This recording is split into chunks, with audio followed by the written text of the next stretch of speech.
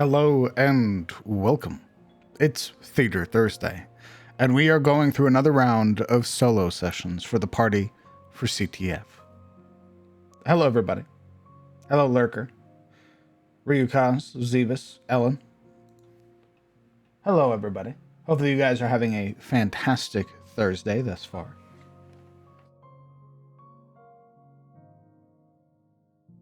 We started solo sessions about 2 days ago, Ellen. We've done Ashilde and Marana's so far. Currently we're on Kellen's and potentially Alaric's tonight.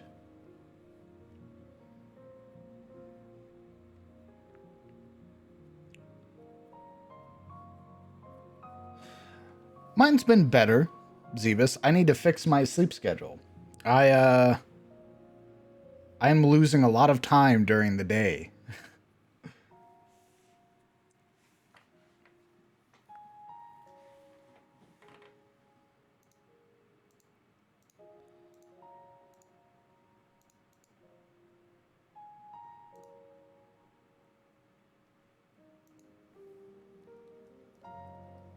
Eternal battle. True. Okay. We're just giving the player a moment to get themselves situated, snacks, drinks, and the like. And we'll go from there.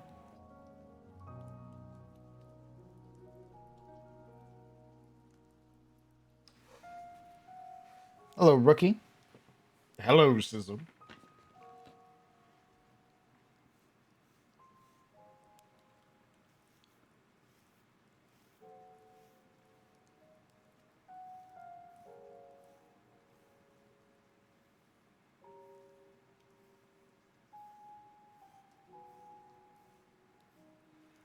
Hello, first-time chatter. I'm going to call you Ray, as your name has a lot of X's in it. I'm not sure how to pronounce it. Hello, Ray.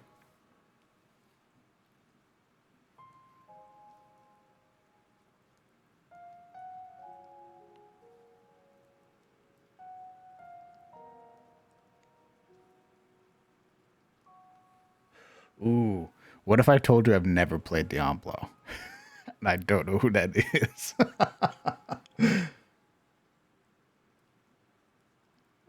I know. I get that reaction a lot. I'm going to play Diablo 4, though. Diablo 4 looked pretty good when I played the beta. So maybe if it's good enough, I'll go back and I'll play the other ones.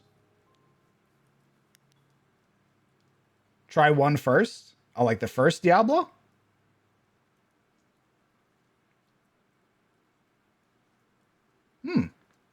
Okay.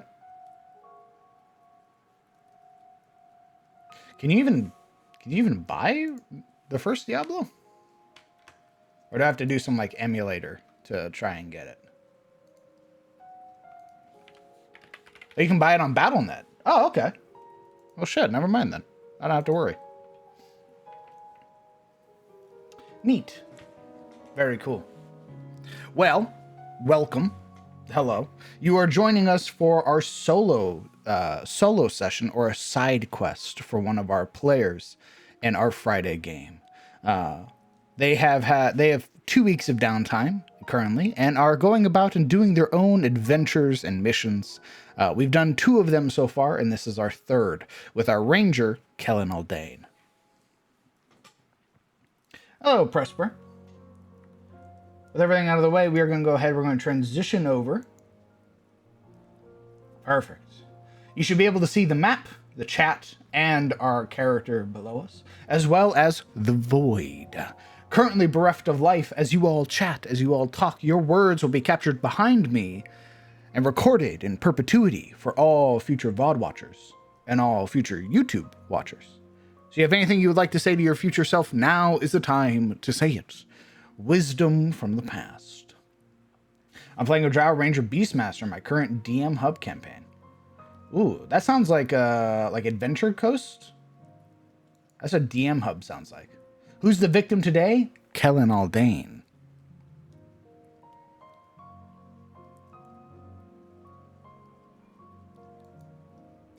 right, let's unmute and meet our companion.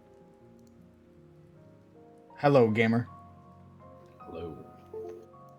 How are you feeling?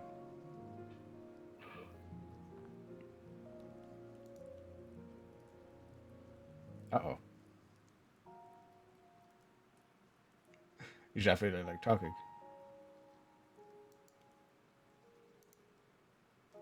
I see your icon lighting up, but you're not saying anything. Or, my headset could turn off. Nice. Anyway, I was saying I worked today, so tired, but, alive. Tired but alive. What we all strive for.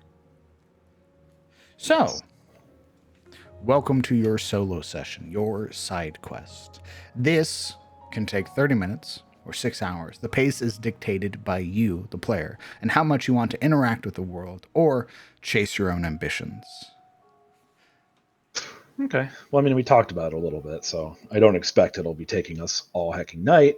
But, I feel like we can cover some basic highlights at the very least and embellish where we need to. Very well. Do you have any questions before we begin? I don't think so. Understood.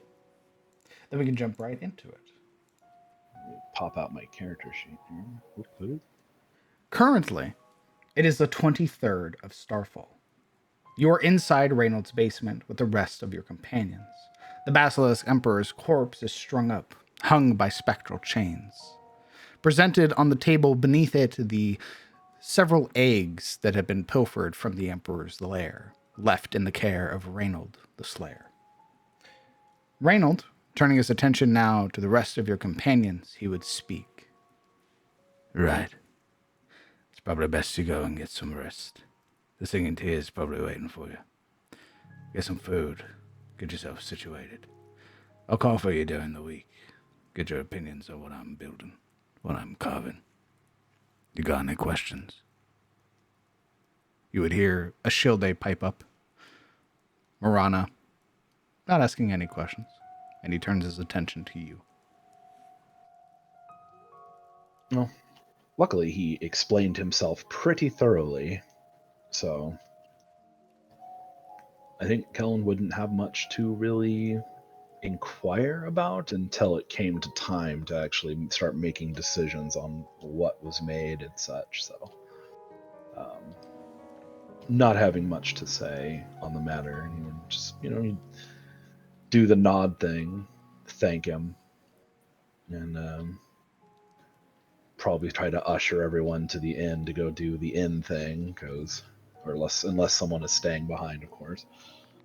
Well, some of your companions are heading to the singing tier, and it would be the sort of gesturing hand of Reynold once you have no questions, sort of ushering you out of the basement, leaving him alone with the hanging carcass.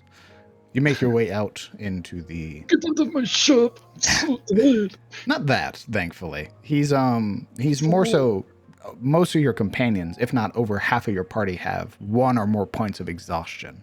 And it's Yep, very apparent on your companions' faces, especially I have. that of Ashilde or Marana. I do not believe you have any points of exhaustion. Nope, just managed to luck out in that department. You and Siluro both. You should note on the map that there is a star-like icon that is silver next to Reynolds' home. Yep. That's you. You're free to move that token as much as you like. What's up with the sword icon over there? Well, the red sword icon is Marana, and that is where she ended her 2 weeks. And the staff icon is Ashilde, and that's where she ended her 2 weeks. Oh, so everyone else hasn't even done theirs yet. Correct. You are the third side quest. I see. I'm third string to you, am I? All right, I get it. I mean, you could be last. Shut up. Making your way out into the evening, you would feel the cold air of winter that rushes through Eliond, as well as the light rain that falls upon your cloak and your armor. It is a quiet walk back. Most of the townsfolk already asleep, and you are not bothered during your entire walk home.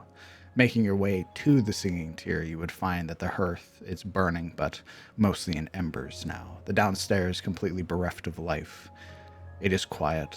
Most people are asleep. Is there anything you would like to do tonight before you begin your 2 weeks of downtime?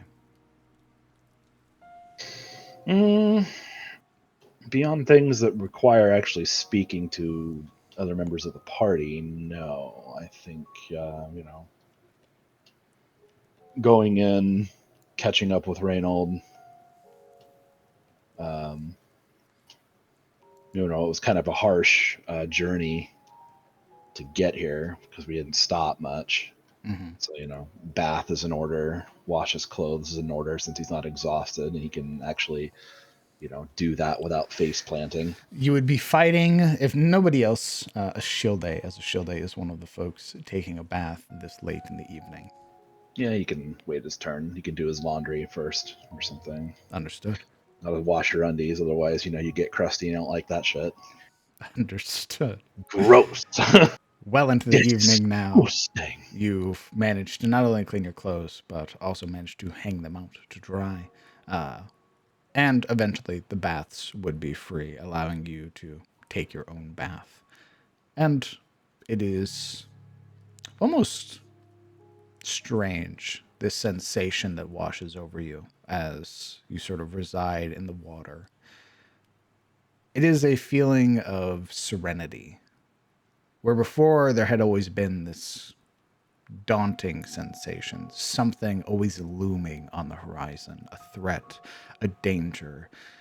For the first time in who knows how long, there is peace, and it feels comforting. Sits in the bathtub for a quiet moment and then just goes, Pog. No one's there to hear him, but he's just like, why did I say that? No, fuck. Perfect.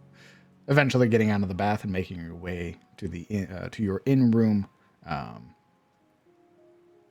There is nothing else for you to do tonight, and you would eventually wake up bright and early with some of your other companions on a new day. Go ahead and hit the long rest button for me, please. Logo, rest the button. Boom, diggity. Check my spell book. Huzzah! Okay. Perfect. Awaking on a new day, you would see that there is still the sort of light gray clouds up above, but you would also hear the commotion from downstairs. The idle chatter, the talking, heavy footfalls that announce the presence of multiple people downstairs. What are you doing this morning? Well, I mean, there's always the question of, first things first, it's the help Gerald with the chores, while they're in town, they always earn their keep kind of thing. Some of your companions have begun paying for their expenses. Well, that's nice. And if asked, Kellen would, but he actually likes Gerald and working with him because he actually gets to do stuff and help people directly. Money is odd to the ranger. Okay. It's there as a convenience. It's not really there to be relied upon. Well, eventually making your way downstairs to speak with Gerald, you would see that there are a number of folks that are here. Mr. Broadhurst, a number of other individuals, some bearing familiar faces, being some of the folks that you had met earlier on in your first sort of foray into Eliond, as well as Gerald and eventually Ashilde who would join you. You would see that those groups are sort of prepared. They are gathering carts and horses to prepare their expedition outwards to go reclaim the supplies. And it would be Ashilde who is sort of assisting Mr. Broadhurst, and their caravan is full up.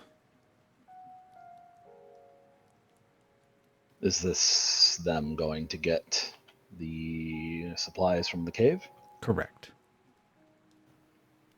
Who all is going again? Mr. Broadhurst and... Mr. Broadhurst, Ashilde, and 4 farmhands. Just them? Indeed. Ugh. The rest of the party isn't even attempting to go, you think? Well, Marana is going to be training with Reynold. Gotcha. And so far, some of the other companions either aren't awake or are already doing something.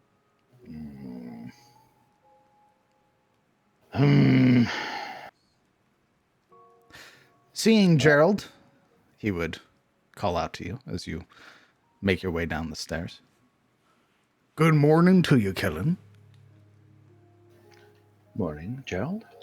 I hope you slept well. Better than I have in a while. I like to hear that. So, we go ahead and we made you some breakfast, you and all your folks, so don't worry none. I hope you don't mind flapjacks.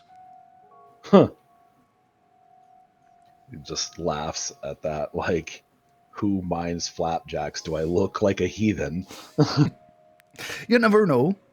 I mean, people out there in the wilderness, they sort of forget the comforts of home and sort of turn their nose up at things like this. I'm not a fool. Well, the plate's all yours. Just let me know if you need anything to drink. Water would be more than fine, but I see that they're packing up a cart out there. Should I be hurrying along with this and going with them? No, I don't imagine, no. Mr. Broadhurst is a capable individual. And, of course, Ashilde is assured that, if nothing else, you lot have cleared out the cave. And you have somebody waiting for you there? Yes, a night maiden or something.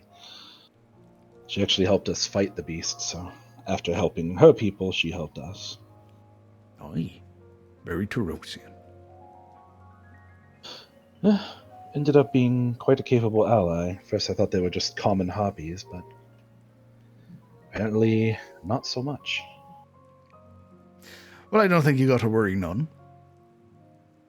Be a couple of days, them going out, coming back. Shouldn't be any issues. If you think it's wise to let them go as they are, then I can always make myself useful around here. I would. Issue being that you just got done with a mighty hunt. Wouldn't feel right with me expecting you to do things after you just brought back a deadly beast. Idle hands breed idle everything else, frankly. Well, you can use your hands and eat the flapjacks. How about that? That's a good start. You would grab a glass and grab one of the nearby pitchers and pour you some water. Nice. Go on. Just holler if you need me any.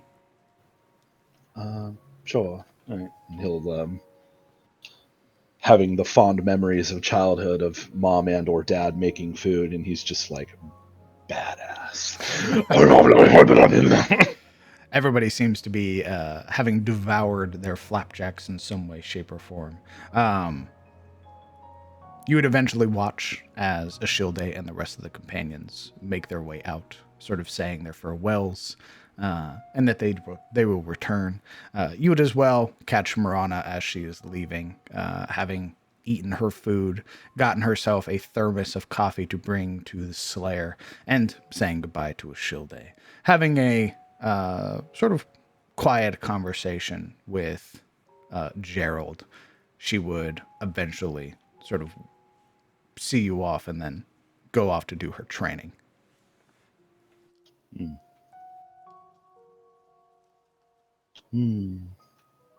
Very well. Yeah. Sorry, go ahead. Is there anything you would like to do today? Well, I think after breakfast, and clearing his own plate, busting his own stuff because he's not rude, and kill, it's time to hunt down Gerald one more time. Gerald. Why did I say Gerald? Anyway. Juxtaposition. Just kind of question him about, like, the state of things in town. Any more animal livestock issues, any corruption issues, anything like that. Morling tracks. There have been some reports, aye, but see, Yorin and Cole have been helping me a lot. Sort of working together, going out and dealing with a lot of the sort of sick livestock and that sort of corruption or that malady you had sort of pointed out during that little militia march that we went on. But there hasn't been nothing yet, or at least nothing that sticks out. They sort of been keeping my ear to the ground, listening for anything that might come about, but... I keep thinking about that track from the mauling pack that we found on our way here first time. I'm honestly a little surprised they haven't even tried to test the defenses. If they have, whoever's defenses they've been trying have been pushing back and nothing else. I haven't heard nothing. Yeah, but usually when that happens, somebody notices something.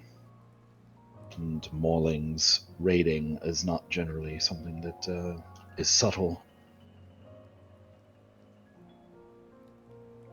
I trust your wisdom, but I assure you, lad, haven't heard nothing. Maybe that's for the best. But as long as everything's being kept an eye out, and about everybody else in town, things are holding up. I'm sure the arrival of supplies from that cave will certainly lift some spirits. Aye, the prospect of it has been buzzing through town, and the people need it. It's very eager. I mean, granted it's salvage, which is unfortunate for those who were bringing it, but I believe letting it sit is a waste, so might as well make use of it. I agree. Once it gets here, me and the village council, as well as the women's circle, will see to distributing it to all the folks who need it, and going from there.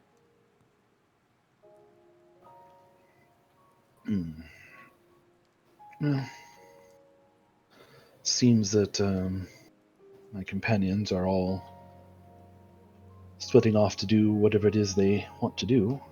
Aye. All your companions abuzz with their own ambitions, I suppose.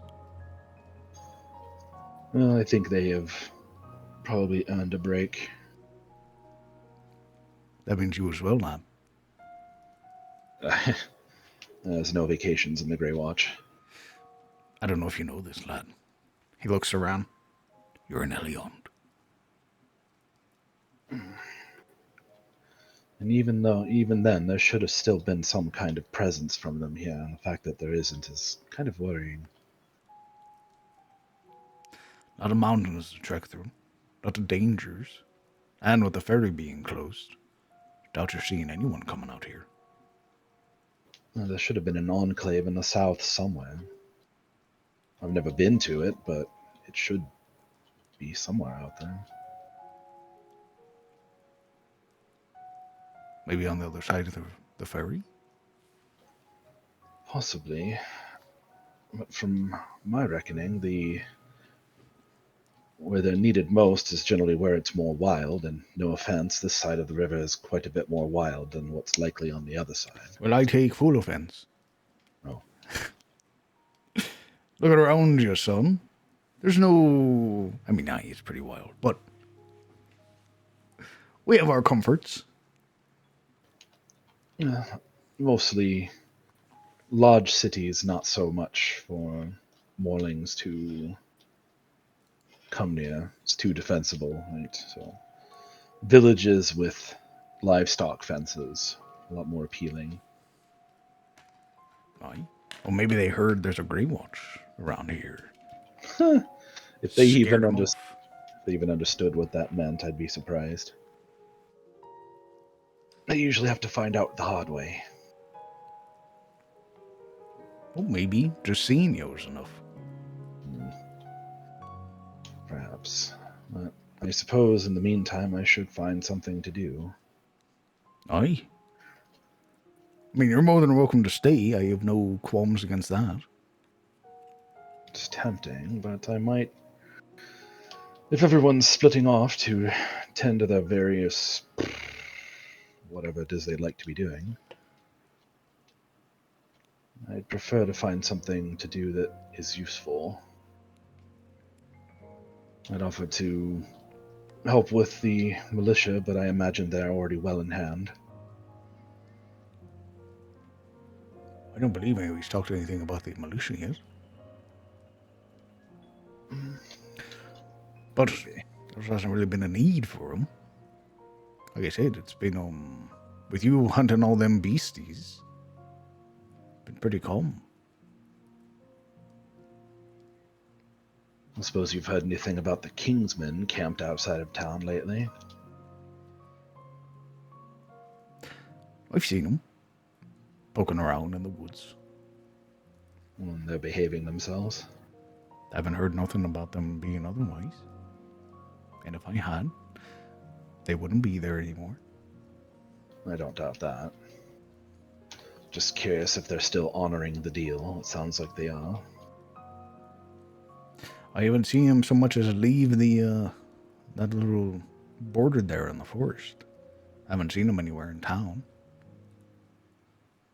I'm still hopeful that I can convince King to take him and his people and journey up to the nearest enclave that I actually know of, and maybe join the Grey Watch. Especially since they're already more or less doing what the Grey Watch does, just without the actual direction. He sort of knits his brows together for a moment, sort of taking you in. All right. Plus, it would keep the gentleman bandits out of your doorstep, which I'm sure would make some people breathe a little easier. I imagine so. And besides, it's not as if I got the impression that they're a bad lot. They're just dispossessed. I don't know them, I'm afraid, so I've only really heard of them in passing. But they haven't done anything that I can see, so I have no qualms with them yet. But don't mean it can't change. My father told me once that if you leave people to their own devices without direction, and they tend to just get up to whatever. And sometimes it's not good. Sometimes it's just mediocre or nothing at all. Survival is a good excuse to do things that people may not appreciate. But if you give somebody a purpose, well, they often find out that they are very good indeed, or at least can be. Aye. Not everybody wants a purpose, though, lad. There are some folks who are just content with the world. I think they do. Supposedly, King was a knight or a noble of some kind, a lord. Had everything taken from him, and all he seems to care about is providing for his people and keeping them safe.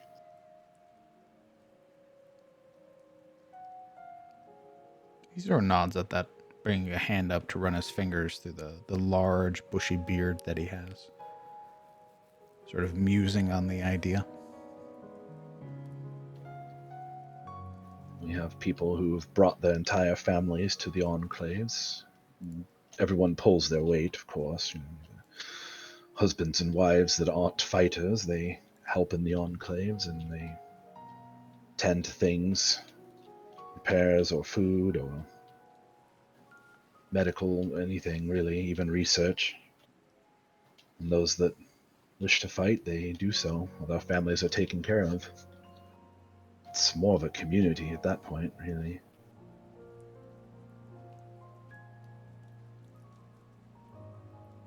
He sort of gives a small cant of his head to the side. You can see the expression that he wears is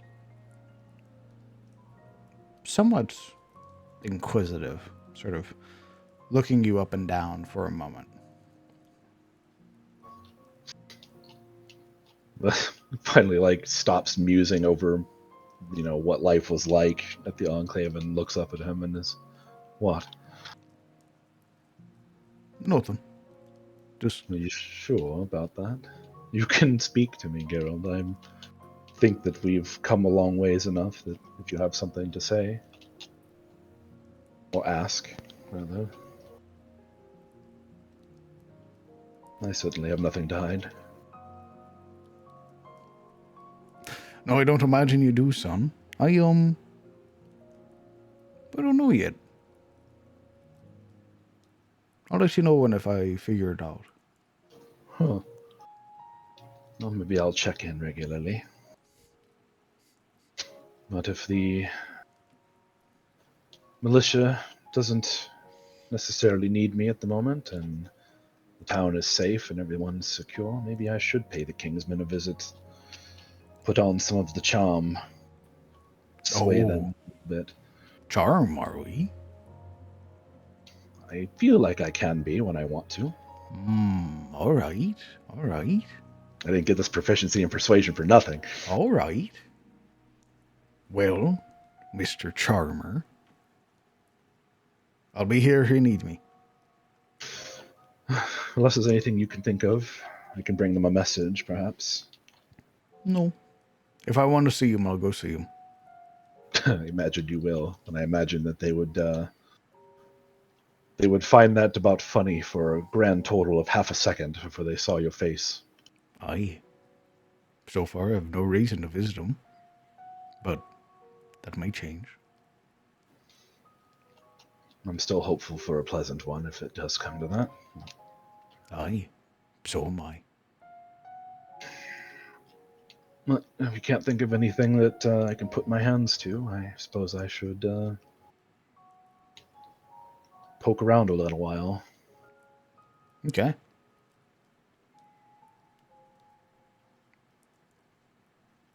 You are free to finish eating your meal, drink your water, and you have the rest of the day, your first day, to do whatever you wish. I'm trying to think if there's anything I particularly want to do in town. Quickly checks the bag of... Didn't Reynold take the basilisk teeth and eyes from me? I believe you handed over all of the components. I believe I did as well. So I'm going to delete those off my characters here real quick. Otherwise, I'll think I still have them. Not particularly great to do that. So just remove that real quick. And, yeah, get out of here. Alright, sweet. Okay. I still have my raccoon quartz. Correct. Everyone needs a bit of raccoon quartz in their life. You never know. Might come in handy. Be nice to animals, and You get that's how it raccoon works. quartz. You know, actually, now that I actually fucking have some goddamn money, I think I'm on the before I leave to head out and see what the Kingy men are up to. I'm going to stop by the general store and finally get that pipe and tobacco pouch. Understood. Finally.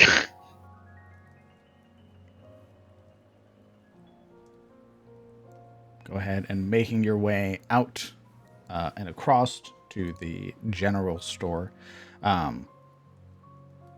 You would catch sort of Marana as she is very hurriedly making her way sort of from the general store down through this road. Sort of, you can tell that she's sort of very fast walking, almost like a damn near sprint. You've seen how fast she is. So this like hurried pace almost makes her like a blur, this streak of black leather armor.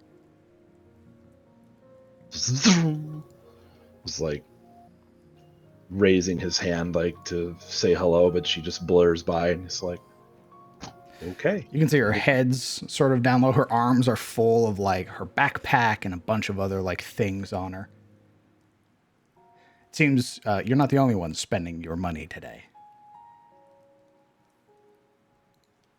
Making your way to the general store, with Mr. Broadhurst gone, you would see a young half-orc man, sort of very simple, like white linen tunic, sleeves rolled up. He's currently in the process of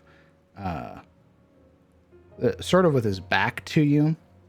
You can hear him sort of murmuring to himself, sort of sidestepping on his feet, like he has like a lot of energy, and he's currently scrawling something down on a ledger.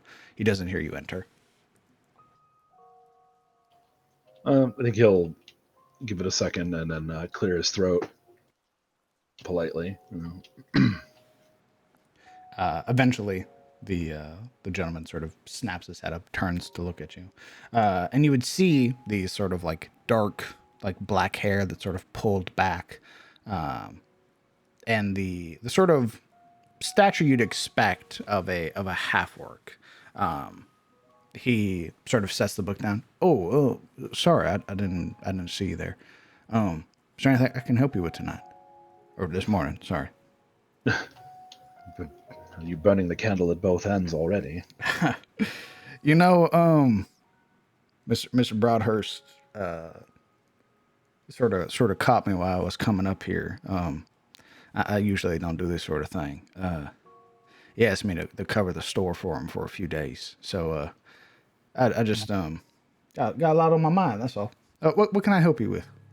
I'm sure you'll do well. I appreciate that.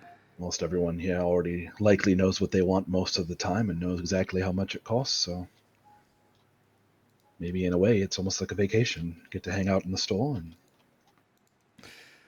count Oh, money. I mean, yeah, probably. If Mr. Broadhurst's handwriting was easier to read, that would most definitely be the case. Can I see it? He sort of pauses for a moment and then would turn, and you would see that Mr. Broadhurst's handwriting it's very dense and like very tight cursive. So to like the untrained eye, this shit looks like just scribbles. It's just indecipherable. And he sort of shows you, he's like, the only real reason I know what this one is sort of I can see just how long the word is, and I know what that is, and that's one of our kits that he sells. But I mean everything else on here, it's sort of playing a guessing game. I mean, look at this. What's this one? He sort of gestures to one, and it just looks like a mass of scribbles. Can I decipher it in any You form? can roll me an investigation check. Investigation check. Action. Investigation. Here we go. 13. Looking at it, you can make out a couple letters. You would see that the real, like the easiest part to decipher are the O's. So you can see like there's an OO and then an LS in there. OOLS. You can read this? Something.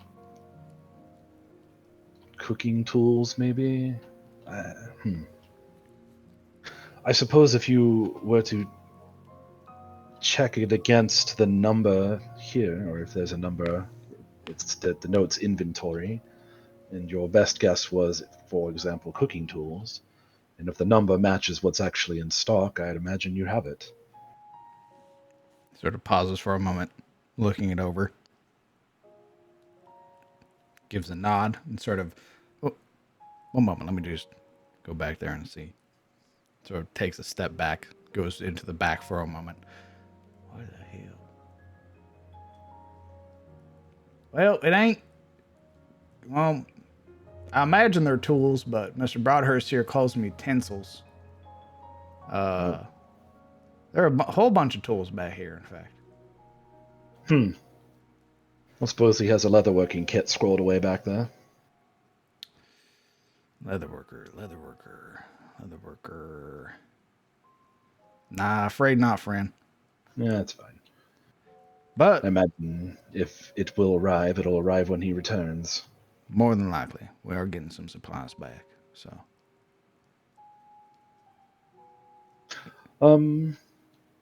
Well, I would say, translate what you can, and maybe I can take some time and try and decipher with you a little bit, and then match it against the quantity listed, against what's actually there, and as long as he isn't fudging his inventory, then I imagine you'll be well on your way to a translation. I appreciate that. You don't gotta do none of that for me. You came in here to buy something, I assume. I was going to see if you had a pipe and some of your fine tobacco, actually. Ah. Yeah, I think we still got a couple of those lying around. Give me a moment. Setting the book down, he would make his way into the back. Yep. Still got a few left. Come back. He would set down a finely made pipe and a pouch of tobacco. Perfect. Right. All in all, that'll be about 20 silver pieces. You count 20 silver. Cool. Wow, I do have a lot of fucking silver, so thank God. Placing all of the silver onto the counter, he sort of nods. Well, you and Marana both got a lot of silver and coppers. Unfortunately. Unfortunately, I mean, that's money, brother. I mean, I'd prefer a smaller amount that didn't rattle around so much. Well, I understand that. Don't want to be making too much noise when you're walking around. All that coin sloshing around in your backpack. Unless you want to change out some of this for higher tier currency. Oh, I can't do that for you, I'm afraid. Mr. Broadhurst might tan my hide if I do that. Well, he'd come hunting me down afterwards for trying to trick you into it. So. But I imagine if you were to talk to him when he came back, I imagine he'd probably be happy to help you. Maybe when he gets back. For now, I'll just pack it with my clothing, and hopefully it won't make too much noise. All right. Is there anything else I can help you with? Checking the fucking rations I have, actually. Yeah, I still have plenty of rations. And I've got plenty of arrows. And I've got...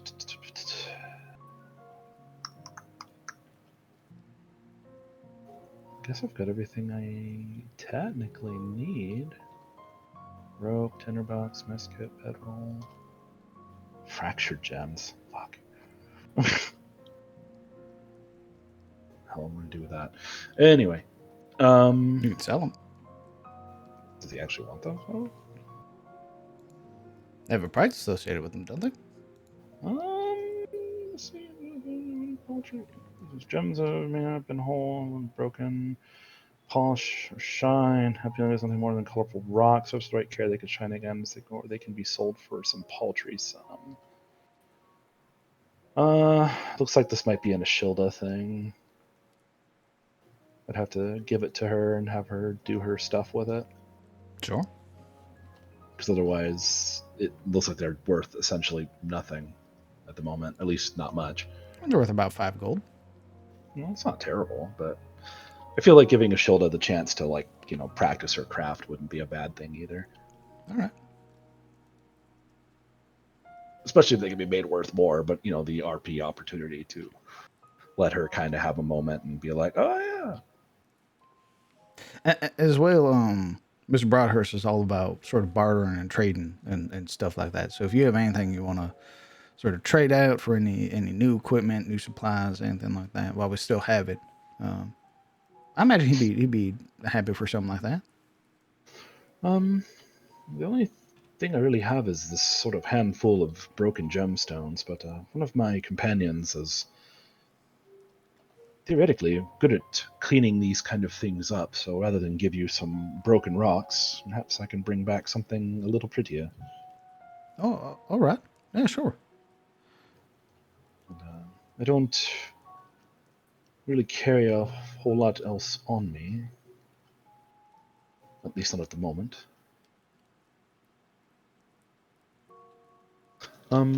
But yes, I think this will do it. And if you don't want help with that inventory ledger translation, then No, I should probably let you get back to that. I appreciate it. My head's just sort of up in the clouds right now. I just sort of been thinking about things, but I appreciate you. Thank you for your patronage and all that. Of course. Well, I will get out of your hair, and I'll see you later on. I hope you have a great day. Absolutely, you too. Oh, Uh-oh.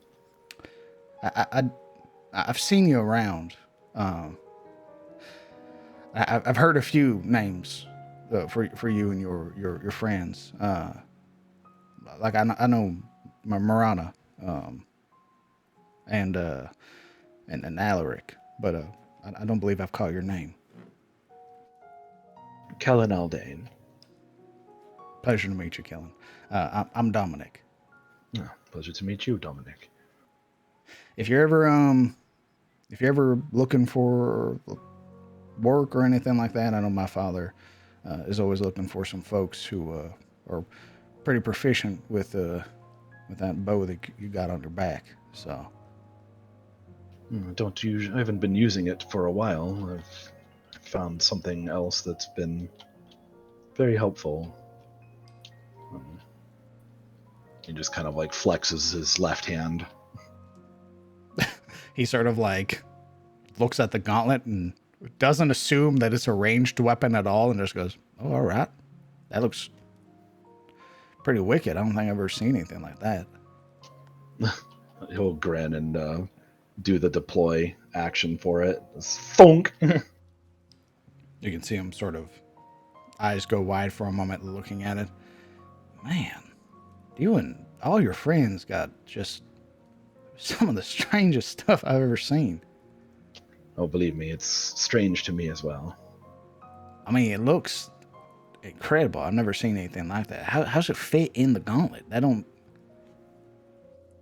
Some kind of technologic magic. I found it, so it seems to work quite well, though. You just found it? Oh, granted, we had to brave an underground facility full of terrible monstrosities, but it was one of the things we found. And they weren't kidding. You and your friends are something else. In a good way, of course. Everybody, you guys are talk of the town. I think we're just trying to help, frankly. You're doing Do a what lot we more can. than that. I mean, everybody's talking about you. You guys are incredible. Coming back with all these massive creatures and everything like that. Uh, if no one deals with them, they'll become a problem for the people here, and that's not something I'm willing to allow to happen. The rest of them are nobility of some form or another from abroad or elsewise. And myself, I'm with the Grey Watch normally, out of Nelinor normally, and got kind of swept up down here, so while I'm here, I might as well do what I've been trained to do. You can see there's sort of like this wonder in his eyes as you talk about all of these other places, these different things. It's very obvious that Dominic has been born and raised here. The idea of going perhaps any further than the ferry or even towards the other river to the east is really the full extent of his travel, but there's this sort of like wonder in his eyes as he sort of nods along to everything you're saying. Um, Hell, I know it ain't gonna mean much, just coming from me, but I thank you for all you done. The nice thing about being part of my order is that you'll never actually have to thank us. It's what we choose to do. But I do appreciate it. But if you ever want any work or anything like that, I'll put in a good word with my dad. Um, What does he need bowmen for? he just likes making sure that when we're training the dogs that they don't get messed with any of the other like wild coyotes or wolves or anything like that. And Standing guard from range. yeah, yeah. He used to have he had a couple farmhands, but they've been off sort of doing their own thing, sort of their coming of age stuff. Um, so he's in sort of a bit of a pinch, but I mean he pays well, so. Well, I need to go check something out at the edge of town. If it turns out that ends up being nothing, I may come back and help out. All right. Yeah. Just let me know, and I'll go tell my dad. He he already likes you and yours, so I imagine it wouldn't be too hard convincing him.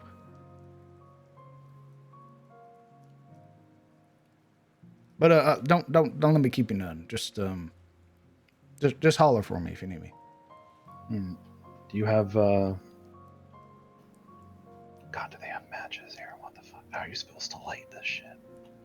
Most people have magic, but That's good for them. yeah. Oh, you need matches? If you have any. I'm not so sorry. They're supposed to come with a little pouch. I must have not grabbed the right one. I'm so sorry. Give me just a moment. Oh, you're fine. Most people, I'm sure, just, use magic or some weird thing. Unfortunately, I am not proficient in that kind. He would return and hold out like this little box of matches. Nice. You would remember that Gerald is one of those few that doesn't use matches. Being a half fire giant, he's sort of able to just press his fingers over it and eventually ignite it. Must be nice. It is. And you now have a 10 uses of this pouch and a finely made pipe. All right. And the pipe was like 10 silver, or 10 silver, and the pouch was 10 silver then? No, the biggest cost was the pipe. 15 silver and then 5 silver, more or less? No, because you guys have the barter deal. So everybody likes you, right? You guys have an amazing reputation here in Elion. So unless it's something that the town desperately needs, you're always going to be using the lowest price when buying things. So the pipe usually is 2 gold, but you got it for 16 silver. The pouch of tobacco is 4 silver pieces. Nice. Well, I think while he's walking, he's going to light up for the first time, like, oh my god, it's been 16 years. This Renar weed is this intense sensation. It is this sort of, it's also, despite it being this sort of weed that you are burning, it also has this sort of filling sensation where it almost satiates those cravings of like hunger. Thank fuck. What kind of, it's basically weird. What kind of pipe is it anyway? Give me just a moment. Oh yeah, you've actually prepped for this?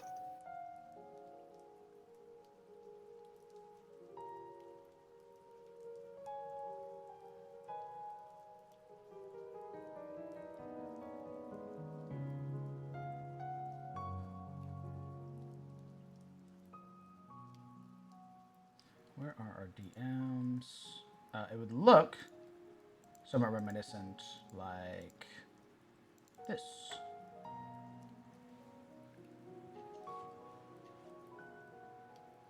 Oh, awesome. That's exactly what I was hoping for.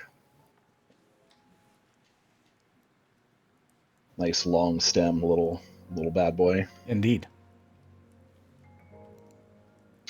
Very well.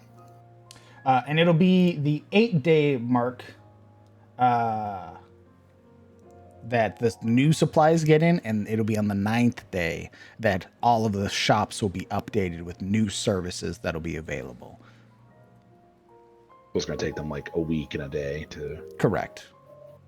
Week and 2 days. Yeah, she'll get your back on the like day 8.5, and then the 9th day is when everything gets updated. Word. So it'll be a bit. Indeed. Is there anything else you would like to do today now that you have a pipe? You've spent some of your coinage. You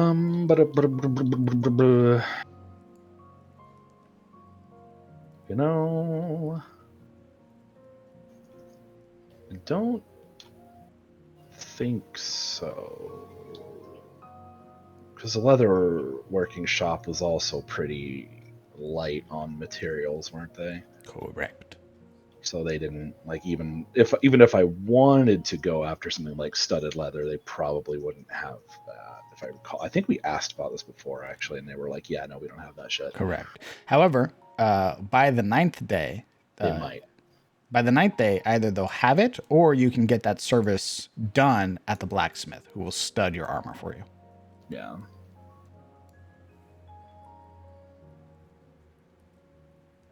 Because that is what Marana ends up doing. Is that or trying to get one of those pieces from Reynold, perhaps? Pieces? The crafted bits that he was making from the basilisk. Ah, well, there hasn't been any discussion from the party on what pieces you guys would like, so. Yeah, I mean, I've been eyeballing that breastplate ever since you kind of sold me on it, so. So I mean, I can wait until that comes up, which is like next week. Yeah, so. it'll probably be when we reconvene. Yeah, and that's fine. For the moment, I'm not terribly off. So, All right. besides, if I can get that, then I wouldn't necessarily want to waste money on studding leather armor that I would just be replacing if I was able to get that. So, if I wasn't able to get it, then yeah, we'll talk and do that. Sure. But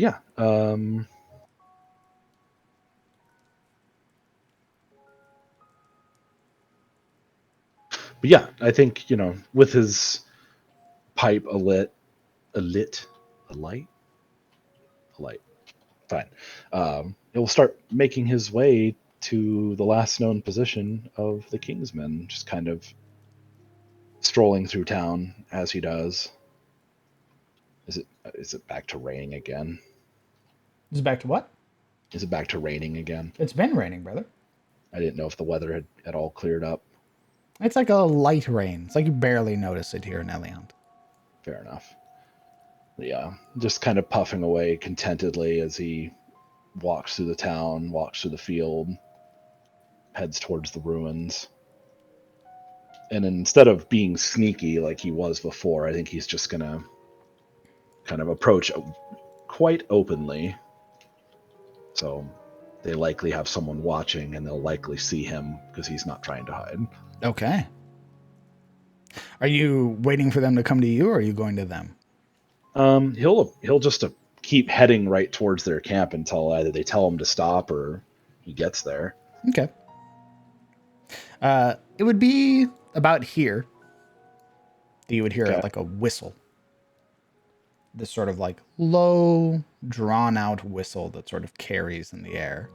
And then sort of moving from around one of the trees, you would see a figure clad in that dark armor, the bright blue sort of cloak that they wear.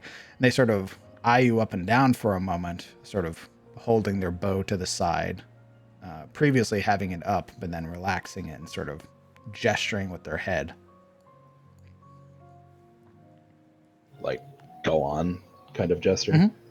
Oh, okay. And he'll raise his hand and proceed a pace. Is this someone he recognizes from the last time, or? With the sort of cowl up and the mask that they wear, you can only really see their eyes. Okay. Well, he'll proceed then into camp. Okay. Give me just a moment. As I put your token down and we map transition.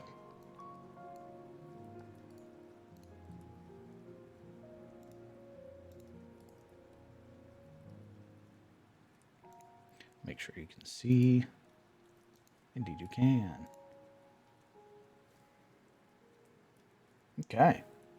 Making your way in, the first thing that you would note is that there are a number of folks, or sort of a number of these cloaked figures that sort of reveal themselves as you start walking in, sort of pushing themselves off of walls or sort of moving out from behind cover. And a lot of them are just sort of looking at you. You would also note that a lot of these buildings are in various states of repair. They're actually like trying to fix this place up. Mm-hmm. or is it more like they're just fortifying what they have? It looks like they're actually trying to like fix it up. Wow, interesting. You're free to move around the map, by the way. Okay. They're just I'll head sort in. of watching you. He'll offer polite waves to each one that he passes, of course. Do, do, do, do. Do, do, do, As you sort do. of pass, the one up here sort of whistles at you. Hurt? What are you looking for? I was hoping to speak to King. What reason? Do I need a reason to talk to him? You might be busy. Oh, I mean, I could wait. You could also tell me what you want. More or less just to catch up, apprise him of what's been going on and how we're getting along with our hunts.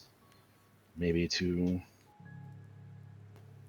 I don't know, spend some time.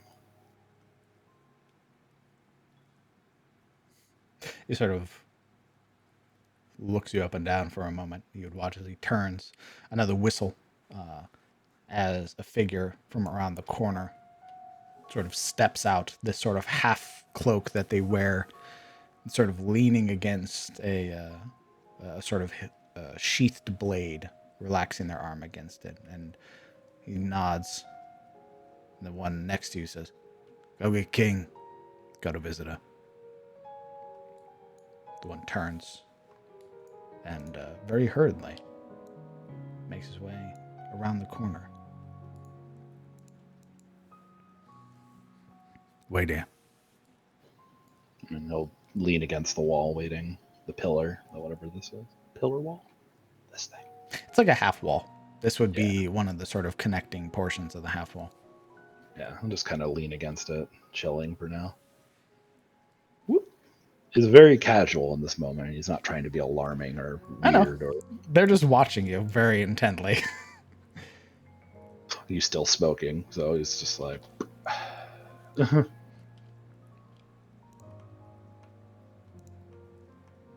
Eventually, after about a moment or two, you would hear multiple approaching footfalls. Rounding the corner first would be Viara, the Drake Guard, King's sort of companion. I remember the good boy girl. I remember the good girl. So cute. I want one.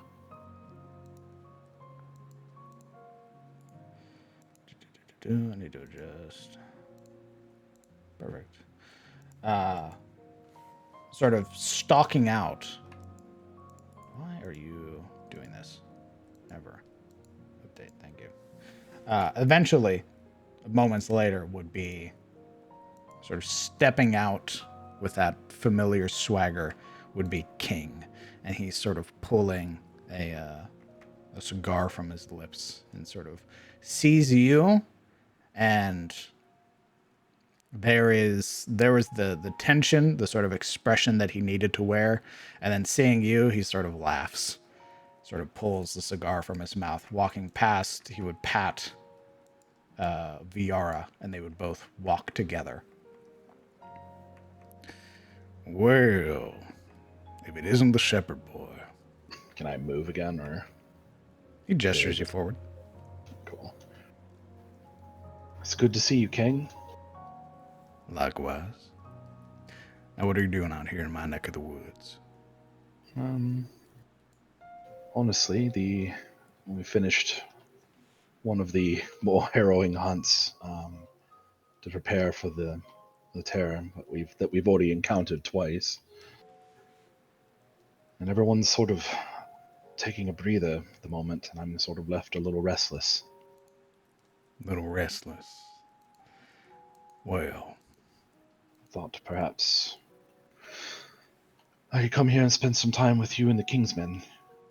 spend some time with us. He turns to Viara, who's watching you very intently, but you would hear some chuckles from the stalkers on the sort of platforms behind you, and he sort of brings a hand up, rubbing it through the very well kept beard that he wears, sort of eyeing you up and down.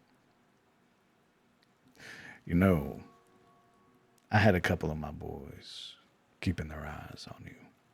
Sort You of said as much. making sure. And, well, color me surprised. They went ahead and they followed you just about everywhere. I don't know what you and your boys have been up to, but y'all are something else.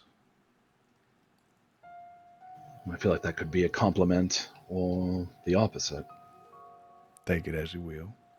Fair. My boys are not too kind, or not too keen on enjoying their watches.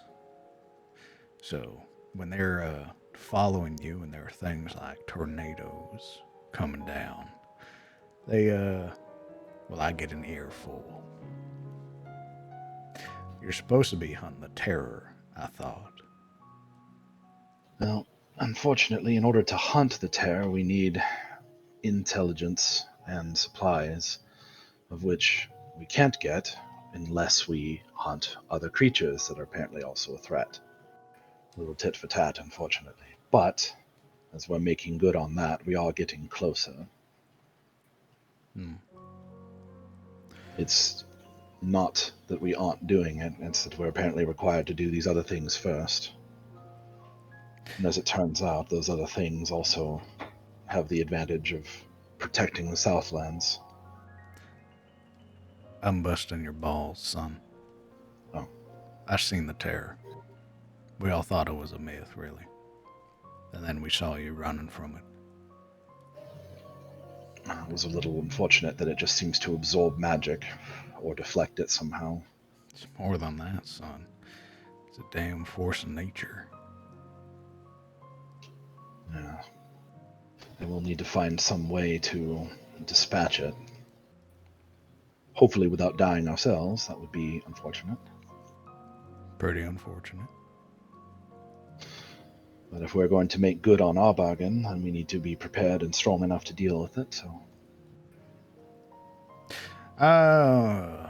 Sort of pulls or puts the cigar back into his mouth for a moment, sort of rolling it. I had an idea I wanted to run by you and your companions, and, well, aren't I just fortunate enough for one of you to go ahead and stroll on into my camp? oh, My boys who've been following you found trail of something else. They're out investigating it right now. And, well, if it proves to be fruitful, we won't need to be carving out parts of the terror to be reselling. However, I would like to change the terms of our deal. oh. I was hoping to speak with you about that as well. Not necessarily the terms, but if that's what you want to talk about, maybe we should sit. He sort of takes this, sort of holds in that smoke from the cigar and then lets it out, sort of pulling it from his mouth again. We can sit in a moment. What do you say? We can sit in a moment. Okay. This terror, hunting as it is, probably got a lot of supplies. We did notice a wrecked caravan when we tried to go looking for it the first time. Mm-hmm. See, we don't want the terror, but if it has a hoard, treasure of any sort, we'd like a cut. A cut. A cut. Well, let's get down to the brass tacks. How much? Well, depending on how much is there, I'm thinking 60-40 In your favor. in my favor. Well, normally I would have to bargain on the behalf of my own companions. But as it turns out, those supplies are probably needed for the town. Oh, I don't want the supplies meant for Eliond. I want its hoard. You're talking about treasures, money, items. The very same.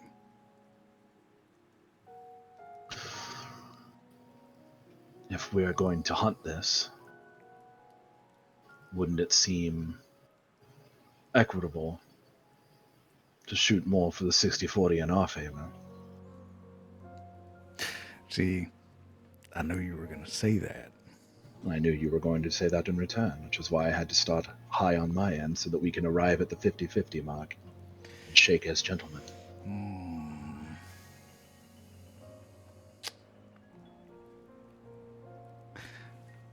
I'll speak to my companion, Laura. See, the reason I'm saying 60-40 is that's to cover damages done to my men. I'd love to do 50-50, but I feel we're owed at least a little bit more, given that your folks flew off the handle, went ahead and attacked Laura. Thankfully, she's all healed now, but there's still those emotional scars. Well, she seems tough and strong. However, I would probably say, if it has to be one way or the other, direct apportionment should probably go first pick to us, with an equal share your way afterwards. In worth of items or treasures. Roll me a persuasion roll. Persuasion. Suddenly glad that I took that proficiency. Holy fuck. No! Not terrible.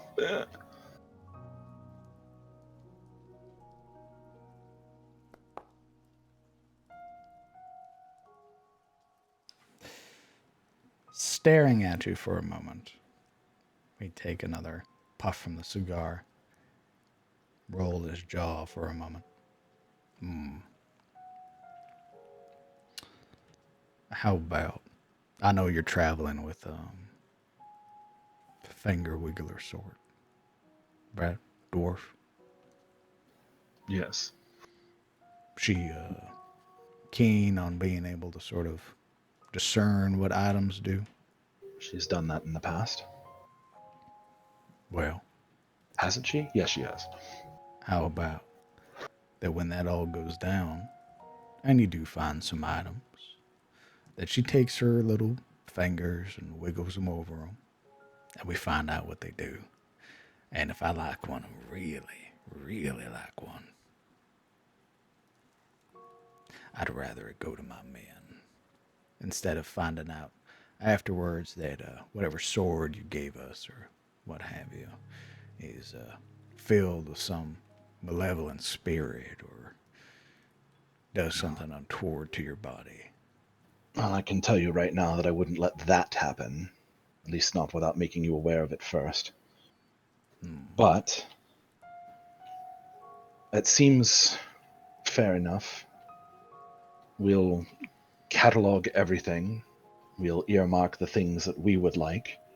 You can see the list, find what you like, and we'll discuss it. Well, all right. He'd sort of extend this tattooed hand out. It's a deal, then. That's fair enough. Are you going to be providing any support in the hunt once we get it locked down? Depends. You see, my men who've been following you, they, well, some of them have called it quits. They don't want to follow you no more. I've had to get new boys on you. Dodging hurricanes, morlings, harpies, no less.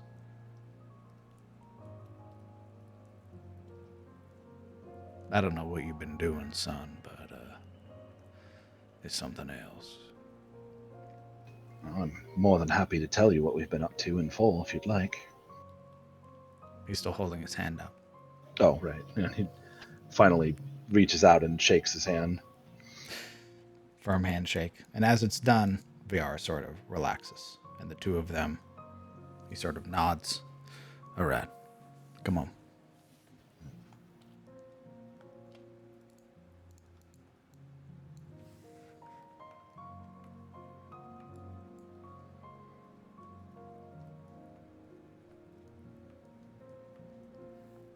You gonna wait around, or? Sorry. What? There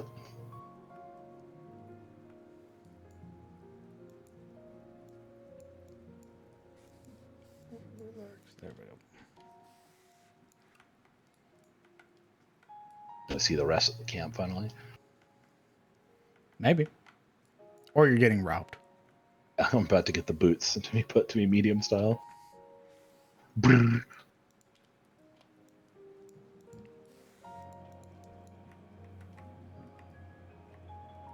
Sort of walking now, you can see the elevated portion here in the town, or in this sort of camp. You would see that the thing that you're approaching is this multi-storied tower. Portions at the base have been sort of supported, but there's still a lot of work that needs to be done. It's very obvious what King intends to do with supplies. Stockpile them by the look of things.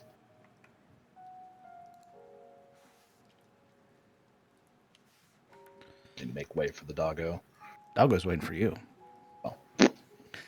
All right, give me just a moment. I need to put up the other maps. As you will go to the top to speak with King.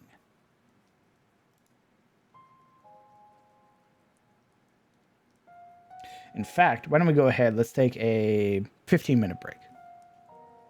Okay. Be back in 15 minutes, so we'll go from there. Okay, I'm gonna get water.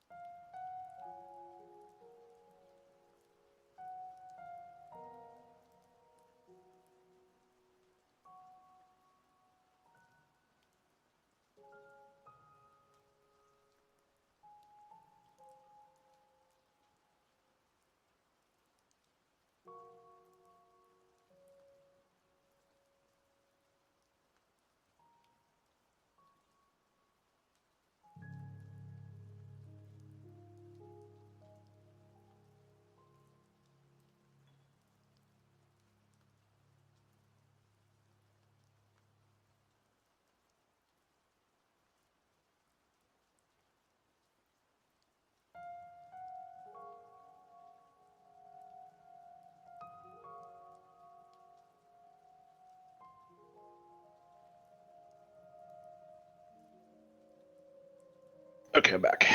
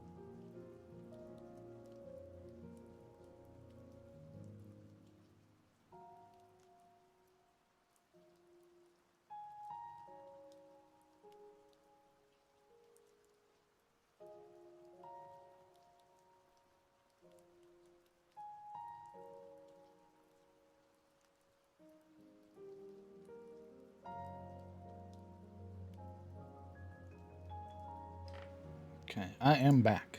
Same. Uh, Kellen, did you watch the other solos? I have not gotten a chance to yet. No. Is that a question from somebody, or are you asking me? It's a question in chat.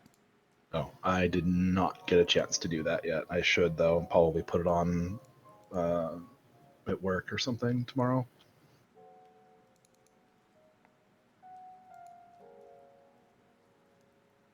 Work's just been really busy this week because I've been researching legalities with the EPA right now, as we have to trying to find a loophole for something really dumb. So 148 pages of legal documentation that make less sense than the IRS.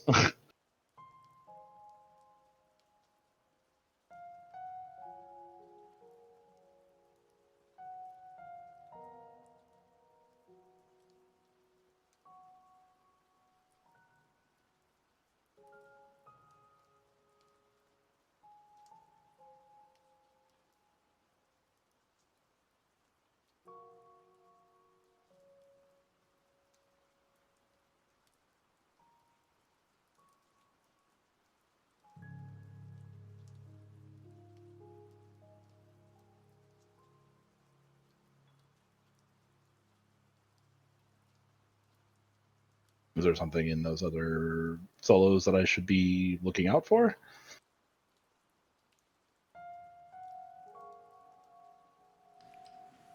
Not knowing is a blessing. Good lord. Do you think your deal with the Kingsman will bite you back in the future? Every deal always bites you in some way, but this one is pretty straightforward. I mean, he wants to take something shiny from the loot. Well, if he ends up helping, then it may just be worthwhile because tear seems like not kind of a big deal.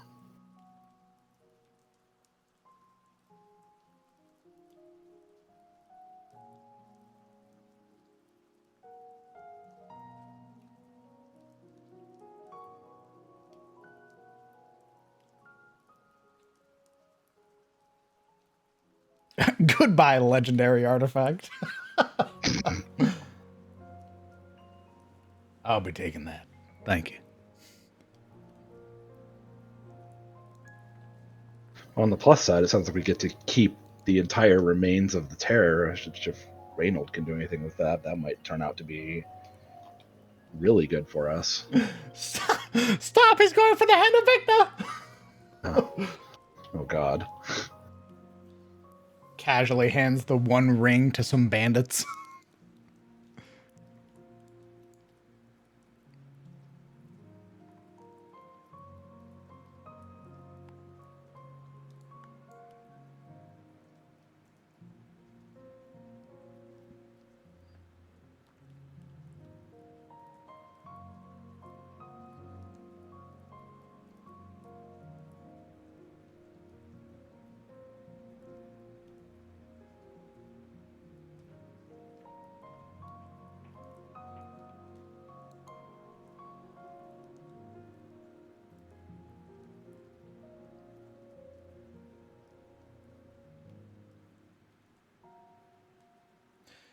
Do you think the Kingsmen will follow you guys down to the Underdark?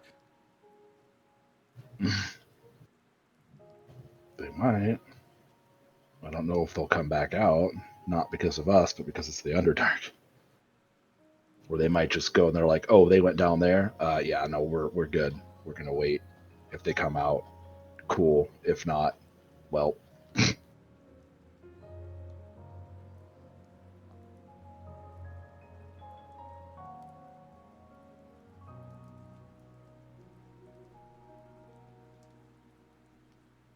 Indeed, the Phase Spider is in the Underdark.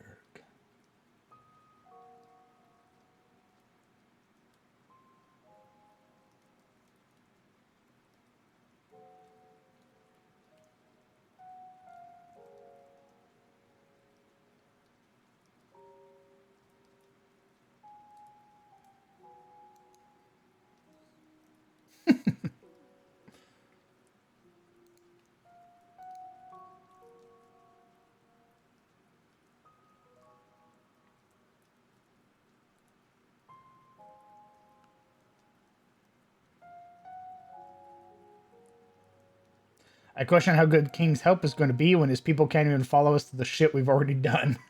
To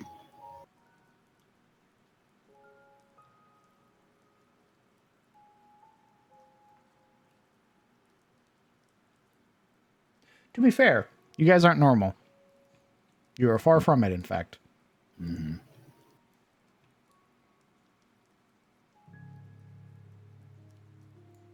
Neither is the terror. True. I guess you'll have to wait and see, won't you? Smile.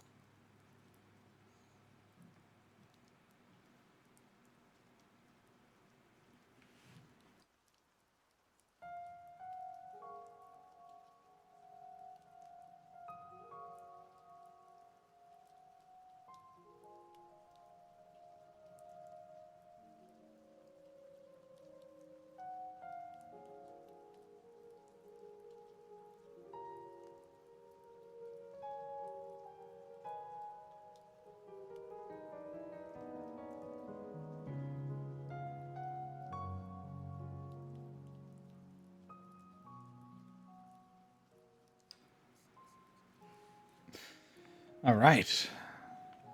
We are back. We went a map transition. As he leads you up the stairs, you would find yourself on the second floor of the tower.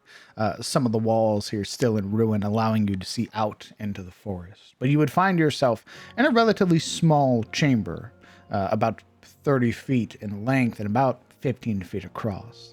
And he would gesture you down towards one of the chairs sat next to this small inn table, a lantern that burns on the top of it.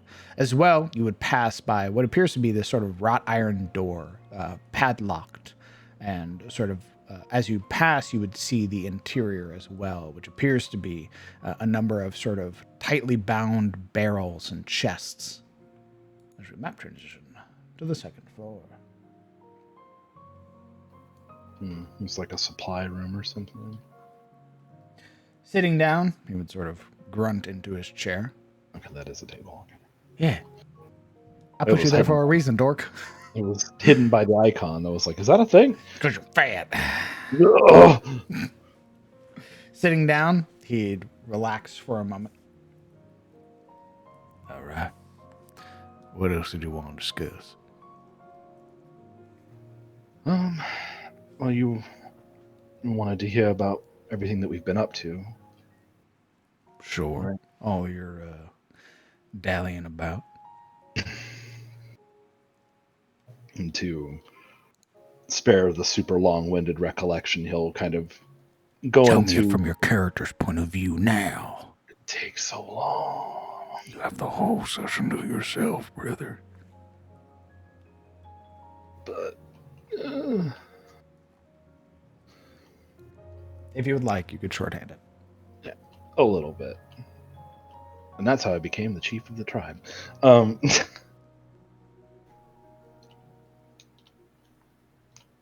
to think of where to start then. Holy fuck.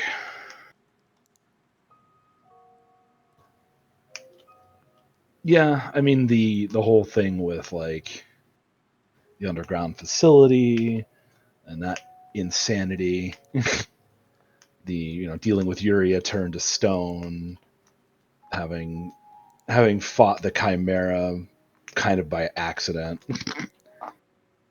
Shane's cart, all that stuff, getting wrapped up in the Night Maidens situation, and then eventually, finally, going after the Basilisk, who ended up being a lot crazier than even they thought.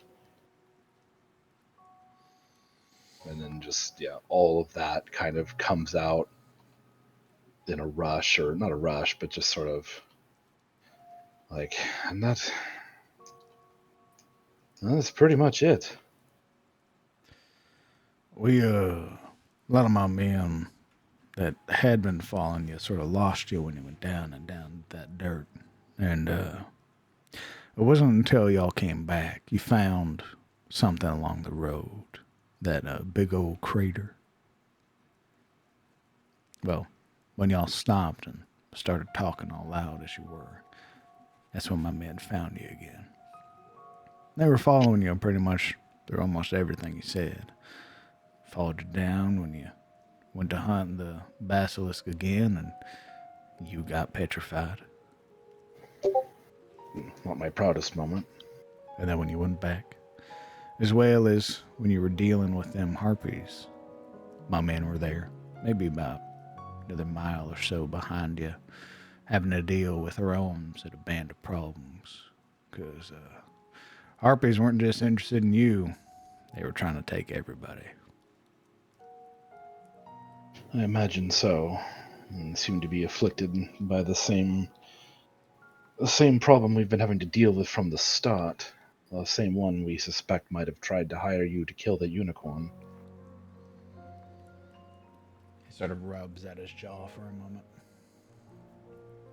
Same creature that is poisoning everything in their path. Do you know for certain? We encountered it in the underground facility again.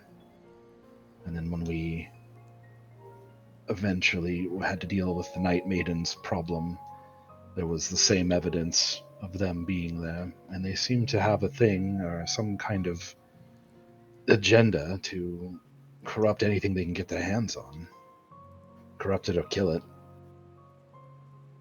And I can imagine that by destroying a mythical creature that protects this part of the forest or this land is only going to make that job easier. Wherever we seem to go, there's the influence of this mouth and its Iron Duke.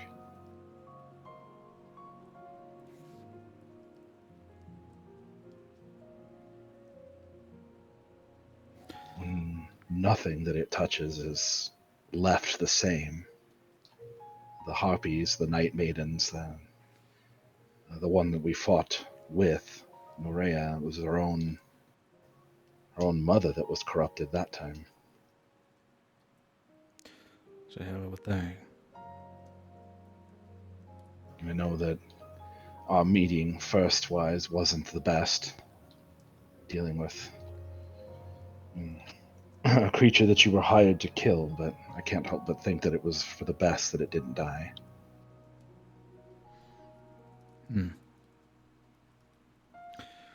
Well, you and your folks speak very highly of it, and from what I've seen, especially being near it, with some of my men having to follow you when your companion there fell ill, started getting all shaky like.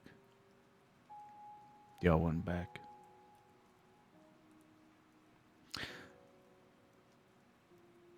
I admit it would have been better on my part to have at least asked a few more questions.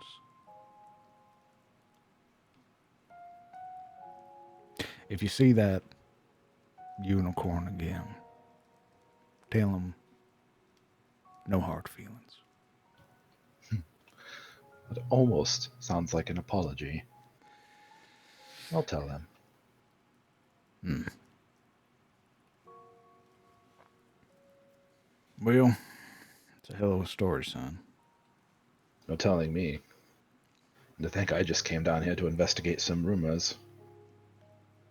Now I'm stuck here, can't get back home until we deal with this terror, and it's still, by my reckoning, 4,000 miles away.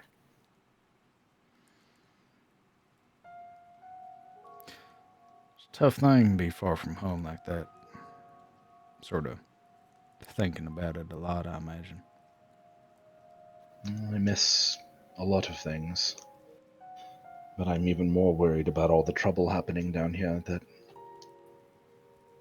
could be threatening the rest of Tyros. Hmm.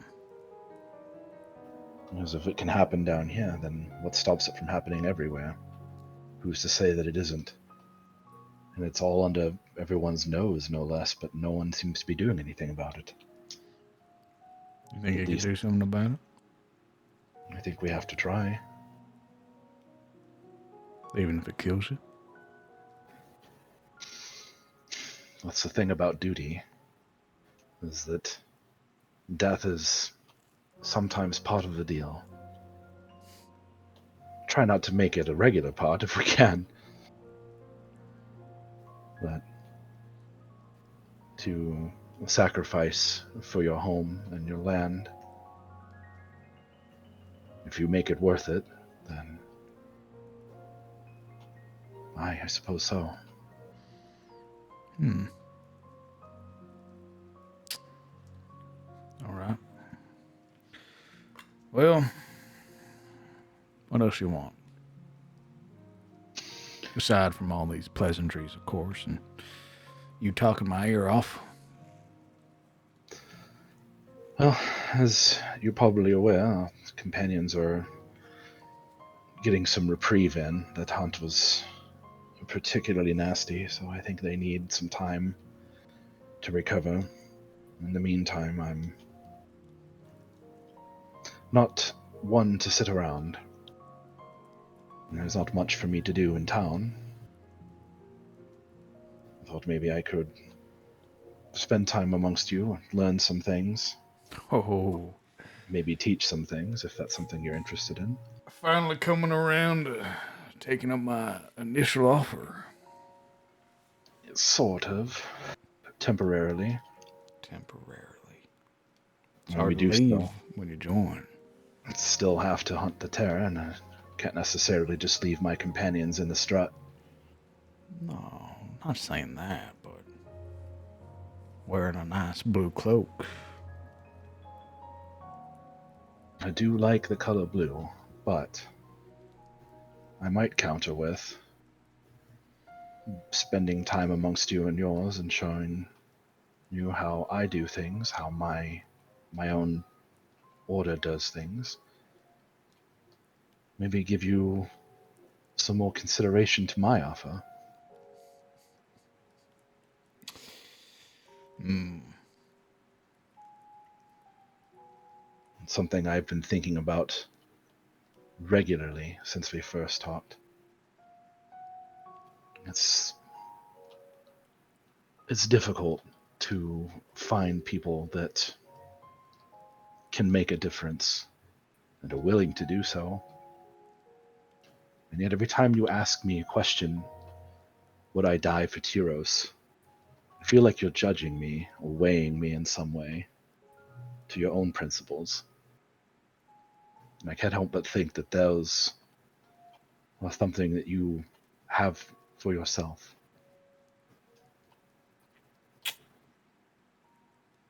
Nah, I think you're reading it all wrong, son. I just want to know how far you're willing to go. How far were you willing to go when you were protecting your land and your people? Sort of.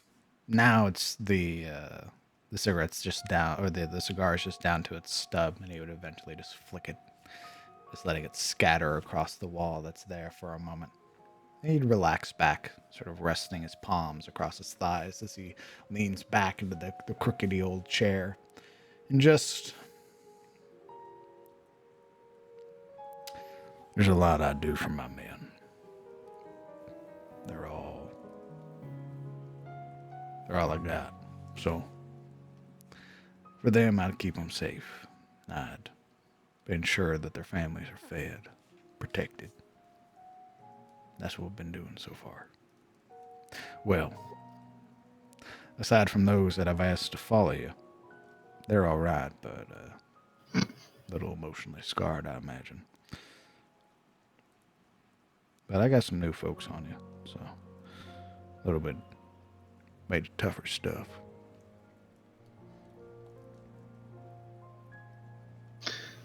Oh.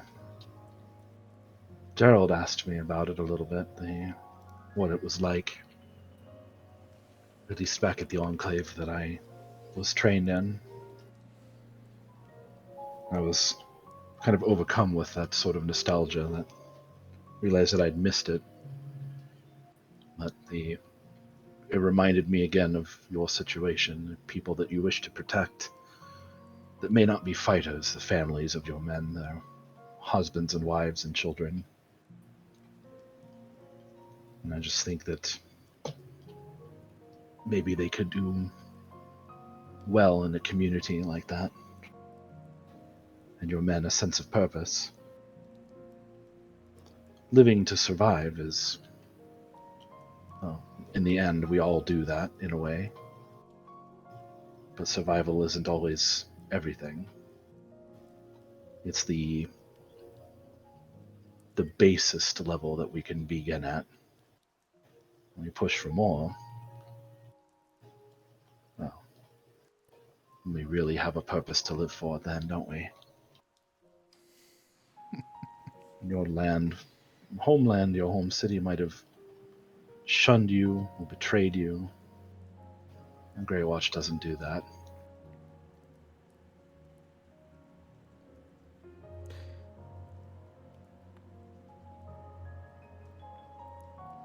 I just think you all deserve better. A chance to really do what you do best, and the comfort and safety of knowing that those you want to protect will be.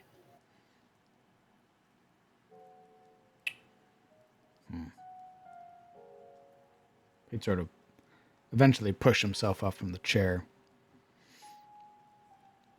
glancing to Viara that's there.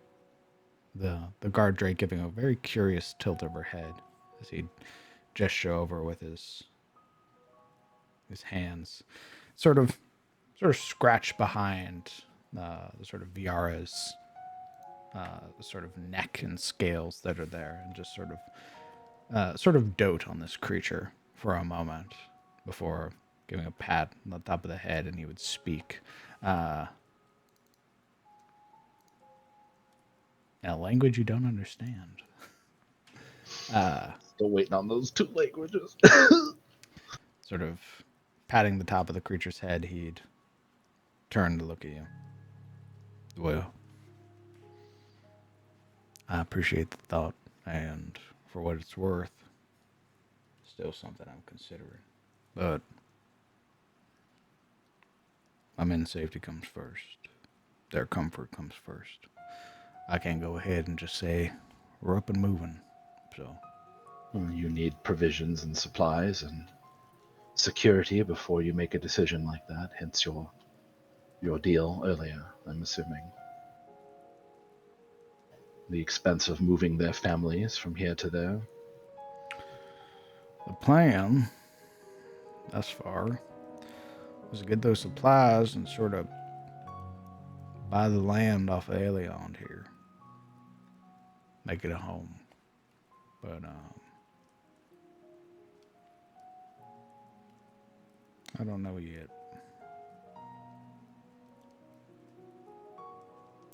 What I do need, though, or what I do know, is that if you're looking for work or something to occupy your hands, you can help a friend of mine.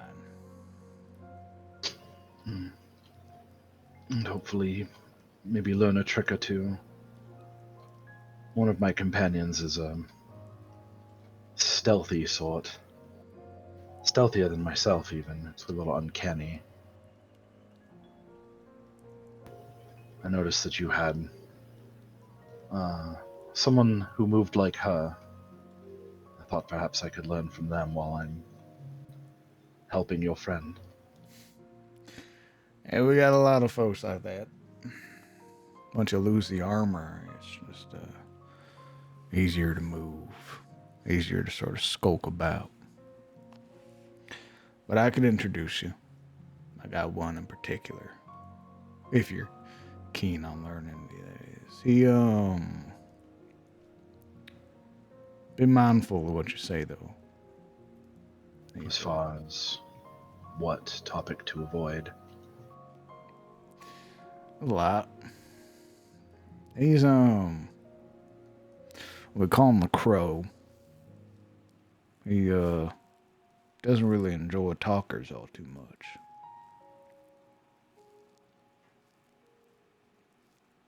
But if you listen, do as you're told, what he tells you, I imagine he'll teach you a thing or two.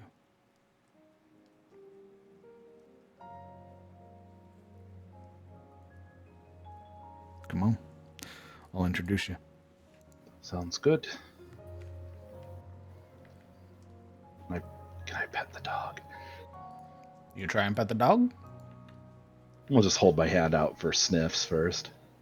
Roman animal handling. Oh, good. Proficiency. That means things. Oh god, it's over 10. Thank fuck. Viara sort of pauses for a moment, studying you. Eventually, they would lean in. Nice. Take in your scent, and then not offer their, like, neck or head or anything like that, but if you were to reach your hand out to pet them, they don't growl or anything like that. Just give it a pat on the neck and move past. There's that low rumble as Viera sort of, once you move their hand or move your hand, Viera's whole body sort of turns from side to side as if shaking, and then would eventually follow along behind. As you make your way downstairs, making your way back into Watch Hill, into the rest of the sort of buildings and everything that are there, King would eventually introduce you, or sort of call out, whistling sharply, and would sort of have you wait for a moment.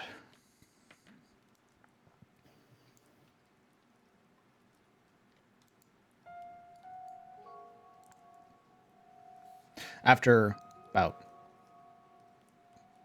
a minute or two, you would watch a figure slowly approaching. Sort of this sort of deeper blue cloak that is pulled over themselves. You can see that a lot of their equipment is very simple leathers.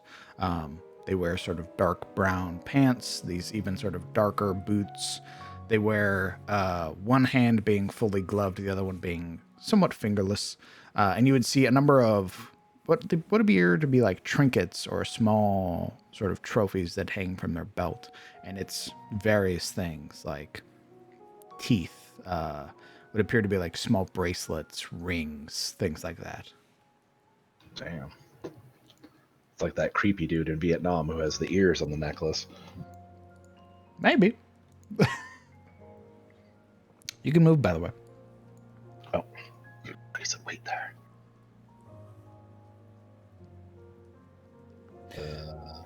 Here, I guess. Works. You lean up against the wall near the impaled skulls. uh, okay, here's fine. Turning and talking to this individual. Their conversation is rather quick as King sort of glances over his shoulder back to you. I got somebody here wanting to learn from you. I know you're not really keen on taking students and all that, but Shepherd Boy is pretty good with what he does. So treat him well and, show him the ropes.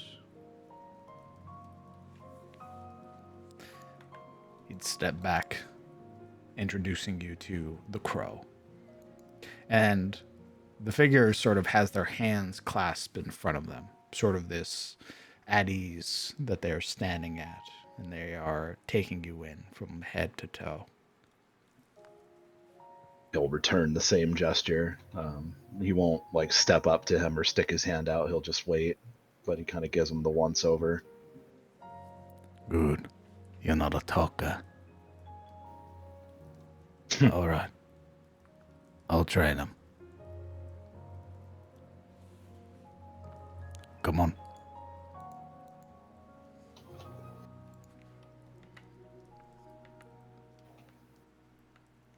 King, watching you as you walk away, sort of pulls a fresh cigar out. Where does he get these things? You would watch, much like Gerald, except for him, the hand that is tattooed has this sort of crackle of electricity.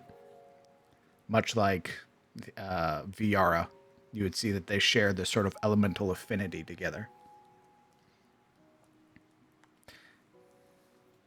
Be safe there, Shepherd Boy. Don't get lost. I'll offer that smile and wave over his shoulder. And he'll keep following it. The Crow.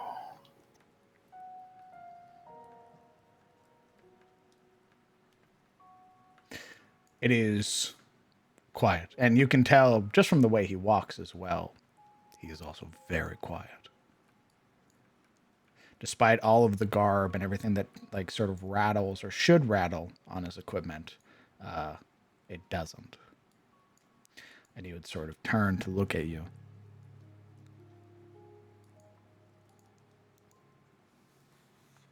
All right. Name? Kellen. Sten. What do you say? Sten. Most folks call me the Crow. What do you prefer? I don't fucking care.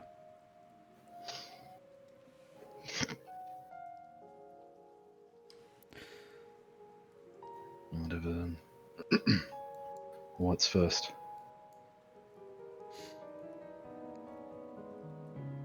How good are you with the bow? I'd like to think pretty good. Come with me.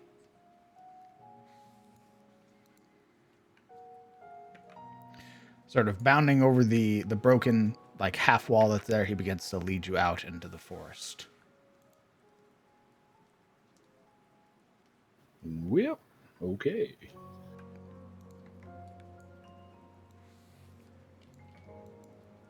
You are going to go hunting with Sten.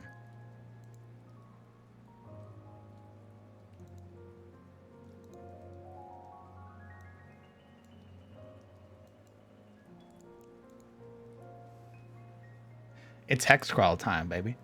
Oh boy.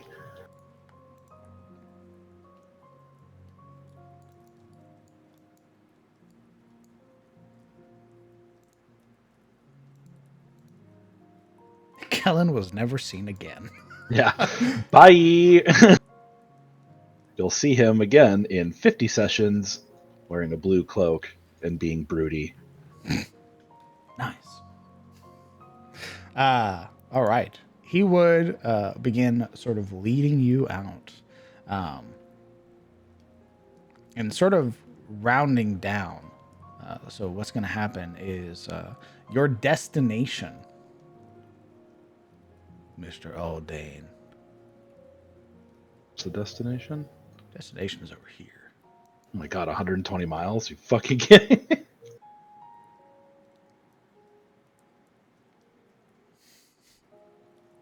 I mean, it's not that far.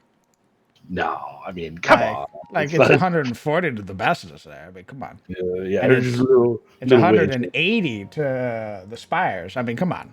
Yeah, it's just a little hike. Just, Little hike. Little day trip. Okay. Go ahead and he's sort of guiding you, but given your abilities, why don't you go ahead and pick the next hex and roll for me an encounter die. What's that? The D 12. 12? So I'm moving this, or is he? You're moving this. But he's sort of gesturing you to stay within the deep wood. Okay, so he wants to follow the forest.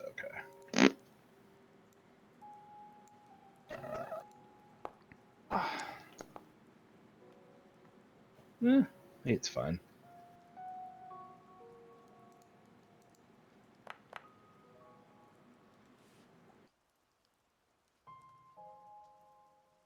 He sort of brings his hand up for a moment, pausing. I need you to roll me a stealth check. Oh boy. First test. Okay. Give me a moment.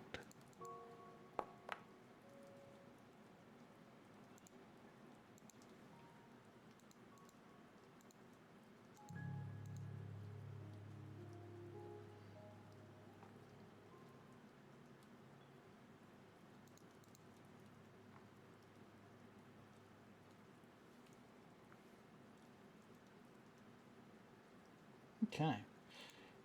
He sort of pauses, bringing up his hand to stop you. And with your stealth check, you would both sort of crouch low for a moment, sort of keeping to the woods that are there. Sort of pressing himself up, it's sort of hard to see him. It's almost as if being near these sort of dense trees and the bushes that are here, he almost becomes more obscure.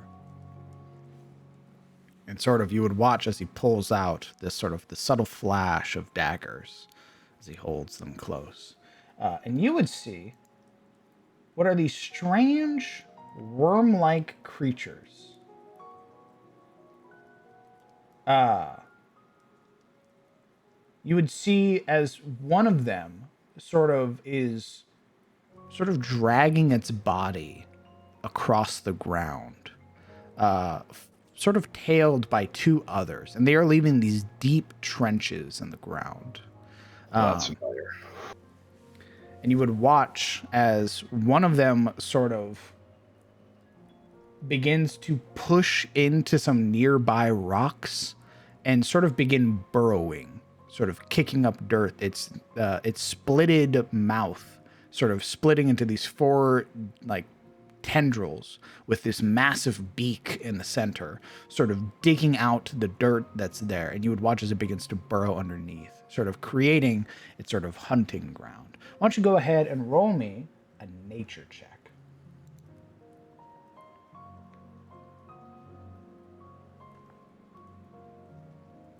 A 10. Give me just a second.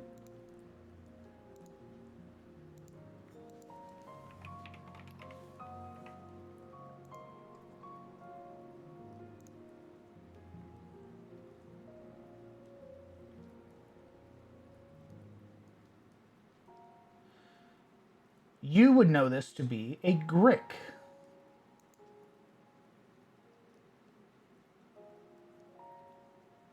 And I will show you a picture of what you were seeing. Grick. What did you call me? This is a grick. I'm going to put it in text chat.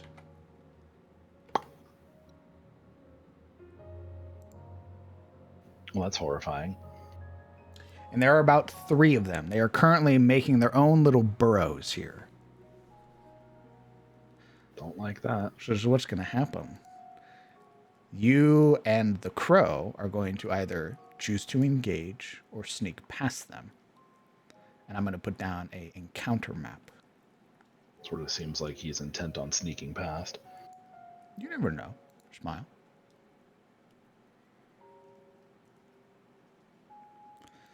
Where is my forest maps?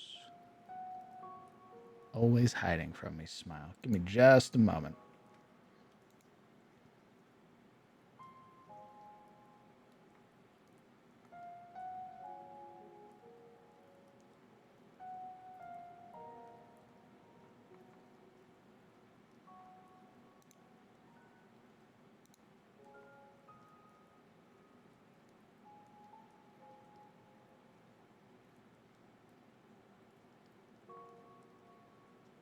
Of course, I don't have the map downloaded. That would make too much sense.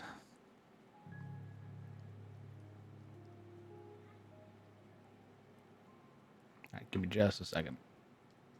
I have to download this map.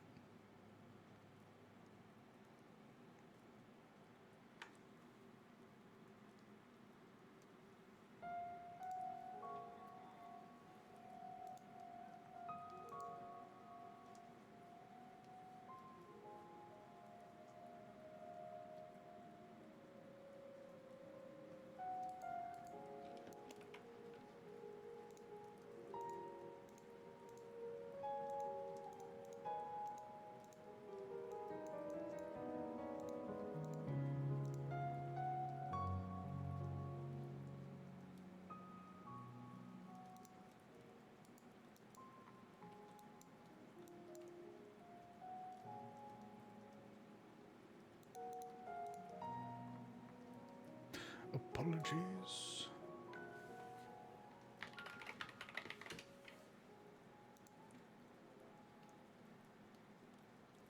And of course, it takes 85 years for everything to load. Naturally.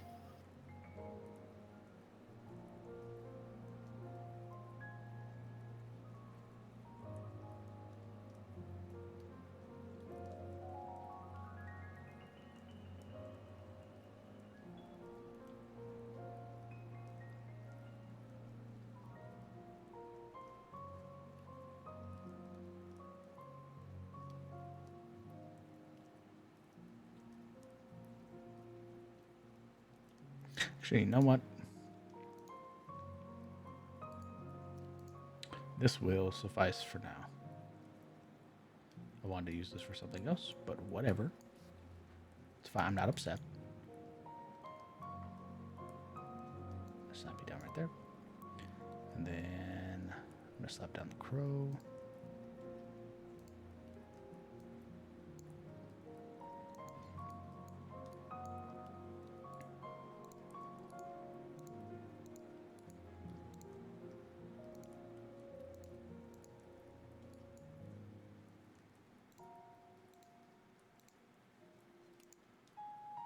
Okay.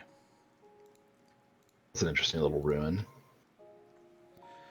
Well, I wanted to save it for something else, but, you know, smile. We can just pretend that it's not there if it's better for you. We'll just use it as rocks for now. This is Fair meant enough. to be your destination.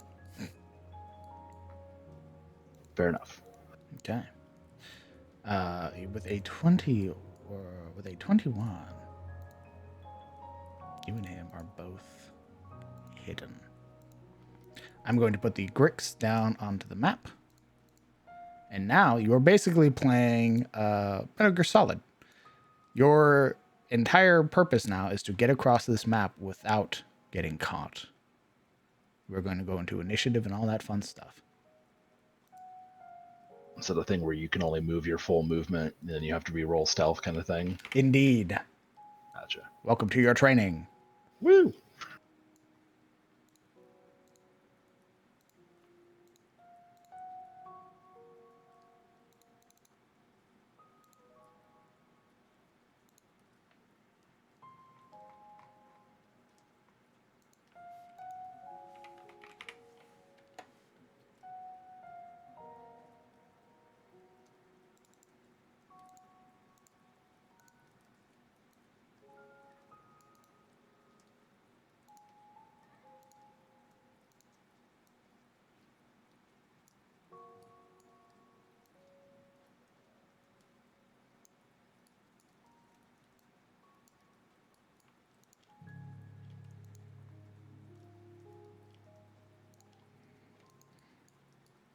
Okay. Can you see the map? Yep. Perfect. We are going to roll initiative. I was going to change up the music.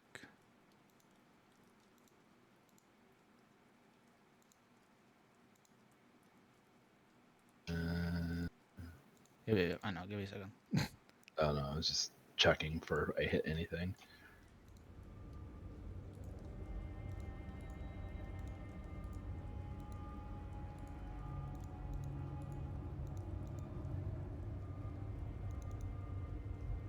All right.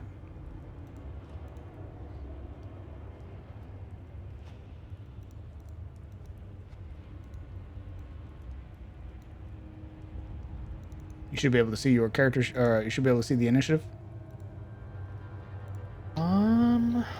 Yes. Pop out the combat tracker. All right. Ooh, not bad.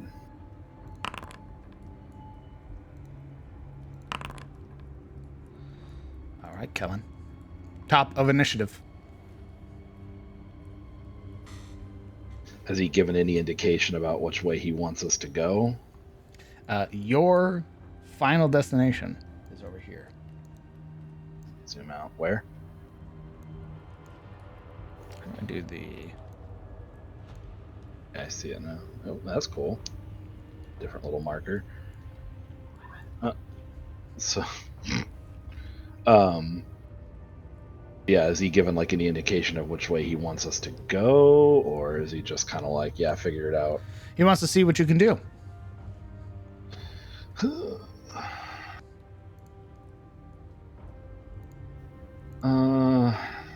Heck. Can we move through these trees and such? You can certainly try. Let's see how we're doing here. Zoom in. We'll start moving towards foliage and cover. So right there. It's 30 feet. So. All right, and then you will you'll use your turn to or use your action to roll stealth. One day I'll maybe have cunning action. One day, but not today. Fuck. 10. Okay. Give me just a second. Better than a 9, I suppose. Indeed, always better than a 9.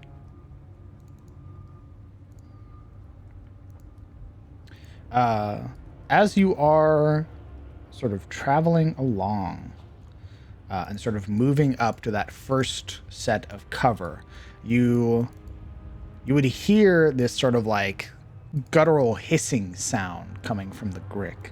And as you're stepping up, sort of positioning yourself here towards the sort of edge of this tree, you would sort of hear that snap of the twig. Oh boy.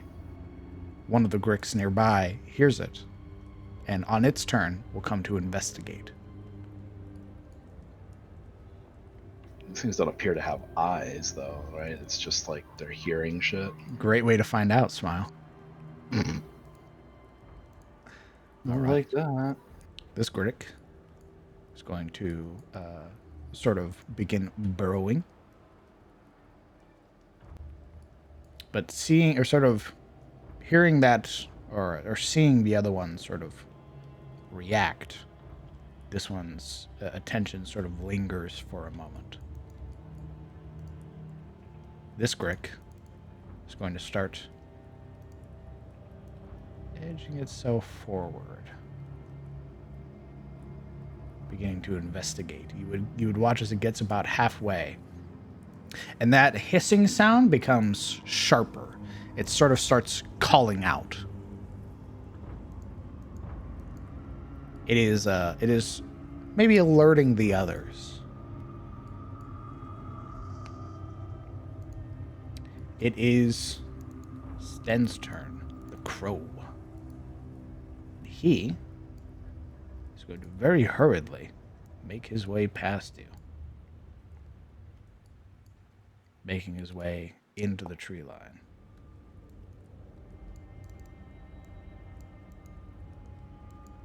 And seeing your current situation, You would hear a low grunt from Sten.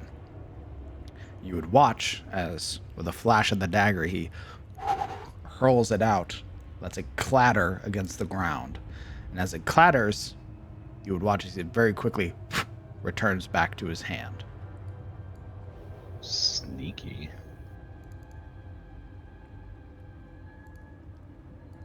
The next roll that you make with for stealth will be at advantage as he is distracting the Grix. Hearing that call, this one is going to come out and start investigating. Currently, they are on alert. They're not on high alert yet, but they're on alert. Kellen? Okay, so we're back to moving. If he sent it that way, I'm going to try and move here. I think this is good. Yeah. Okay. Roll me another stealth roll. And remember, you will be doing this at advantage. Okay. Good thing. Well. Okay. 26. Very sneaky. All right. You are hidden. This Grick, hearing the call, will start to come over and start to investigate.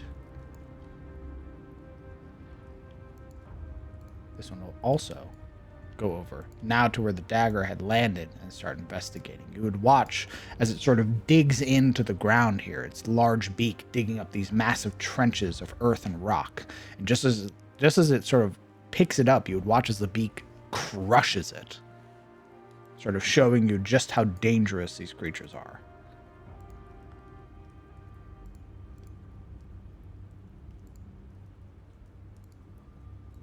Seeing that you're moving, Sten begins to move as well, sort of gesturing you along. Okay. Back to me then. Just a moment. Oh no. Doesn't he also get advantage for the distraction? Just for you. Oh. As he was sort of guiding you along, it would be this sort of rattle. And his attention having been on you, he wasn't able to see him sort of kicking over a bottle that was there, sort of caught in the foliage. And he very quickly tries to press himself within the tree as the Grick's attention turns once more.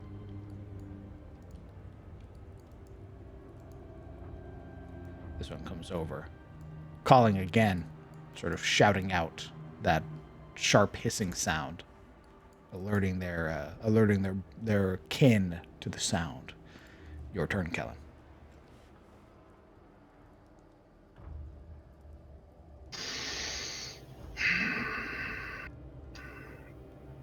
Do I have the option to do kind of a similar thing, like a distraction? You can try. Or does that cost me like my action to do that, to just like throw a rock or something? Well, he has cunning action, so he's able to use his bonus action to do that. But you could try and go around without being stealthed and see what happens.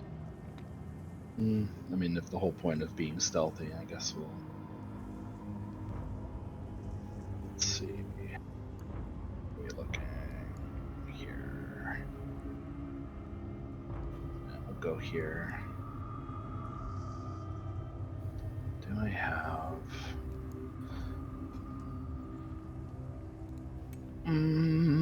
Actually, hold on. Where was I? I was there originally? Yes.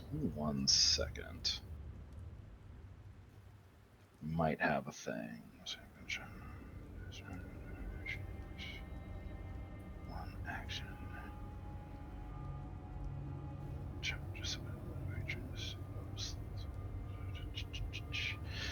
I could try casting Pass Without Trace. It costs an action, but it's a bonus to your stealth rolls. It is. Plus 10 bonus to dexterity stealth checks. No tracks, no tracking except by magical means. No leaves behind no tracks or other traces of passage, and it affects everyone within 30 feet of me that I choose, including myself. Perfect.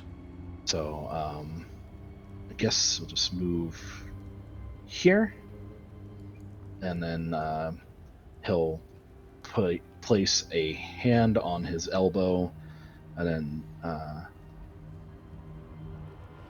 let's see, hydration. Yeah, he'll take that pinch of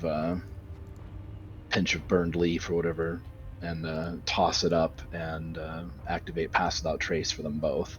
Perfect. Let's say you spend that spell slot. Oh yeah, I should do that. That's smart. Okay. Consume spell slot. There we go. This concentration lasts for an hour. Indeed. Okay. You both are suffused with that dark magic, covering you both. Okay. You still have 15 feet of movement, I believe. Yeah. So the rest of it was going to be here. Perfect. That is your turn. Grick, begin to investigate.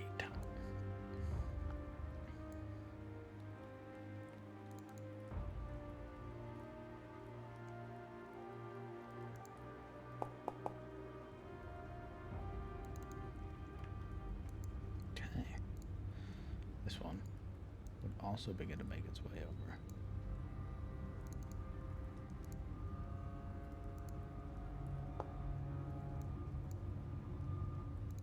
You would hear another loud sort of chirp. Now they're on high alert. It's his turn, and he needs to move.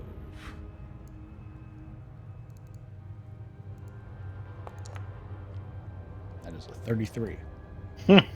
I think he's being stealthy. Like a shadow. This one, having heard the calls of the other one, would make its way over. Attempting to pick up your scent. But there would be none, because Pass Without Trace is tricky like that. Indeed. There was something there before, and now they're trying to figure out what the hell it was. Your turn, Kellen.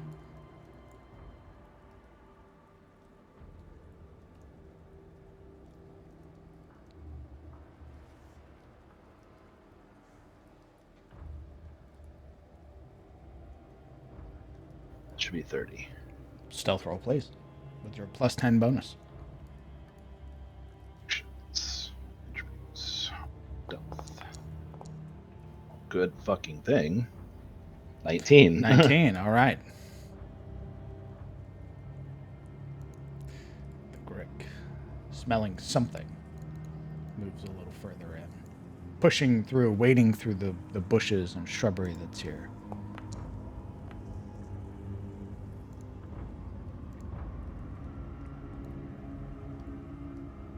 This one sort of shoveling past. You would watch as trees almost part for the weight of these creatures, these massive worm-like entities.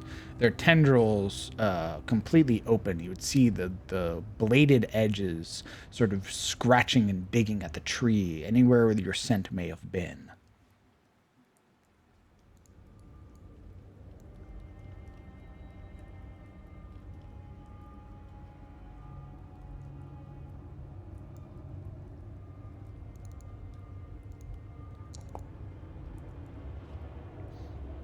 $28, all right. This Grick start sort of scratching at the rocks that are here.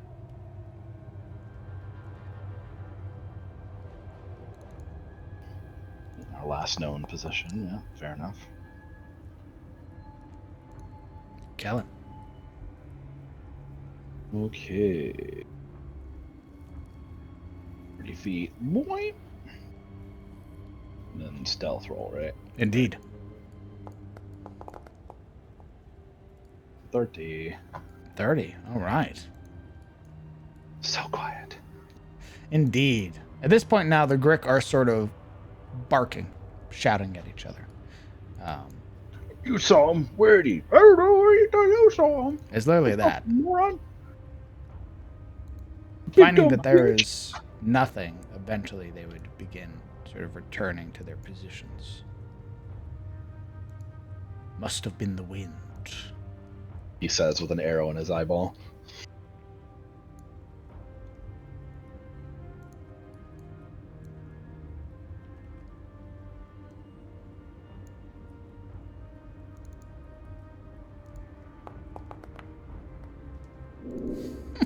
That's another natural. Nice. Damn, fucking the crow here is teaching me. I don't know about that. That's how it goes, baby. Another tsh. Though they cannot track you, the sound is what draws their attention. They are, once again, on high alert. Hearing that sound, they would begin moving over. The tendrils outstretched, almost like feelers. Sensing these various vibrations in the air. Kellen. Fuck. Time to go. Stealth check. Stealth for check. 29. 29. Okay.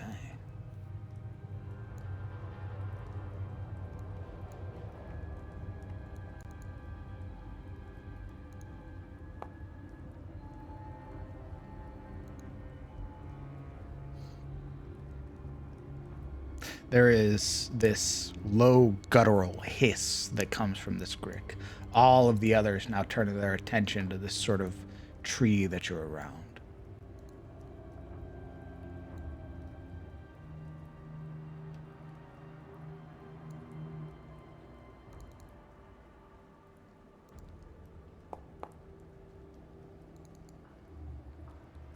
This one's attention sort of trying to see into the denser portion here of the foliage.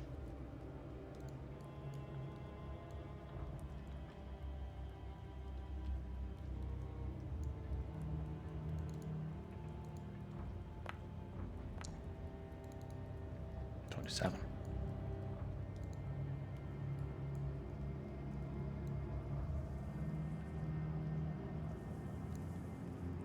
You would watch as it sort of slams into a portion of the tree, sort of dislodging all of the needles, the pine needles, sort of causing them to fall off as its tendrils sort of lash out, sort of scraping through the various branches as if trying to feel for something that might be in there. Kellen. Well, now that we're back on track with the sneaky breaky. Hua! Still be sneaker. 20. Right. Holy shit. Still a 20. It's all right. Yeah. I mean, rolling a 3 and getting a 10, not bad, but... Loud, guttural hissing still as the Grick are on your trail, but more so by sound instead of by tracks. This one sort of pushes through, beginning to burrow in and sort of uprooting a lot of the roots and trees that are here as it leaves these deep trenches.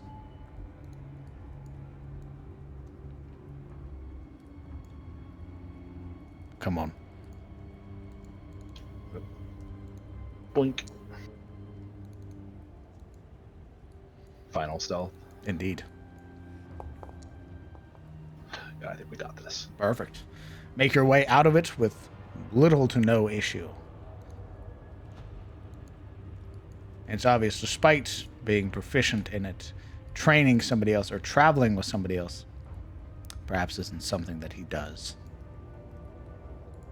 But thanks to your successful rolls and your quick thinking with your ability, you're able to avoid that conflict altogether. And then hopefully remember that, hey, that's a Grick hunting ground, and maybe we shouldn't come back to that exact spot. Would you like to make a marker? Sure. Grick hunting ground.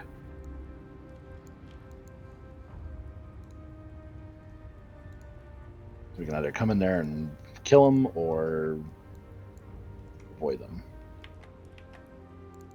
Oh, these hexes are pretty large. I suppose we could just circumnavigate that one crossroad, couldn't we? Maybe. Maybe. I have to move this. My God. All right. It's just being a pain now.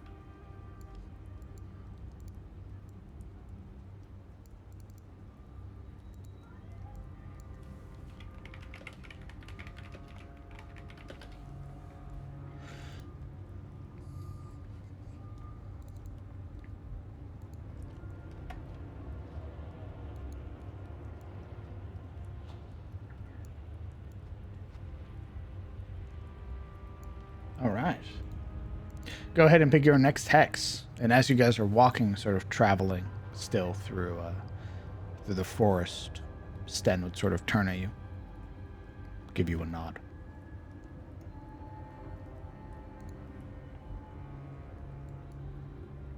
Just a nod. Just like, what's up? That's good. You do good. Kind of nod. Maybe. Infer from it what you will. Fair enough. Roll me an encounter dice, please. Counter dice.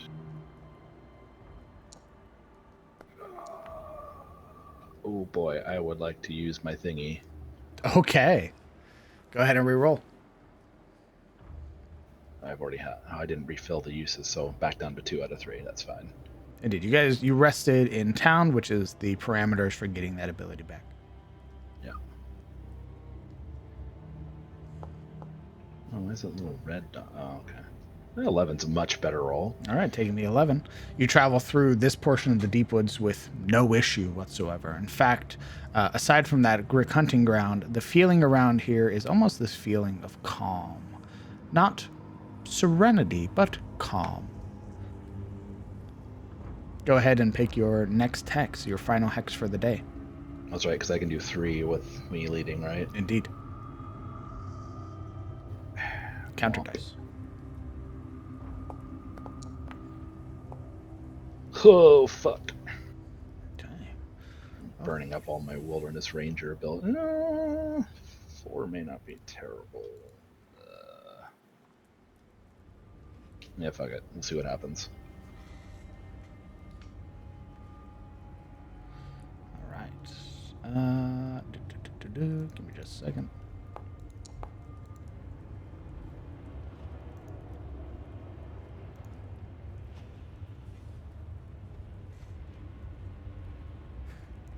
As you are traveling, something would catch your eye.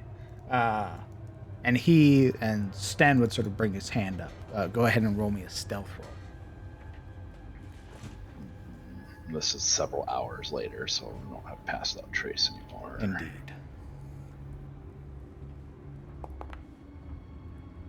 Still good. Still good. Pointing them out as you are traveling along, you would see him sort of gesturing now. There appear to be about 5 of these giant lizards. Sort of clung to either the trees or sort of laid out on top of rocks.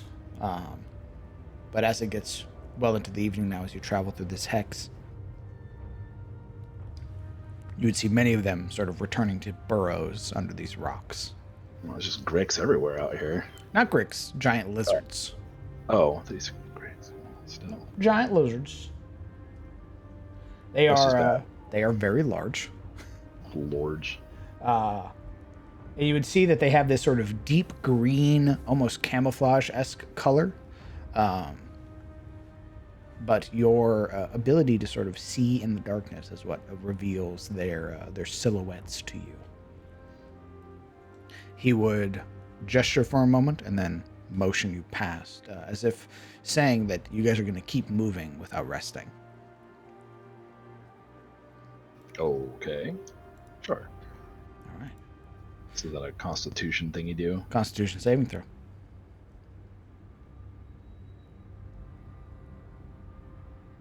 Whew. Successful. No issues whatsoever.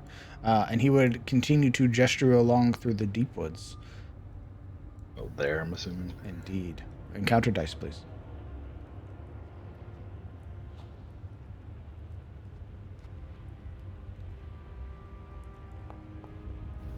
better. 9. With sort of Stan at your side walking by you, he'd sort of pause for a moment, taking a moment to really sort of look at you, perhaps for the first time. Good job.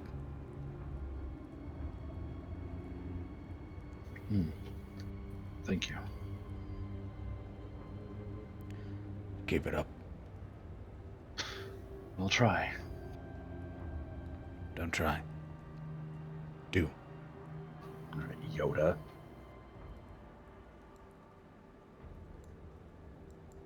Encounter Still dice. putting them.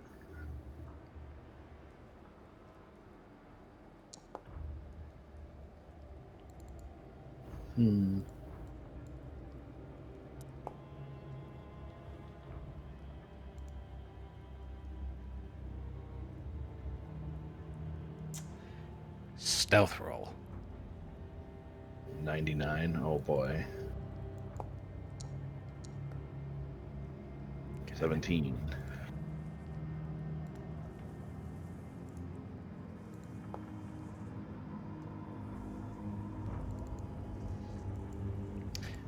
Your attention is drawn immediately to this sort of shift. I'm going to map transition.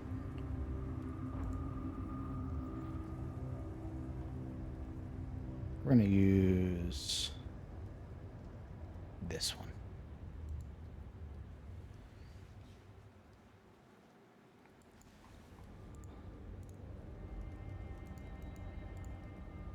Sort of pausing you and gesturing to the side, he would sort of take you along and sort of reveal what it is you are hiding from. And for you, this is a familiar sight, although albeit much larger than the last ones you fought. What is it? Ugh. Approaching now, he'd very quickly sort of pull you to one of the nearby rocks to hide and sort of show you, gesturing now to the mound or the mountain that moves. Oh God. It. Hatred. And he would lean in real close. This one, we have to be real fucking quiet. Should I? And he kind of gestures to the magic, idea again. You might see it. Unseen magic? You know how those things work. Unfortunately, a little. 'Cause I fucking don't. Just try and stay out of its sight.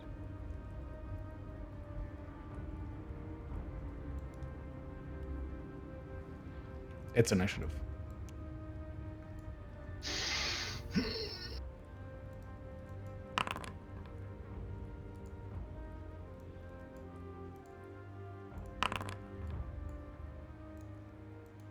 Oh, that's wrong. That's why Lamau.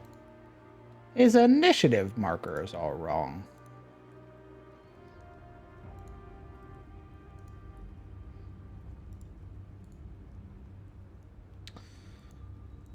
Okay, well, just my fucking luck.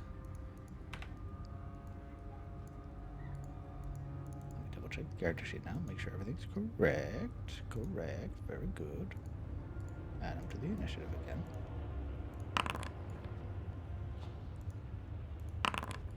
God, even it got a good roll. Fuck. Okay.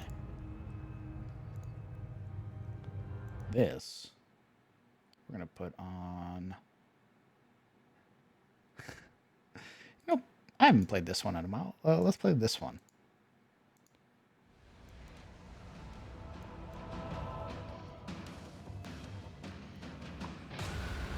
All right. Welcome to... Avoiding the Shambling Mounds. There's a lot of risk involved with this. If you get caught, it's actual combat. He is going to start moving.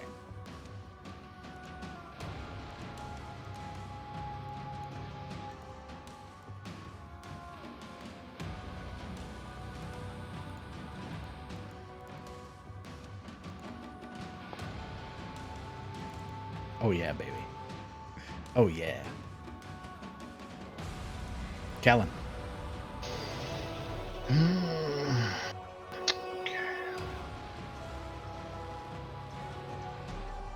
Assuming he was trying to dexterity his way through this shit. Alright, he said he was.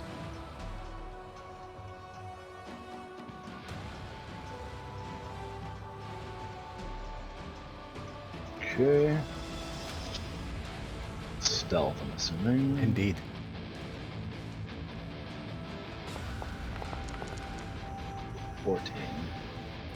Better than him. Indeed. It is the shambling mound. This gargantuan creature. You would hear this grotesque, like, gurgling that comes from this creature, as if it's gestating, or if it's consuming something already. As it moves, the tendrils lash out from its body, sort of digging into the earth and pulling itself forward.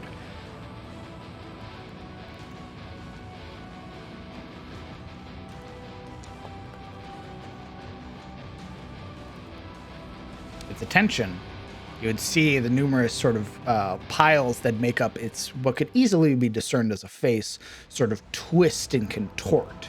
You would see the mushrooms on top of its head almost pulsating. And you would watch as they begin to put out these pheromones, these spores.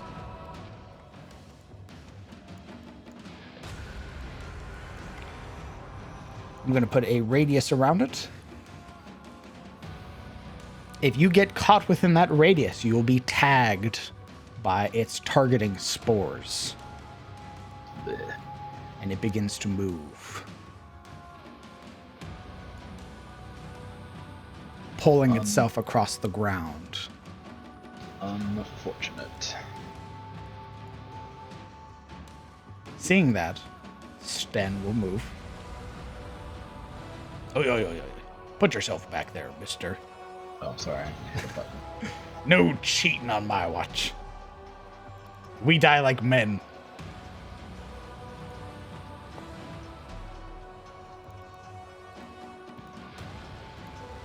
He would gesture you along.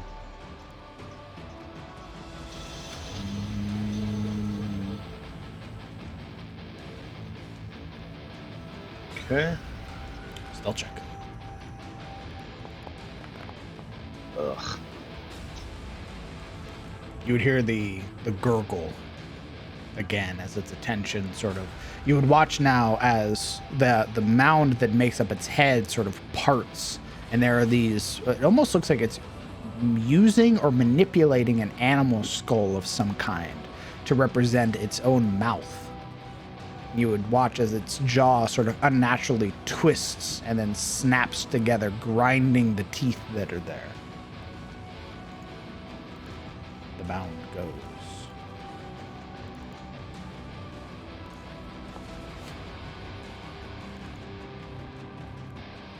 It starts moving towards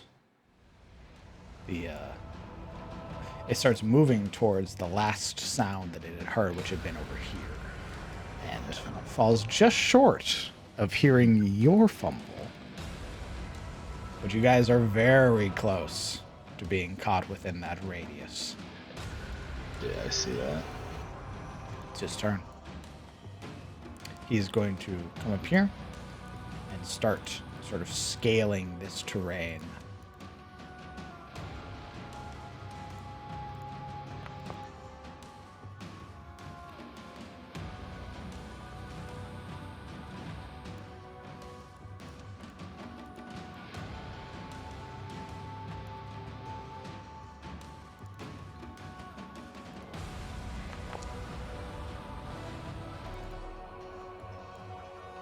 All right, Kellen. Yeah, to get up here, you will need an athletics check. So I gotta move here. Then athletics check to get up. Indeed. Success.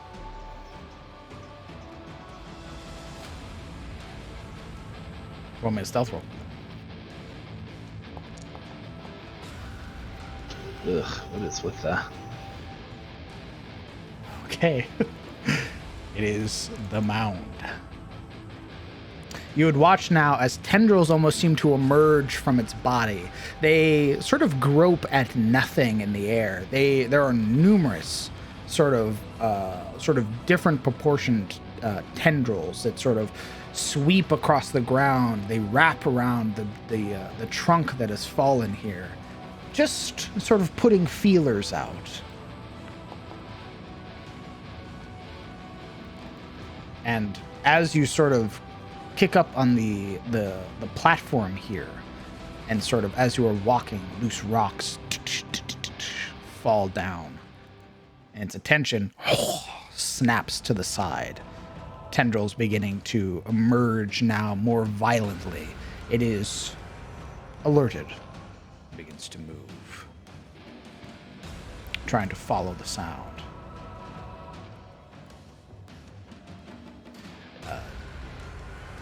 Then is going to gesture you along.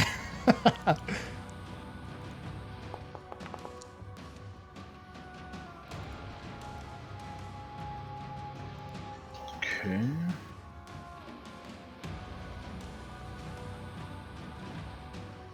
Assuming stealth again. Indeed. Because you do not have enough movement to get out of the map yet. All right. Just a better stealth roll, though. Whew. Slamming forward, those tendrils are now reaching across these sort of outstretched, sort of groping at the rocks that are here, trying to find anything, grabbing up the loose rocks that have been here.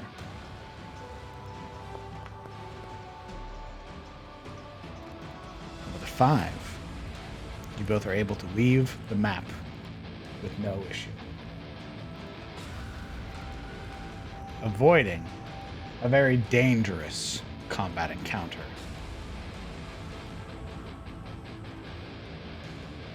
Well done. Skin of my teeth, all done, but yes.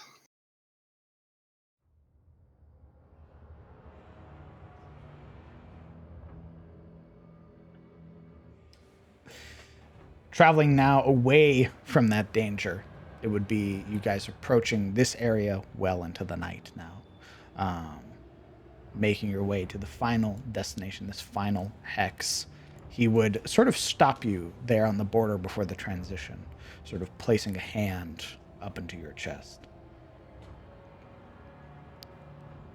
King tells me you hunt morlings. Yes. Good. We're gonna see how clean you are. The Morlings here. I followed a small band of them. You're gonna go in there. Oh boy. You're gonna make sure they don't wake up by yourself. What will you be doing? Making sure nobody catches you. I'm assuming I can use my bow for this. He sort of looks at you for a moment, this expectant look on his face. What do you think? It's all training. I just want to do it right. He would reach down, pulling out a dagger, flicking it between his hands, a small flourish, and then hands it out, handle first. He'll take it and like look it over, I guess. What the fuck is this? Just a knife, I'm assuming. Just a knife, just a dagger. Okay. So what's going to happen is we're going to map transition. And you're going to arrive at where some warlings are camped out currently.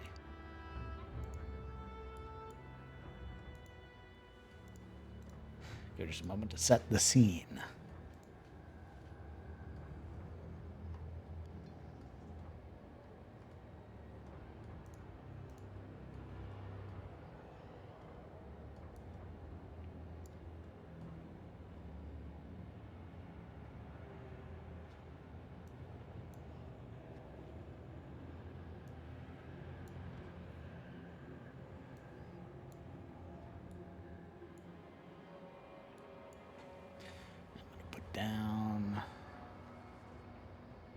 A little bit of some DM fiat.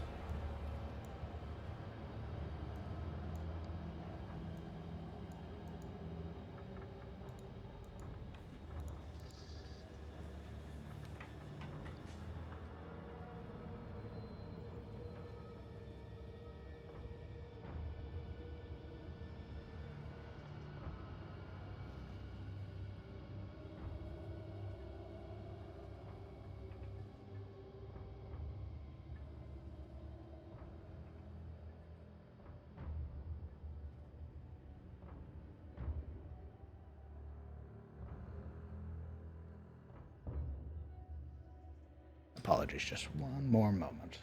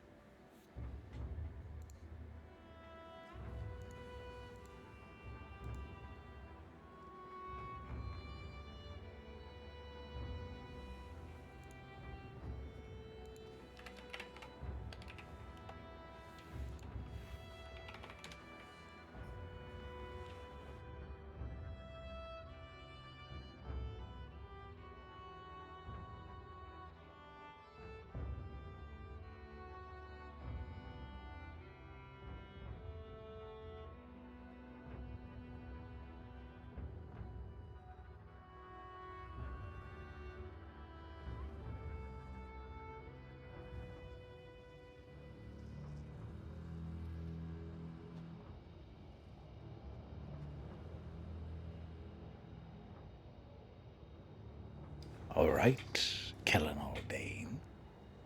Are you ready? Guess so. There is risk involved.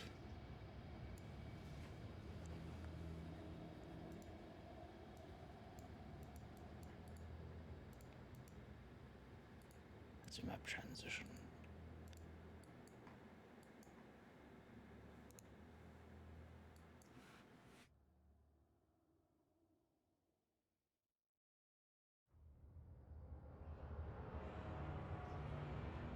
Give me one more moment. Really sorry.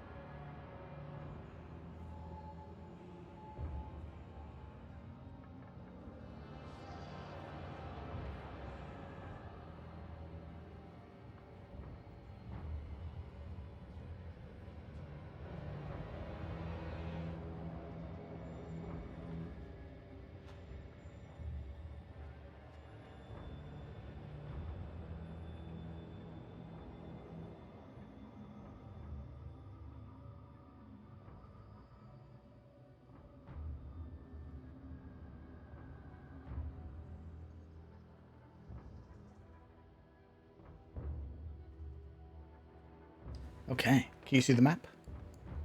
Yes. Perfect. Let me get rid of that. Put that back on you. And then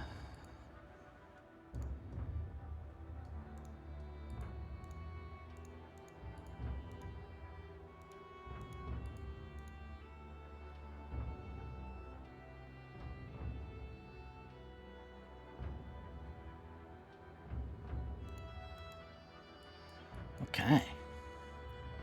As you transition here, as you are sort of being led along by Sten, sort of keeping low to the ground, he would bring his hand up, sort of gesturing, single finger covering over where his mask is. Let's get your introductory stealth rolls out of the way as you arrive here near their camp. Blech. Guess it's a good thing we're far as heck away from everything. Indeed. Sort of leaning in. They're near an old building. There's a lot of rubble, a lot of trash to step on. Be mindful of your feet.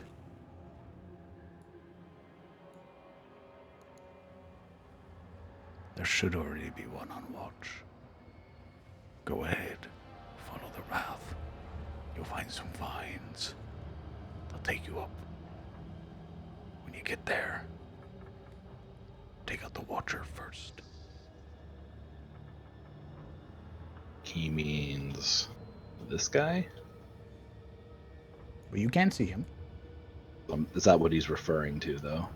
He's referring to whoever's on watch. Okay. So I'm just moving normally? Using WASD, please.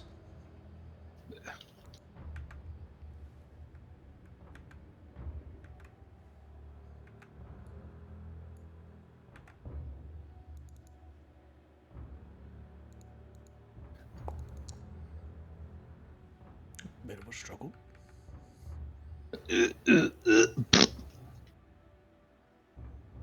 These vines, I'm assuming. Indeed, Roman athletics.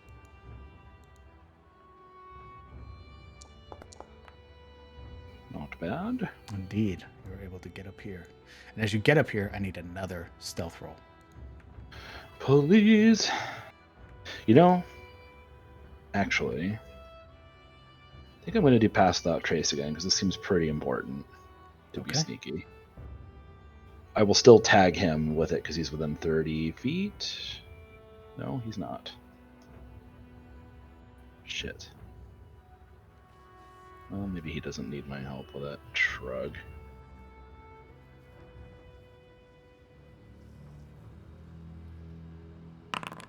Trust that he has good shit with it. Cool. And now the stealth roll, I'm assuming. Did it cast? Yeah, it did. That's weird. Let's see. Popped up again.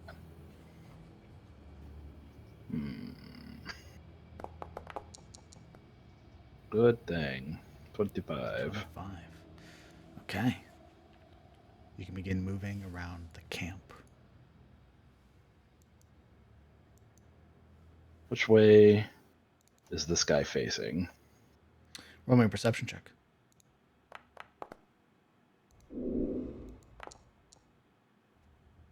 25. That individual is currently leaned up against this pillar here, this broken section of wall, and is sort of one arm tucked over themselves, the other arm holding their axe, and they appear to be, judging by the loud snoring, asleep. What about this dude? Well, 25, also asleep. Okay. Alright, so he's gonna sneak it up this way.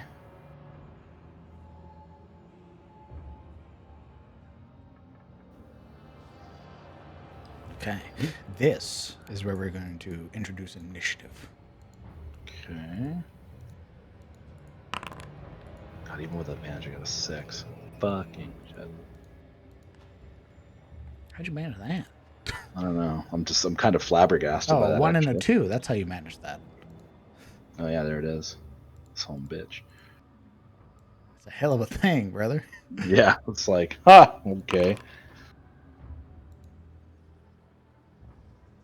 Okay.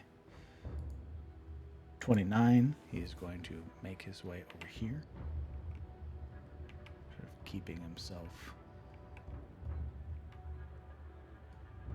It would draw your attention, sort of keeping himself pressed up against the wall here. He would draw your attention and gesture with his fingers to this guy here.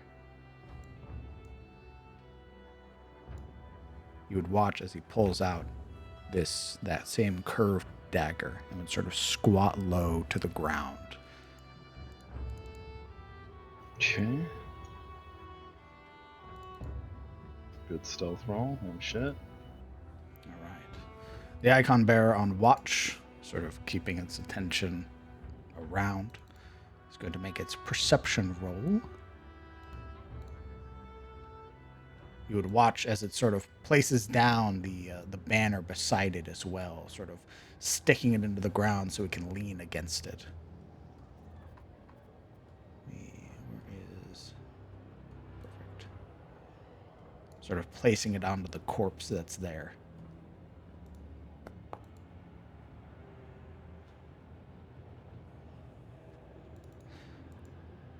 You would hear it sort of grunt for a moment. This low breathing that it does as its attention sort of turns for a moment. It doesn't see you, but it sort of it's a little bit more alert than before.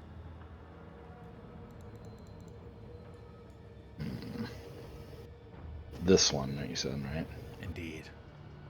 Sort of keeping its eyes more open now. Okay. All right. So it's my turn to do thing. Indeed. All right. This one kind of asleep, and he's standing against a pillar, sort of asleep, or is he He's sitting? like squatted down, sort of leaned against it. Okay. And he gave me a knife, and you assume he wants me to use the knife, not some other thing. Correct. Shit. If I were to combine it with the knife that I already have, I double knife? Or is it just sort of like use the one knife and don't be a dummy? Just so I don't misconstrue what he said. Well, he gave you one knife, and he also told you to take out the watch first. Was that... Did he mean this guy then? Everybody else appears to be asleep. Oh, that's what he meant. I would have moved differently if I'd known that. I thought he meant this guy. Sorry. Okay. Well, if I'm supposed to take him out first, I'm gonna be over here then.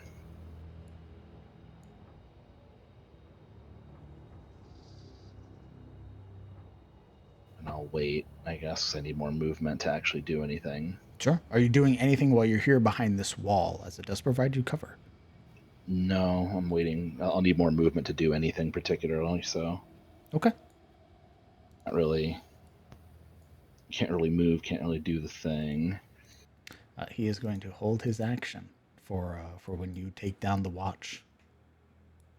Okay. Do I need a stealth roll? Oh, yes. Sorry, a stealth roll, please. Okay. 21. 21. Thank goodness. You would hear the grunt of this one, whose attention sort of turns down here. As it had rolled a 23 on his perception roll.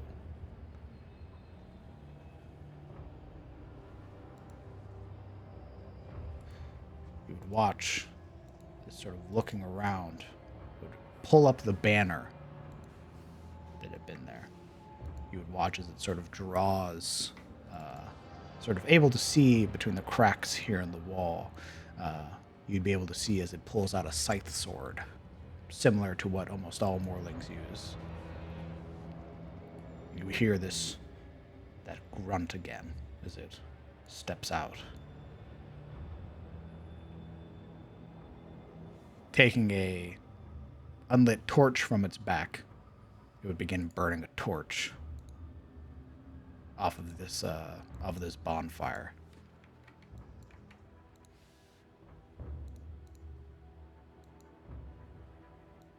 It would start investigating.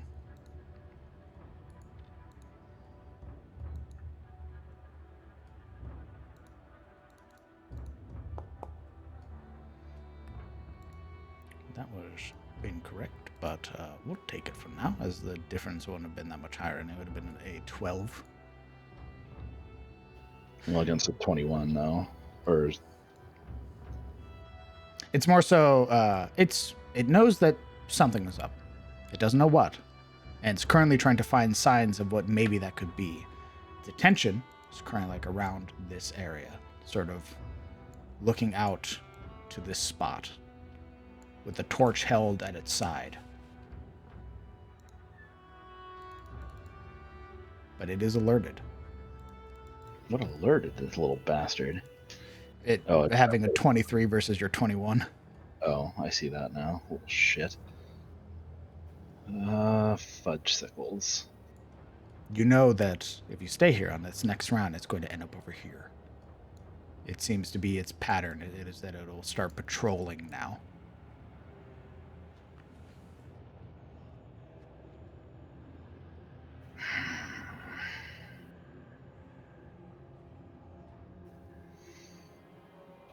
God damn it.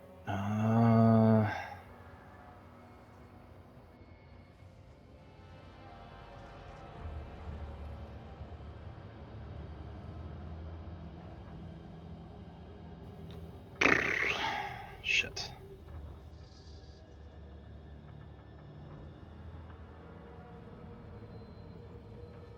This is difficult. I could just rush it, but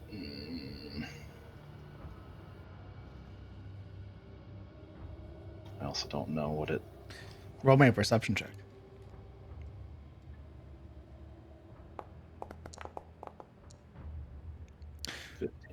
Taking a quick glance at this thing when its attention is sort of turned, you would see that its appearance is.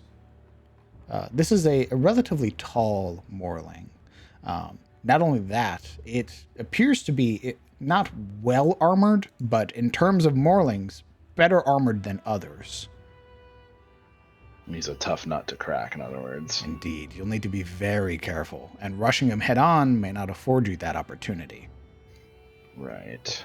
Okay. Well, if he's going to start patrolling, I'm going to move here then. And kind of wait for him to sort of get lax again. Okay. So I'll need the element of surprise, I'm imagining. Indeed. Go ahead and roll me another stealth roll. 26. 26. Much better. Okay. Still holding his action.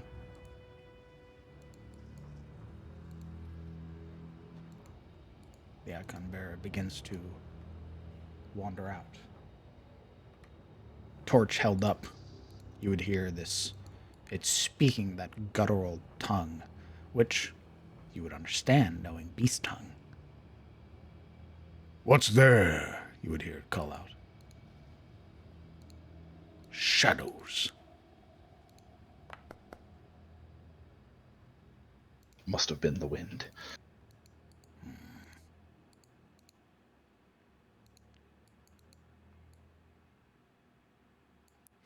We're going to see which way it goes.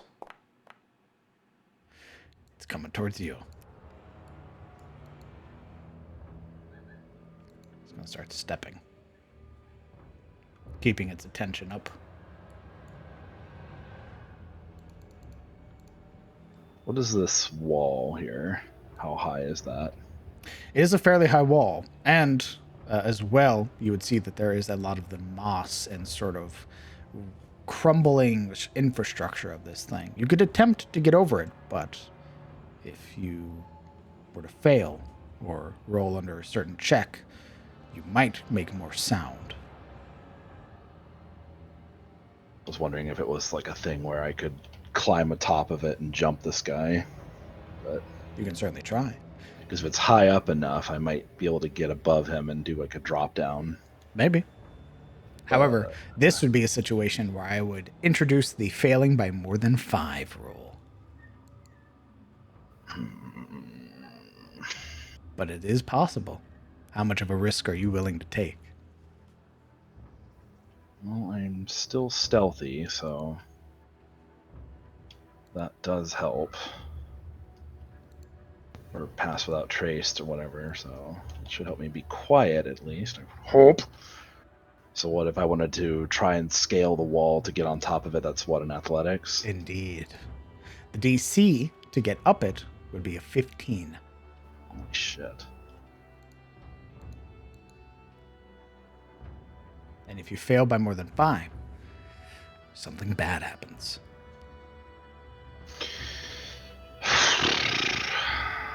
Yeah, that's such a risk right now.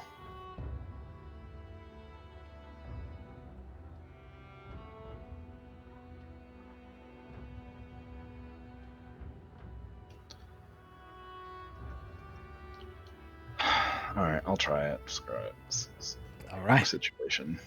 Let's see the athletics. Fuck. I knew this was happening. I just had it, and I was like, "Oh, risk it." As you scale up, attempting sort of grabbing on to some of the rubble here that makes up this broken wall, your hand sort of catches onto a stone, and as you begin to pull it, you would feel it break out, sort of loose in your palm as a whole section of the wall just shifts about 3 feet downwards. You sort of stagger back, having not wanting to get your feet or anything caught. This is what's gonna happen. Hooray! You're gonna roll stealth at disadvantage.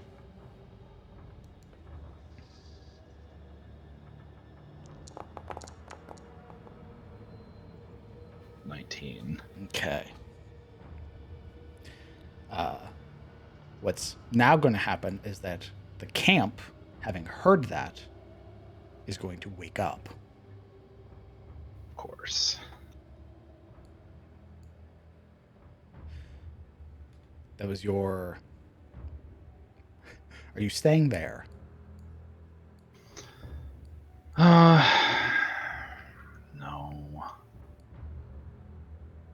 Now everything's fucked, and I kind of out of options, so I guess I'll be over here and out of the way. Okay. Hearing that wall collapse, Sten immediately sheaths his dagger and would roll, keeping his back here against the wall. No longer holding his action, he would start moving.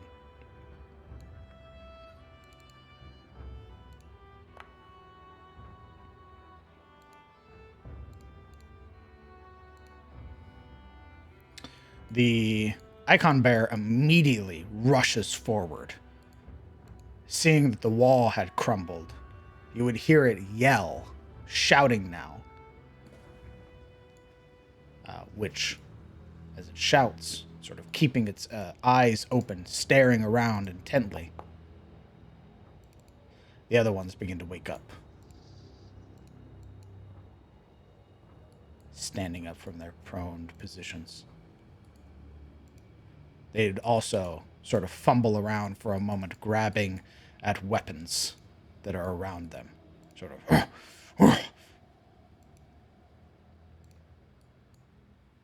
Kellen.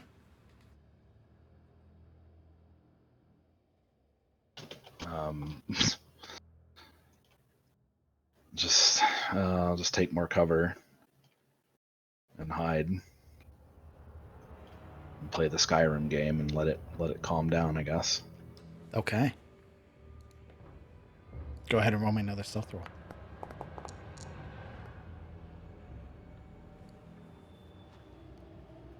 All right. And you sort of skulk down, lay in wait.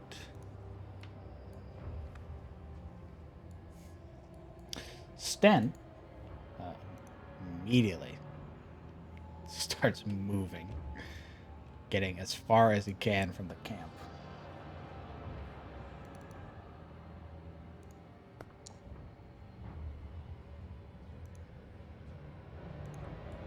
The icon bearer, sort of growling as it is, keeping its torch raised, would sort of start shouting commands to this one here. You would hear it say, "Search! Find!"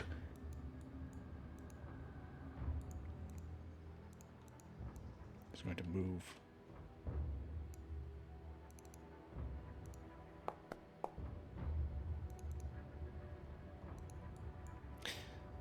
The Heartstalker that woke up, immediately sort of standing now, turns its attention. You would see that sort of unnatural glint in its eyes as its focus almost seems to sort of peer around more intently than the others. You would also watch as it knocks this sort of very, like, almost well-maintained longbow.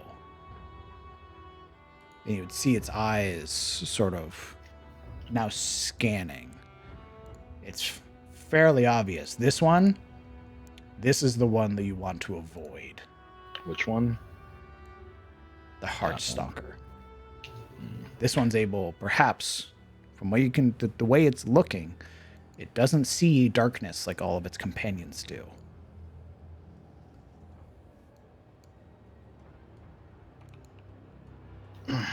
Okay.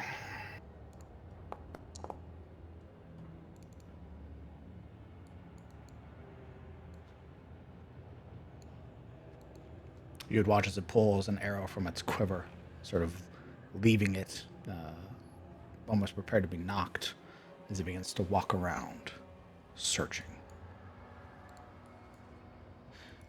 The roughneck wakes up, drawing its axes. It begins sort of almost bleeding, these loud, obnoxious sounds. You would hear that it's complaining about being woken up. Search for what? And you would hear one of them. Man-thing. The Fury, grunting, sort of slamming its fists against the nearby wall, also annoyed having been woken up. You would hear it start sort of shouting at the icon bearer. This sort of always making excuses, not wanting to be on watch.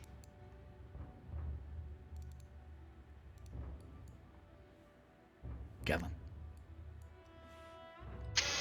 I'm gonna use the tree as cover for now. I'm trying to, try to keep out of its line of sight, even with the dark vision.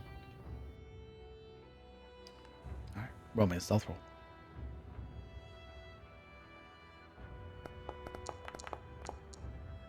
Yeah, 21. Okay.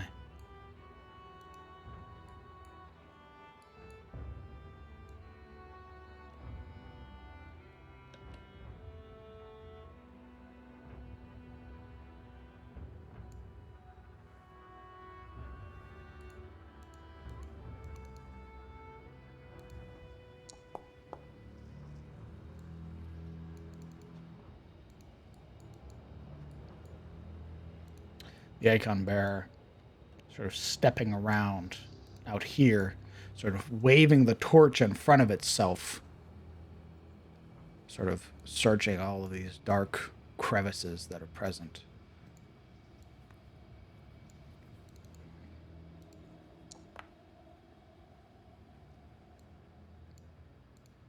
If they do not find anything within one more round, eventually everything will resume back to its normal pace.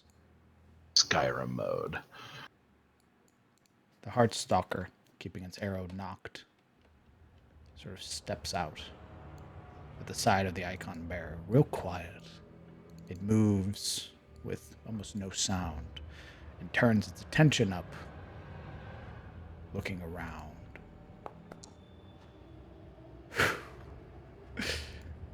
Had the Heartstalker passed either of your stealth checks, it'd have been initiative. The roughneck sits down near the fire. The Fury, still shouting, eventually just grumbles, sort of pushing itself back against the wall and will attempt to try and go back to sleep. Kellen, I need one more stealth check. The only way that you fail this is if you roll a natural 1. God, why did you say that? Fuck, why did you say that? Why? Even with Pass Without Trace, that's just a fucking dick punch.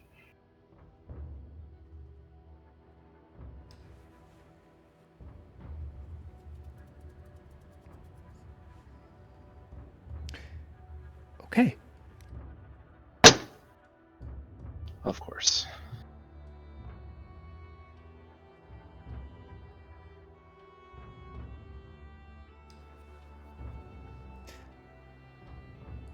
Are you staying there? Am I aware that the stealth is bad?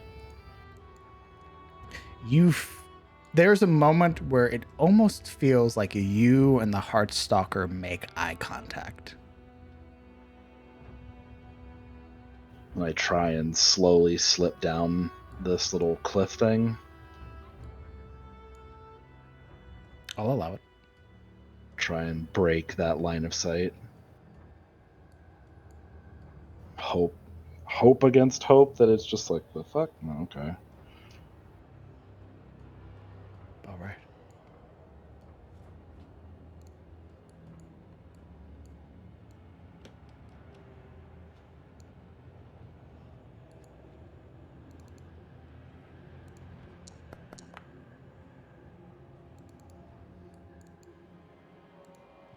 The icon bearer, having found nothing, would eventually grunt,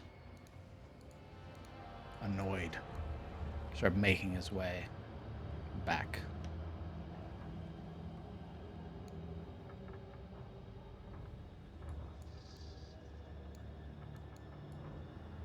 Shouting at all the others, but sort of keeping that torch up. The Heartstalker, having seen something, begins to slowly make its way down.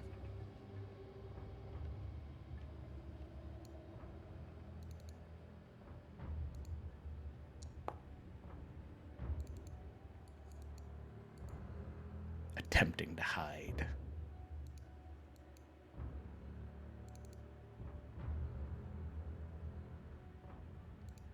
Sort of, you would hear, despite its best attempts, you would hear the sort of scratch of hooves.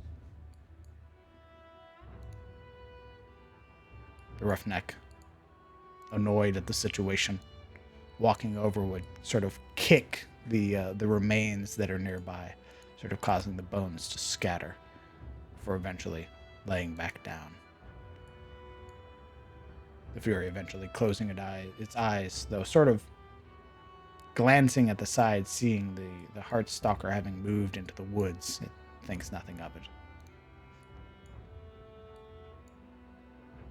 The Heartstalker is on your trail, Kellen Aldane.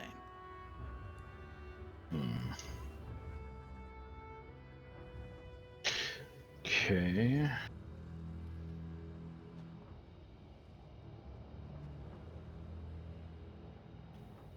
Well, I think in this instance it's time to deploy the bow. And I will hide behind the trunk of this tree and wait and see if he gets closer to look out over the cliff. Okay. And what is your intent? If he gets, because I'm assuming because of this rise that he's not within line of sight until he's like here. Correct.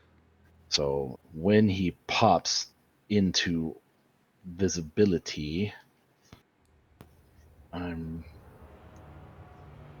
God, actually, now I'm fucking. I don't know. It's difficult. Probably have to shoot him, but.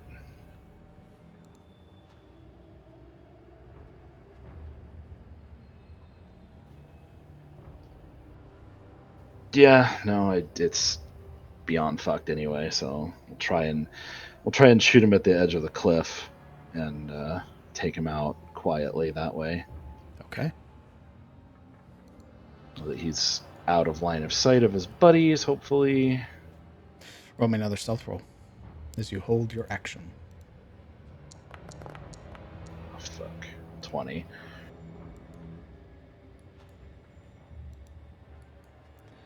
Sten is not moving. The icon bearer continues or resumes its watch there at the center of camp. The Heartstalker sort of begins to move.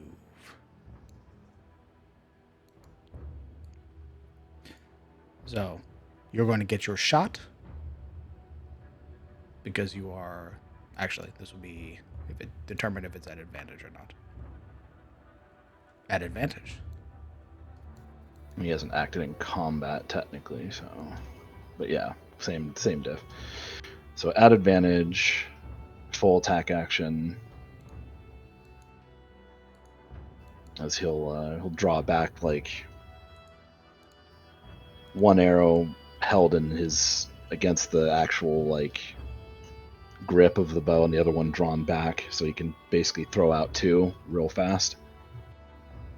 Usually attack actions that are held is just one attack, but for this, I'll allow two. Okay, I thought it was just the holding the whole action, but sure, that works. So let's roll the first one at advantage. Maybe. Ooh, hello. So 14 pierce. Do I have to hit the plus on the damage too? Correct, for critical damage. So 22 right off the bat. I don't know how much health it has, but in the interest of making sure it's very dead, we'll just take the second shot anyway. That's it. Then I'll roll in all the extra fun stuff. Are both attacks at advantage? Or just the first one? Just the first one. Fuck. Okay. Don't know if 15 is enough to hit, but... Do you have any other bonuses that you throw into your damage? Yes. I do have plenty of those. So... the first would be... features. How about... would be a plus... increases bonus damage rolls against your favorite enemies. Increases to +4. So it'd be 4 and 4. So it'd be a total of 8 for 2 attacks, assuming they both hit. And then if we need more, then because the first one hit and damaged it, I can throw in Colossus Slayer for the second attack, assuming it hit. That's it.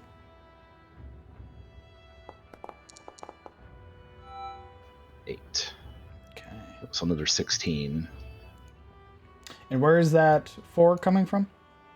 Greater favored enemy. Great. So every strike against a favored enemy is +4 damage. Interesting. Okay. It's 20, 28. It's 8. It's 8 again.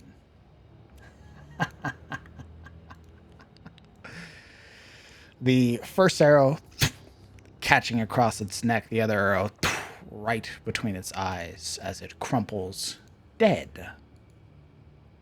Having dealt more than 42 points of damage, which was its hit point total.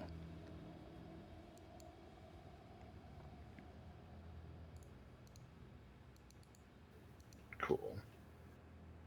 And he'll hold his breath for a moment, waiting to see if that caused any stir, like somebody making a noise, like "What's that?" Or he just die and nobody noticed. Great question. Let's see. When it gets to their turns, they'll roll perceptions before some of them go to bed or not. But you would watch as it just the body collapsing.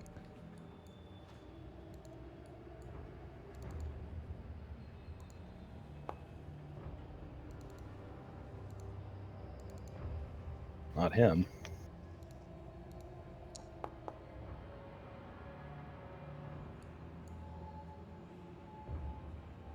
Okay. And because it doesn't tell anybody what it was doing, the Fury and the Roughneck eventually go back to bed.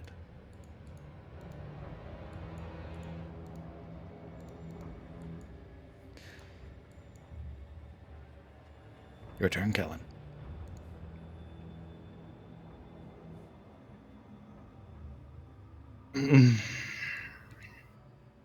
Okay. All right. Well, it's time to do that whole thing again. So I'm going to go up the vine. So it's here, right? That's where it was last time. Is that an athletics for the vine, right? Indeed. All right. Now the 20s are coming out naturally. With a kill under your belt, you pull yourself up. Everything is sort of falling back into the practice. Had you not killed that Heartstalker, it'd have been true combat. But now, everything has slowly returned to normal.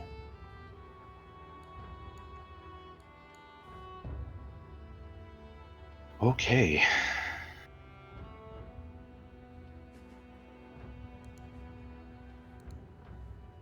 Anything else? Don't know where Sten is, but I don't think I can move anymore unless we're out of initiative again. No, you're still in initiative. Okay, well then I'm here for now then. Roll me a stealth roll.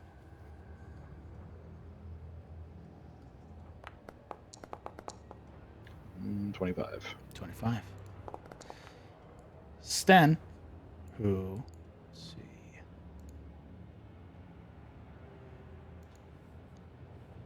eventually begin making his way back out.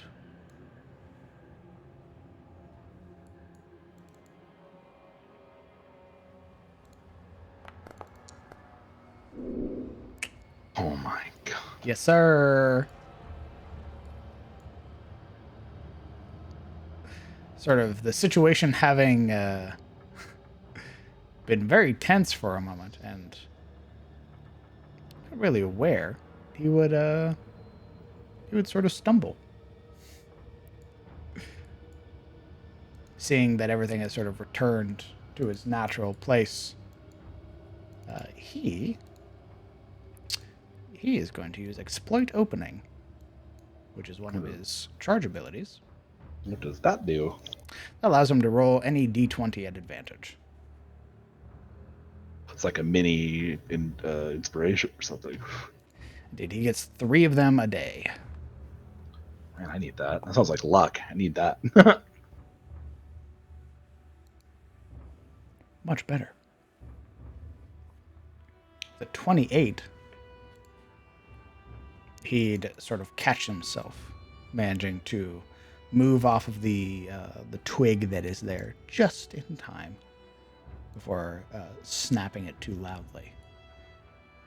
He's going to use his bonus action. No, I'll say he'll use his bonus action to hide action to dash. And sort of make his way back down. 65.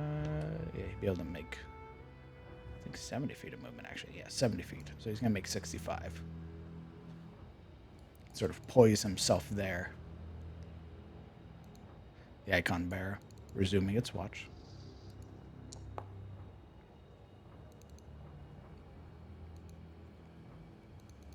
Kellen.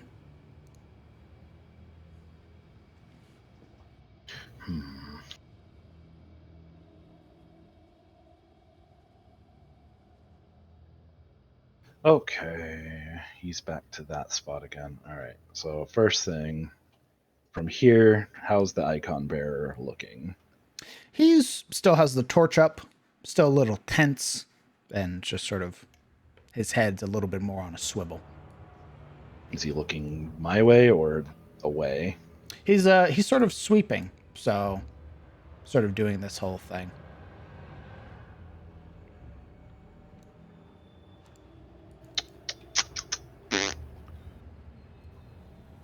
Oh, fuck.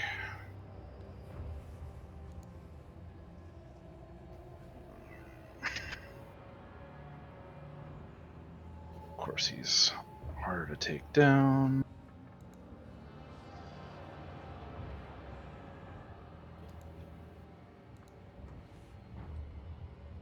Did he plant his banner, his icon or whatever, or is it now up and... He picked it up when he started, but he hasn't put it back down yet. Okay. And Kellen would probably know what that means. Or not. You can roll me a history check. Sure.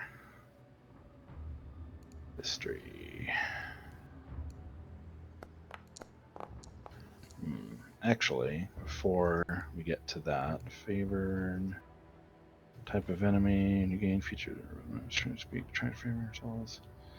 You have advantage on wisdom survival checks to track your favorite enemies, as well as on intelligence checks to recall information about them. Well, there you go. For a slightly better roll. Nope. Icon bearers are more rare. Generally, they generally serve either slaughter lords or within their own little group as sort of like the morale checkers. Like the banner, the icon that they bear when placed into the ground sends or is known to send all of the Morlings into a frenzy. Had he caught you and placed that banner down, this would have been a very bloody battle.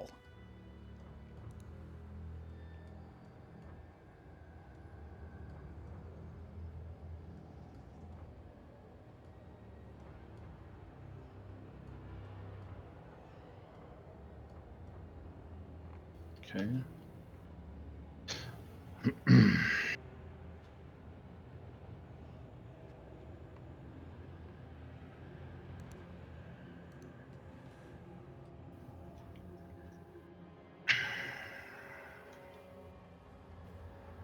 This is a fucking situation.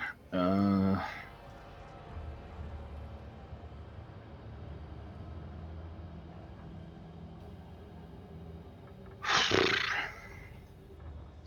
don't have any cool sneak attack abilities or anything like that.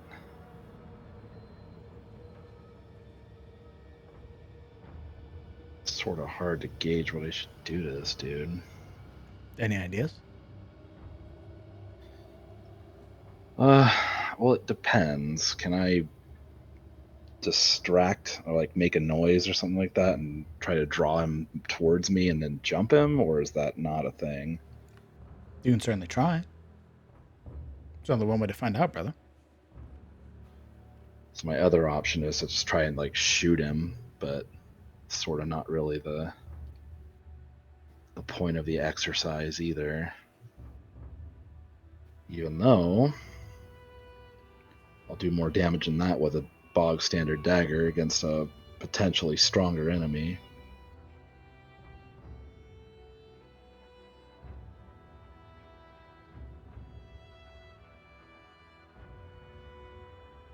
The limit here is your imagination.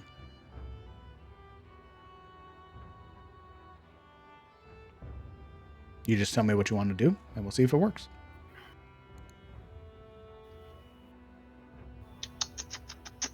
You know,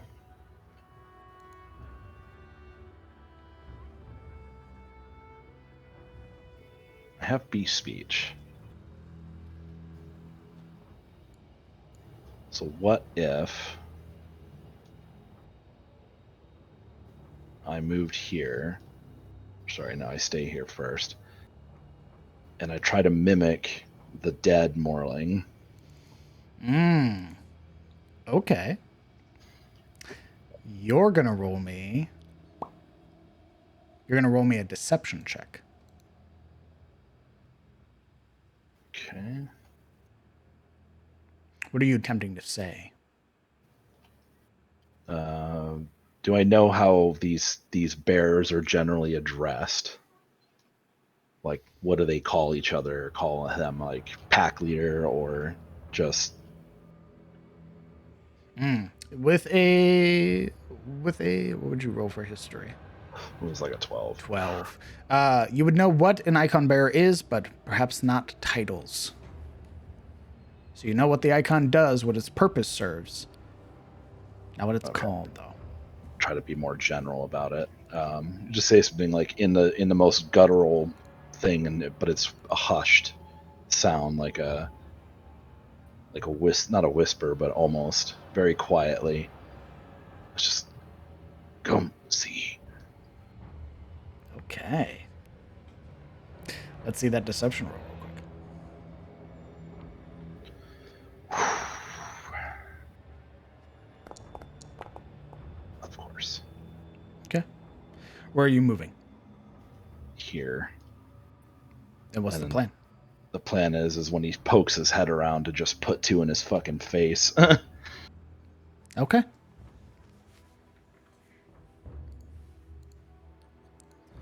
What I also need you to roll for me is a stealth roll.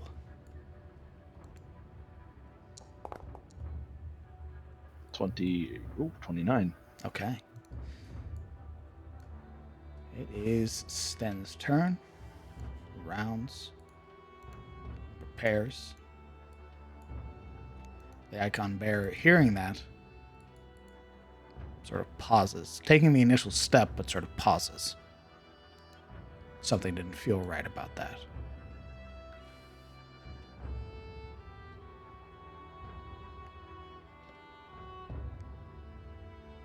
They are sort of giving it a wide berth. That's fine. Because we're using ranged.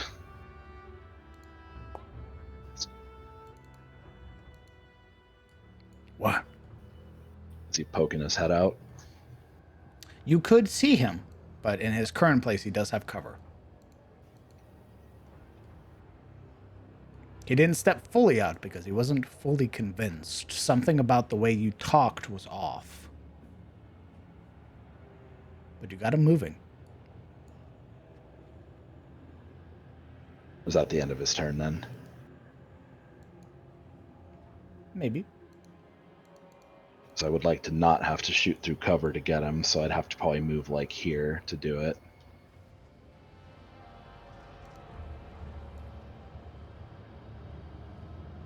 Okay. Just be mindful if you're moving out, you will be moving into torchlight.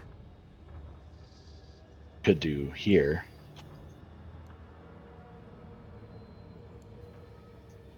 So That may work. I could back out of the torchlight into the shadow and then try and ambush him. What we're going to do is you can move. And if you're going to move here, I'd like another stealth roll. Sure. Stealth. Ooh. Holy shit. I disappear. If you're going to attack, you can go ahead and make your 2 attacks. First one will be at advantage.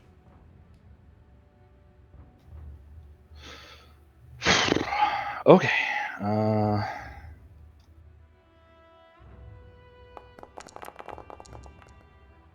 16. The 16 catches on the armor of this creature. Your first shot misses.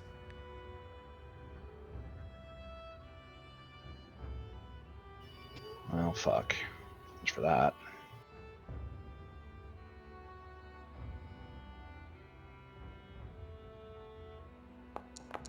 Come on.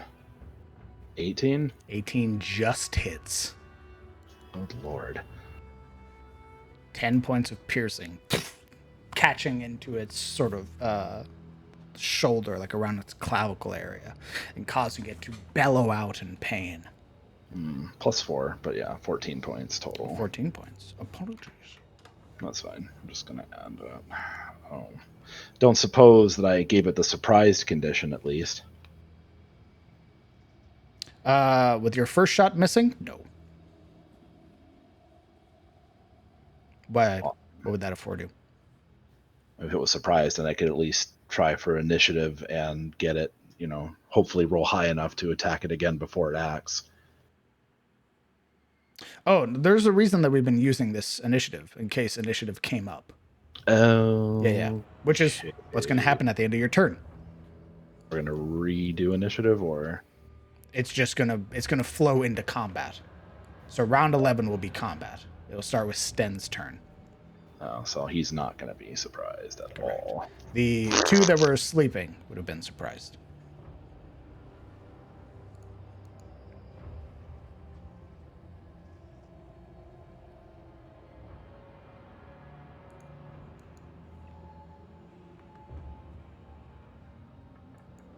Had that first hit managed, I imagine that the icon bearer with all of your bonuses would have been dead. Yeah, I was really, really hoping, but dice fucked me, so. Indeed. Is there anything else you were doing on your turn? There's really nothing else I can do. I don't have... Well... since stealth is basically pointless now, I can drop concentration on Pass Without Trace and throw Hunter's Mark at him instead, just for something. Okay. It's a bonus action of spell, so... Easy enough to do. Dropping your bonus, you instead put Hunter's Mark on the creature. All right. At least then I can get something out of it, so... Indeed. With that, combat begins.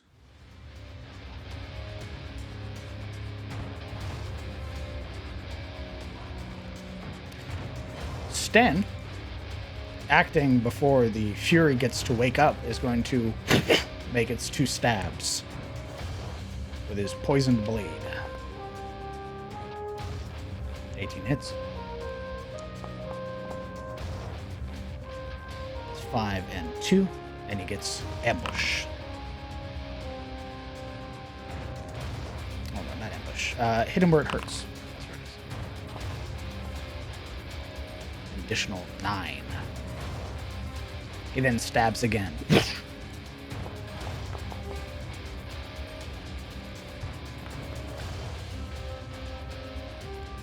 15 hits. For another 8 and 2. The Fury doesn't even get to yelp out in pain. It's dead.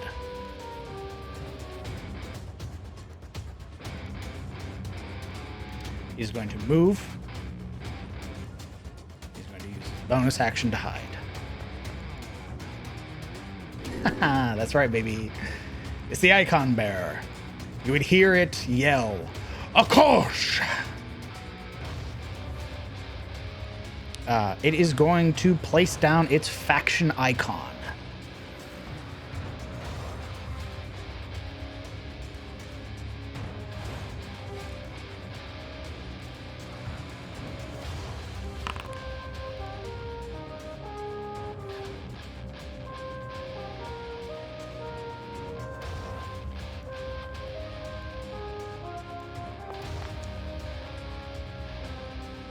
Okay.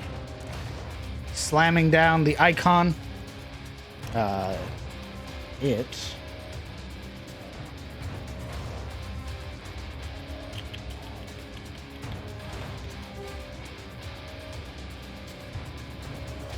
is going to begin shouting.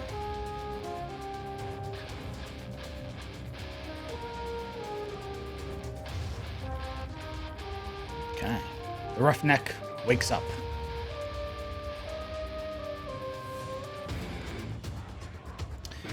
Hearing the sort of failed stealth roll, it is going to use Battle Fury and go into a rage, this blood frenzy that fills the roughneck as it begins to sprint. Hearing where the sound had been, it descends upon Sten. With Battle Fury, it gets its multi-attack. It's going to lash out with its hand axes. I just noticed that the description says Bugbear in it.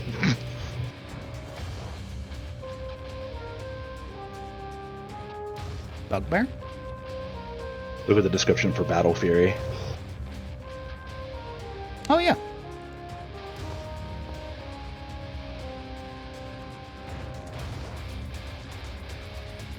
Okay.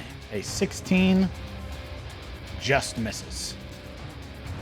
Another attack. Just misses. However, it does have advantage on the first attack it makes while inside the radius of the banner. 22 does hit. 5 points of slashing damage. Whoosh, across Sten. Kellen.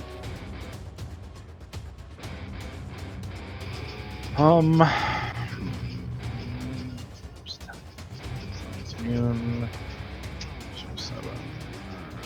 Okay. Is the banner something that has to be hit with melee in order to destroy, or can I shoot it?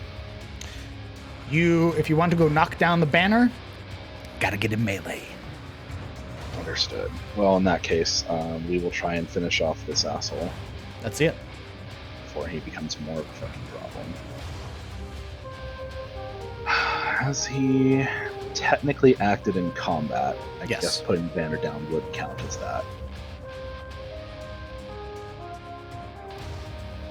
Here we go. Fuck. 16 misses. Come on. 15 does not hit either. Both shots, you would recognize now just how dense the armor of this creature is. Both strikes attempting to hit where the first one had, now catching against the large pauldron that it wears. The arrow sort of scattering across its surface. Okay. I'm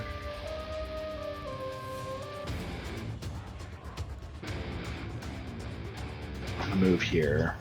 Try to get within range or line of sight. Something. Yeah, this is fine. Okay, movement. Attacks. That's it. All right. It is Sten's turn. He's going to lash out.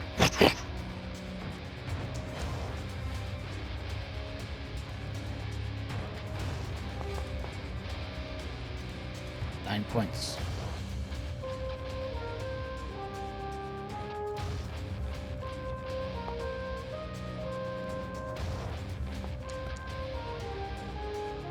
Eight points.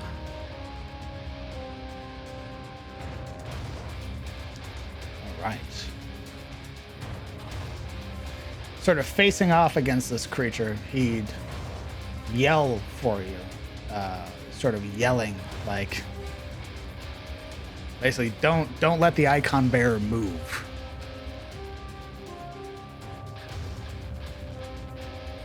You would notice that it does, as it also would regain 7 hit points at the start of its turn. Not lose 7, but gain 7.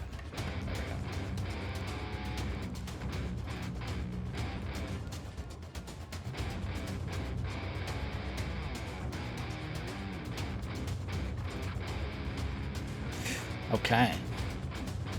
It is going to yell, Akash! Using its action. So long as the faction icon stands, the standard bearer uses their action to imbue their allies that are affected by the banner zone. Every morling inside the zone inflicts 1d4 bleed damage that lasts until the start of the icon's next turn. And he, seeing where Sten is going to move up. He's going to lash out with his scythe sword. Is it like reach or something? It is. Reach of 10 feet. Fuck. He has advantage because he's still within the zone. Holy shit. And the bleed is doubled as well.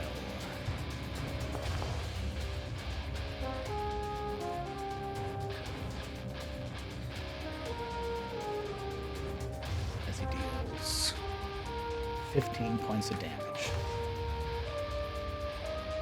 Sten is going to use hurried backstep and is going to away.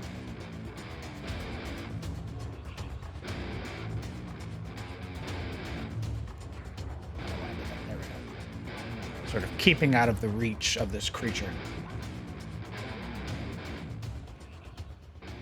Sort of holding on to his wound. What? Kind of an oddly worded ability. It doesn't provoke an attack of opportunity. How can it miss? If he gets attacked and that attack missed, he gets to make an attack as he backsteps. But because he got hit, he can only make the backstep without provoking further attacks of opportunity. Because you could backstep and it'd have hit you, but then also use its reaction to hit you again. That's what that avoids. Ah, gotcha. The Roughneck heals for 7 and is going to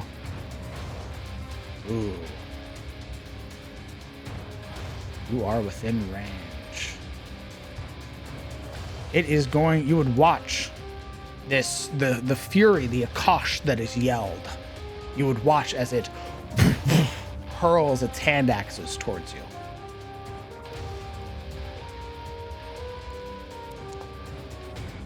$16. Yep. That is 4 points. You would also bleed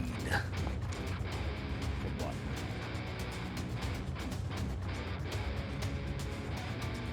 Okay. It'll then throw its other axe. A 13 misses, I believe.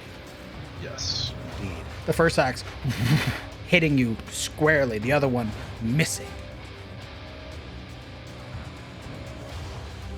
You would take 1 point of bleeding. Okay.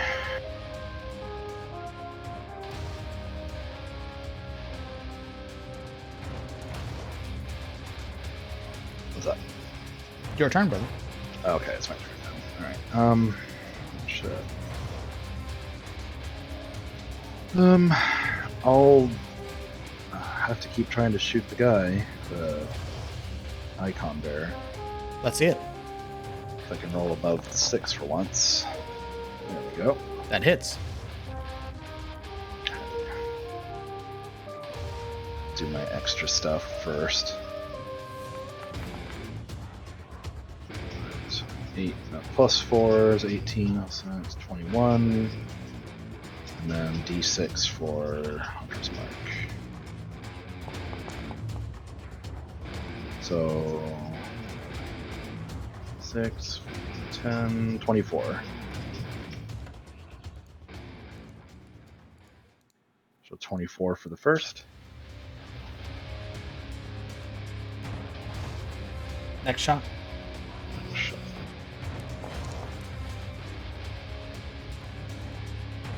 The 12 misses.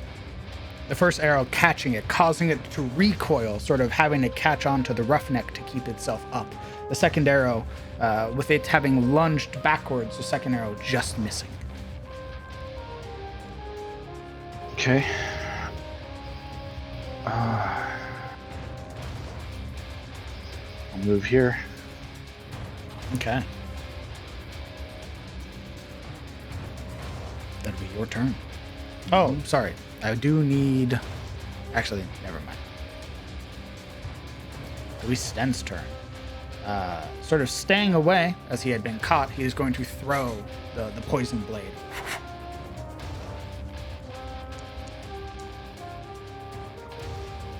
Eleven misses. He would also take 5 points of bleeding. That bleed having really fucked him up. As he sort of throws the dagger returning to his hand, he tries to throw it again, this time only really catching against the wall as it returns to his hand again. And he's sort of gripping at where the scythe blade had cut him.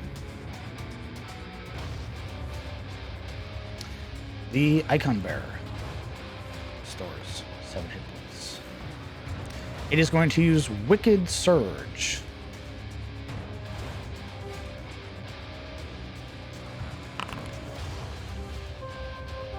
As it shouts for blood. This Morling gains a bonus, now becoming empowered by the icon bearer. As well, seeing that you are taking cover, the icon bearer begins to avoid your line of sight. It would shout for its companion to go forth. And it will. In a frenzy, gaining 7 hit points, it lashes out against Sten, making its attacks. With what weapon? Does it have like a ton of hand axes? Yes, that's its whole bit. Oh. It has a limited number of them, but to its attack rolls. All right. So it gets a +2 to its attack rolls against Sten. He's out of the thing now. Does he not have advantage anymore?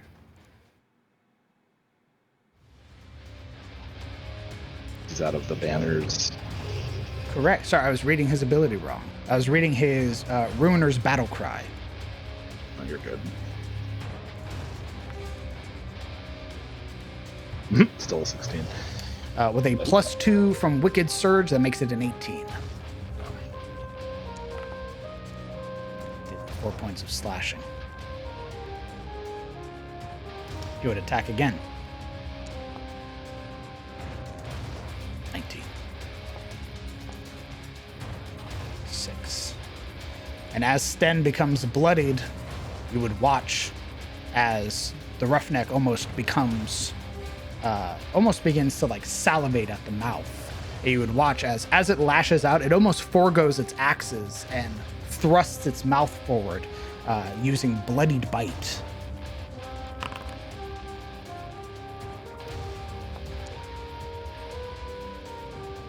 $17 would just hit.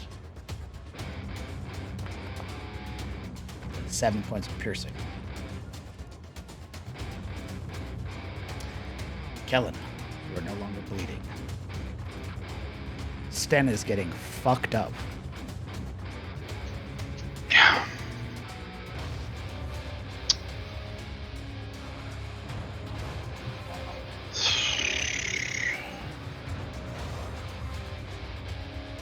How's the one that he's fighting looking, damage-wise? Very healthy.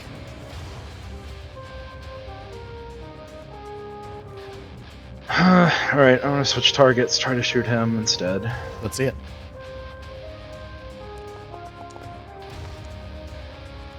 A 15 hits. Oh, good. So it's 14.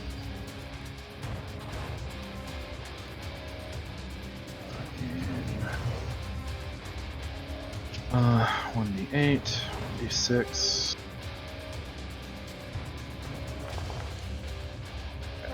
Another 10 damage. Okay. And then the second shot.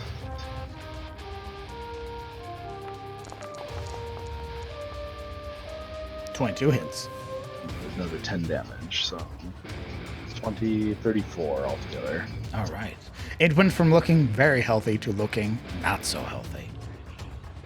As those arrows strike its back, sort of causing it to lurch forward, it would just begin to rage. Oh, Jesus, I'm a moron. That's all piercing damage, yeah. Yeah. With Battle Fury, it has resistance to bludgeoning, piercing, and slashing.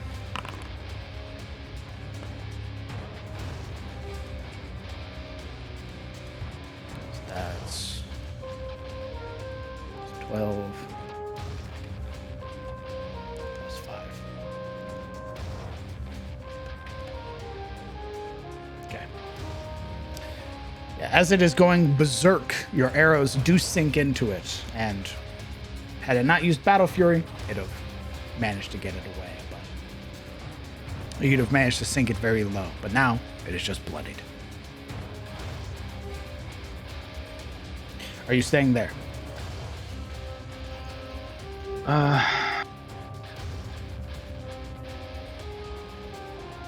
I'll move up and try to, like, make myself a target of it. A target of it? Yes. Okay. Sten, bloodied as he is, he's going to use another charge of Exploit Opening.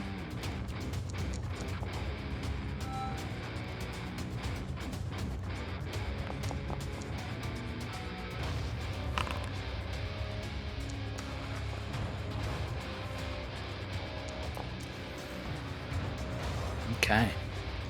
You would watch as it turns around to look at you. You would watch as he swings the dagger sideways, catching against this creature's neck. Reduced to half. Reduced to half. Why is it doing quarter? What the fuck? Oh, give me half. What the fuck? Alright. Give me a second.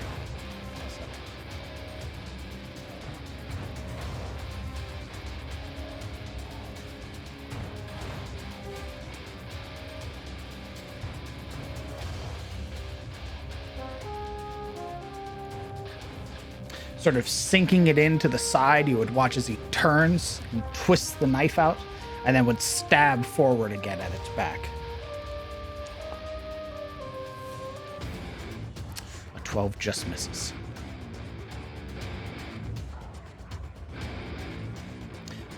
He is going to use his bonus action to disengage.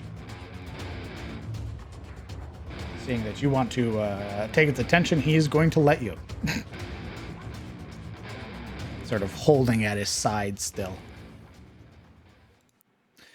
The icon bearer goes.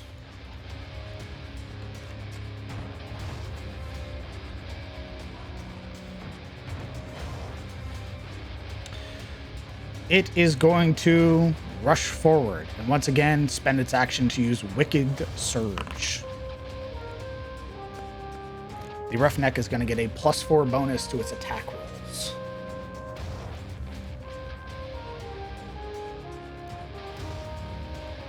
It is going to rush you.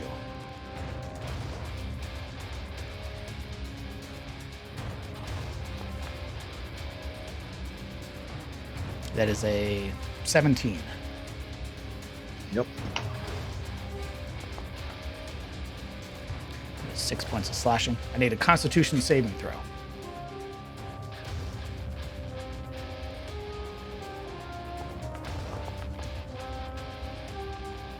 Nope. Your Hunter's Mark falls off. It attacks you again.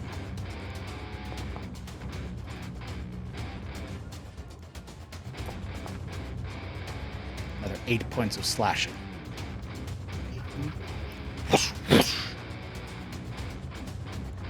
Your turn.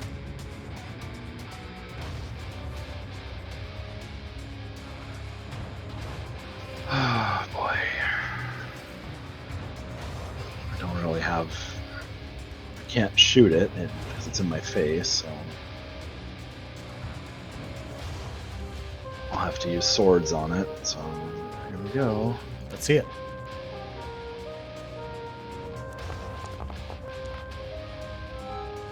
A 16 hits. And even with the reduced damage, reducing that 10 down to 5, more than enough to cut this creature down.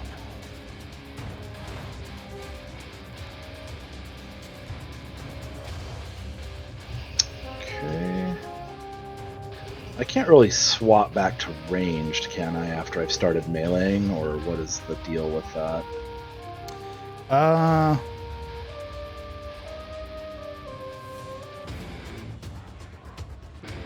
Ooh, hold on. Let me double check. Yeah, I was kind of confused. I was like, well, you know, it's kind of hard to say.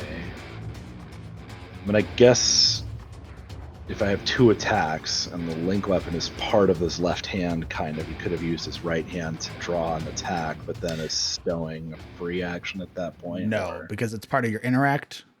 Like interact with object action, you only get one of those. So that'd have been drawing your weapon, attacking. So to make it simple, just stay in melee. Yeah, so at this point he'll use his movement to go up there and use his second attack on this guy with the same weapon. Ugh. A 15 is caught against the scythe sword now, as you and this icon bearer are stuck in this battle of might. I'm gonna do offhand at least, or try to. Yeah. This would be with the Offhand still doesn't hit, so whatever. Indeed. Now it is just sort of just trading blows between each other. Yeah. However, it is just the icon bearer that's left. Mm-hmm. Right. Sten looks fucking hurt. My man is brutalized right now. He is going to start making his way around to try and flank the icon bearer, setting himself up. The icon bearer goes against you.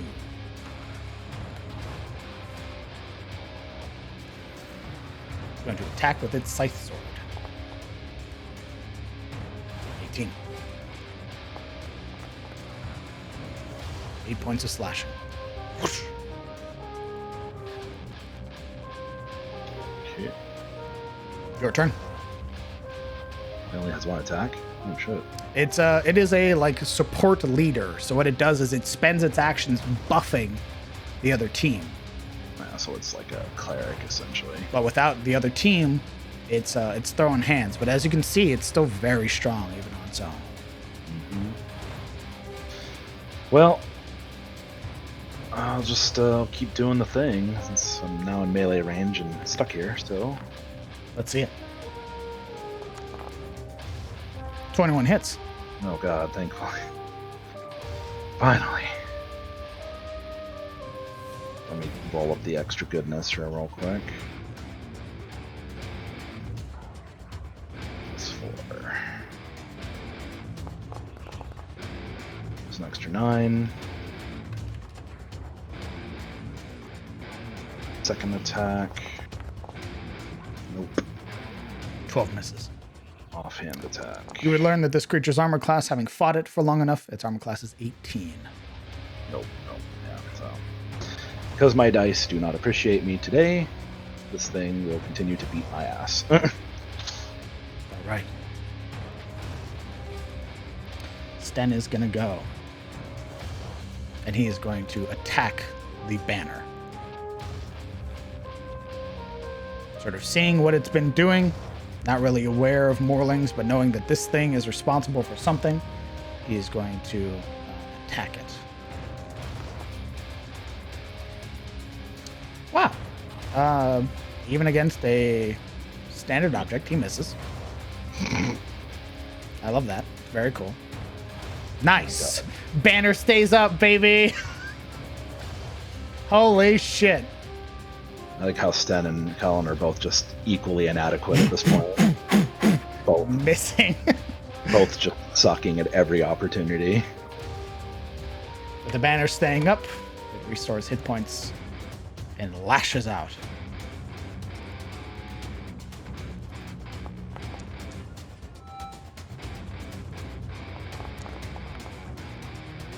That's 12 points of damage. And as you are bloodied, it'll whoosh, bite out with bloodied bite.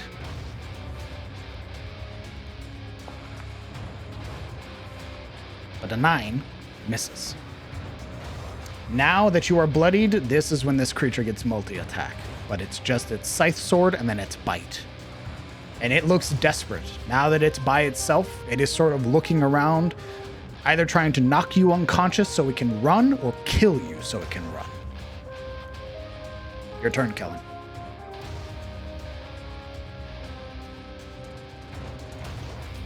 Okay, well, we're gonna keep trying, keep struggling. That's it. Struggle it is. Jesus Christ. My kingdom for one hit. Fucking hell. I think instead of the breastplate, it would behoove you to ask Reynold for a weapon. Well, normally I'm not in fucking melee. Sten is going to attempt to bring down the banner again.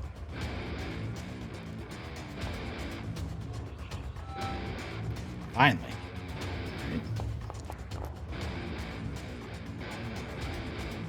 Okay.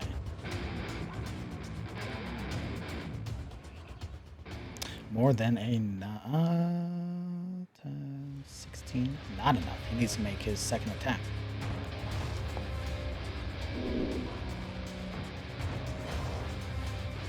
He's going to use the last charge of Exploit Opening.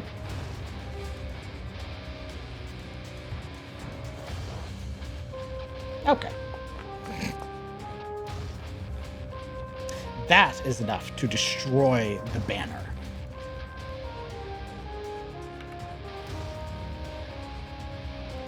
That buff falls. However, the icon is destroyed. The icon bearer flies into a frenzy, and it'll begin to attack recklessly. Meaning that attacks against it will roll at advantage with its attacks, and attacks against it will have advantage. Okay.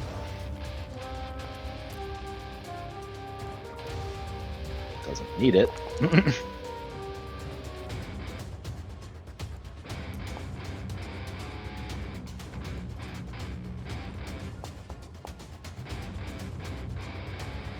Jesus Christ. You go, Kellen. All your attacks will be at advantage. At least there's that. A 20 hits. Thank God. Extra damage.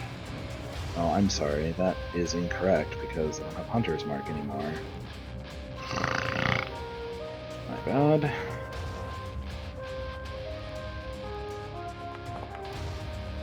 It's just that with the 4. Another 7. It's my first attack.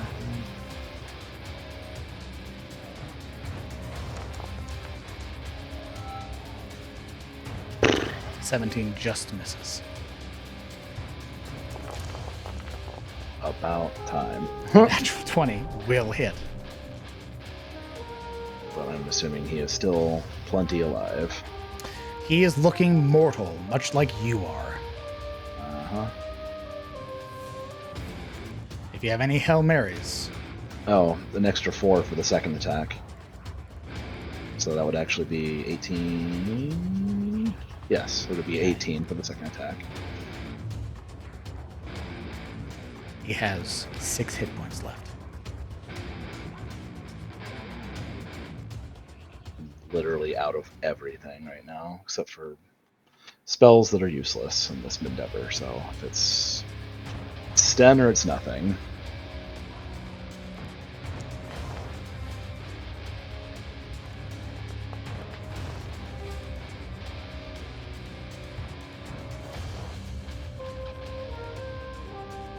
Approaching, as you are facing off this intense battle between you and the icon bearer, you would watch as the creature's body sort of violently shudders mid-swing, as if it's about to like close down on you.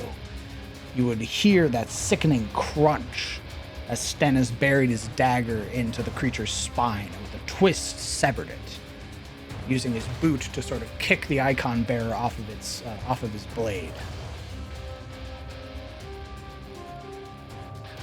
It is dead. And with that, combat is over. Mm-hmm.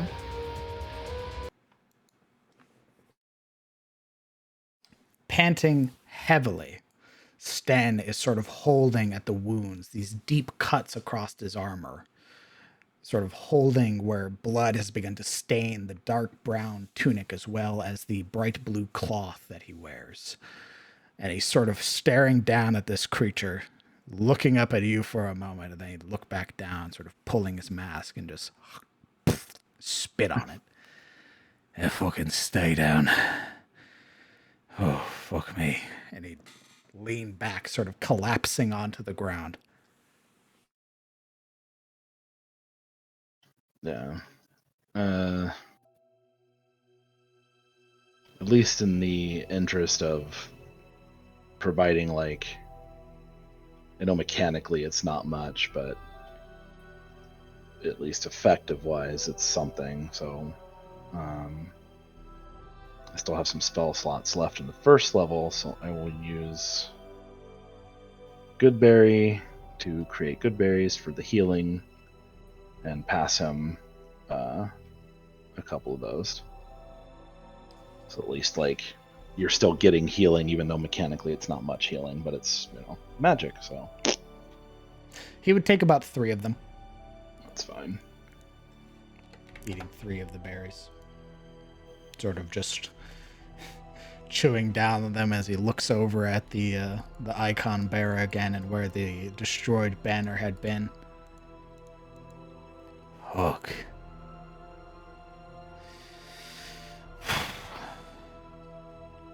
Hey, good job not dying. I don't feel like it was a good job, but No, I didn't say it was a good job. I said good job on not dying. Well, I almost did, I think. He's gonna eat some of his own berries. I'll do 3 of them as well. Fuck me.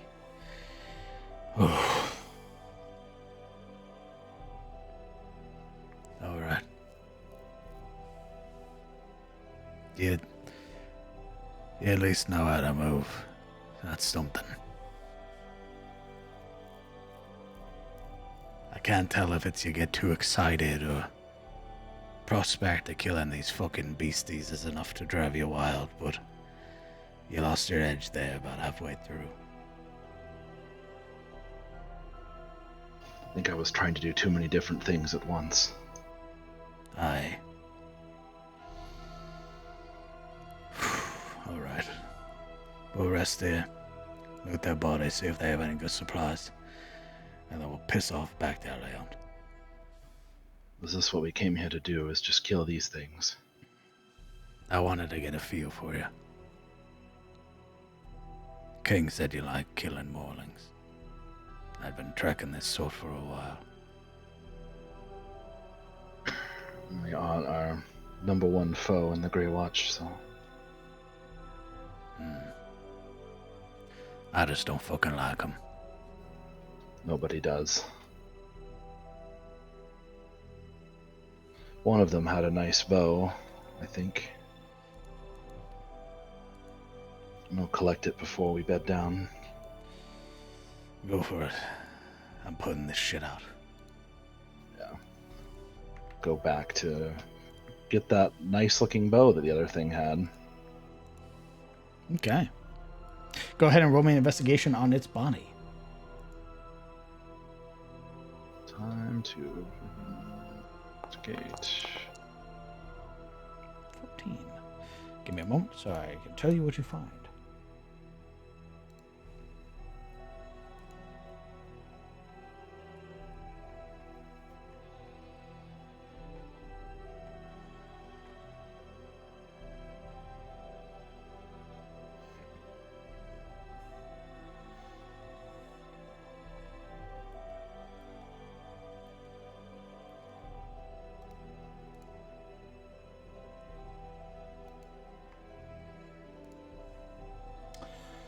Okay, you would indeed find the longbow. And just sort of looking at it, judging at its make, this is very obviously a repurposed bow. This is something that this Morling got off of another person. This appears to be like a masterwork longbow.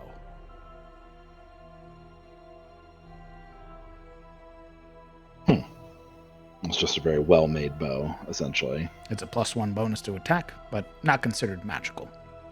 Well, still not nothing. Did it have anything else on it since I'm here? Or? Indeed, you would find its sort of splayed out quiver. Actually, no, you wouldn't. Its quiver would be destroyed. You would find...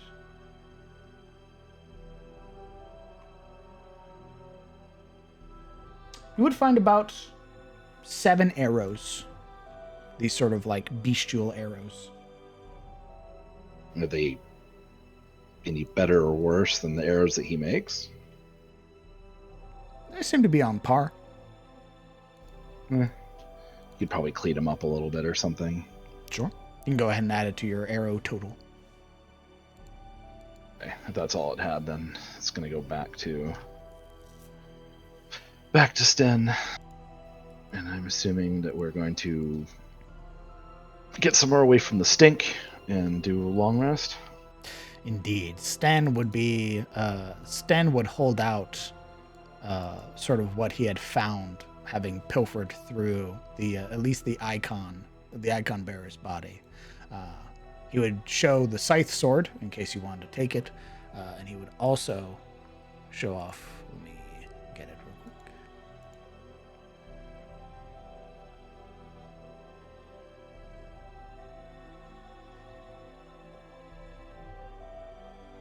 He would also show off what appears to be like a stack of medicinal herbs.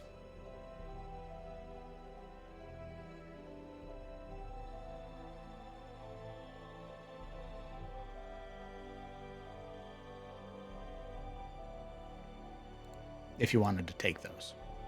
Yeah. Okay. As well. I'll add them to your sheet. Sounds good. Never know when those would be handy. I'll put it in your journal, in fact. Masterwork longbow. Scythe sword. All right. Chucklefuck. Erasing my stuff. You said to add the arrows. Sorry, I didn't know you were a thing. Masterwork longbow. You know what? You don't get anything anymore. Yeah, it's just gone. You know what? It Fuck disappeared. It vanishes.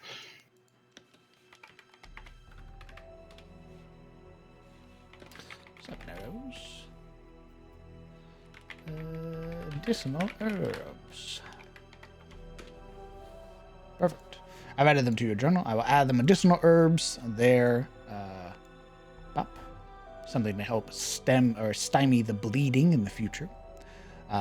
And potentially in the future, you could sell or trade that Masterwork longbow.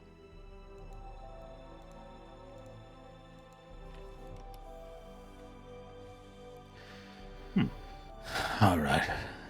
Come on.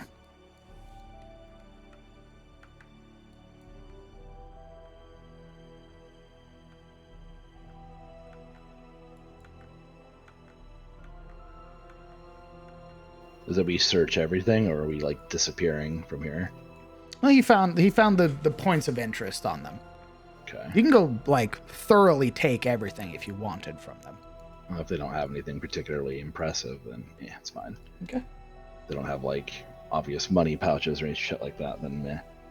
Oops, that's not what I wanted to do. There we go. Okay.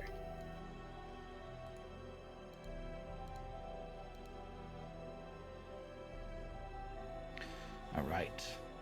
The destination having been reached, the night having been successful, he is going to suggest that you push on at least to the next hex and take a rest. This will actually no, it'd be the same hex. He would be fine with the same hex. And you guys would rest for the evening, sort of taking in one of these small burrows that are nearby, and Sten sort of setting up some foliage to cover the front of it. You both are able to rest with no issue. Go ahead and hit the long rest button. Okay. Okay. This is day 3.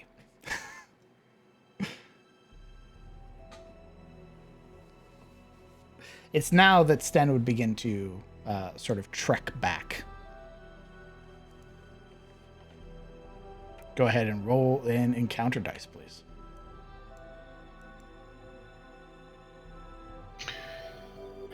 Let's see here. 2d12.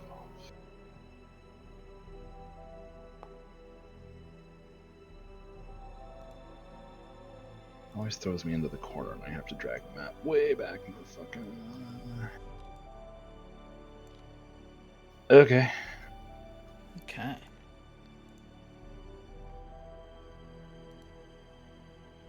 With a 5, give me just a moment.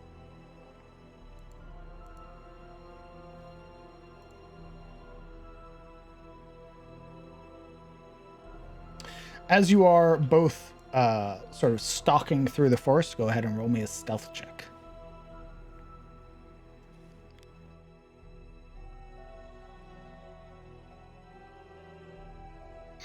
Stealth check.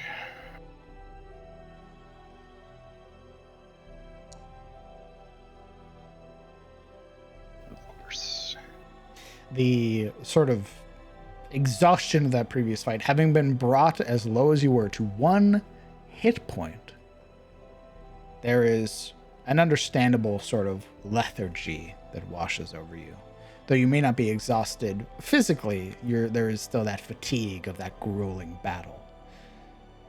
However, as you are all walking, you and him would both spot the sort of movement, this dense brown fur of a brown bear that is sort of patrolling through the woods, sort of sniffing at the ground, pawing at the earth and sort of just digging up these large sort of mounds and then sort of keeping its movement around. What do you do? It was like, we can't go around this kind of thing type of situation. You can certainly try. Or I can just use, what is it? Primeval awareness on it. Sure. Spending a spell slot. I believe it does require me to shake 2 senses by spending 1 uninterrupted minute. 5 miles. I think I have to use it regardless. I thought it was only one part of it, but I'll just say it. Try there. Throw that out there. Okay. And then that way I can communicate more or less with the bear. He'll approach it and... It sort of turns, and you would understand that upon seeing you, there's the immediate wariness. And it sort of begins to do that loud, like low roars that they do, where it sort of makes itself a little bit bigger. Yeah. And then just try to read its, emotional state, magic, what it needs, and any actions I can take, if any, to persuade it not to attack us. It's hungry. Well, good berries last for 24 hours, and I still have 4 of them. It wants all your good berries. Very well. It is offered 4 of the remaining good berries, meaning that I have none left. This thing is going to get fat as hell. That's what it wants, baby! Yeah. Just turns into a giant balloon, just... Eating the berries, it basically gives you the, yeah, you can pass. Like, all right, I won't hold you up anymore. Eating the berries, it would fuck off into the woods, sort of leaving you as Sten alone. And Sten sort of relaxed against his blades for a moment, sort of watching you. You talk to those things, do you? Sort of. It's more like sort of an instinctual conversation. Instincts. I just have to know what they want. That one wanted your fucking berries. But it might have tried to attack us for them rather than just letting me feed it. Hmm. Go on.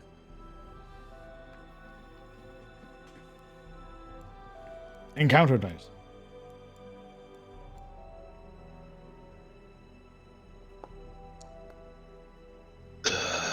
I will use the other thing. Spending a charge? Yeah. That's it.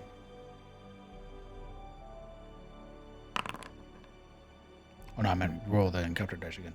Oh, sorry. It's all right.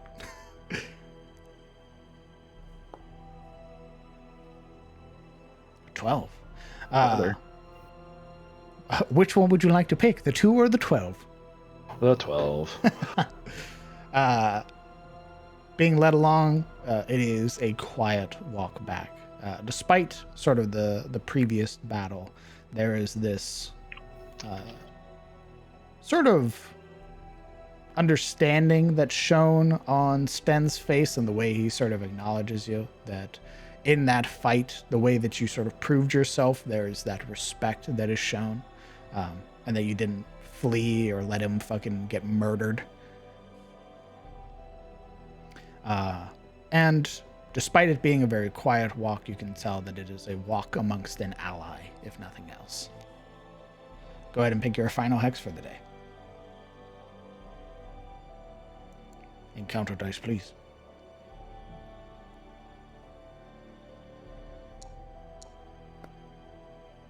Not bad. Okay.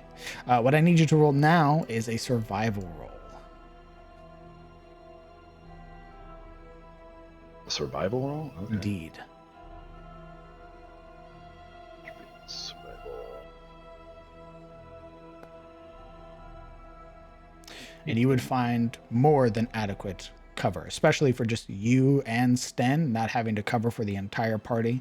You're able to find another of those little ditches, something that's easily concealable, so that way you and Sten can rest without having to take watches. Okay. It's like just doing our long rest here. Indeed. This is your final hex, after all. Cool. Get my spell slots back. Huzzah! Perfect. Start of the new day. Go ahead and you guys are almost back.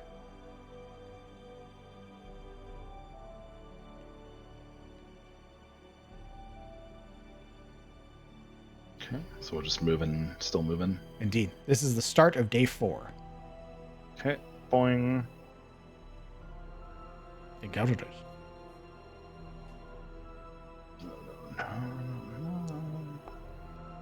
Gonna roll. There it goes. Passing through this portion of the deep woods, that serenity is still present.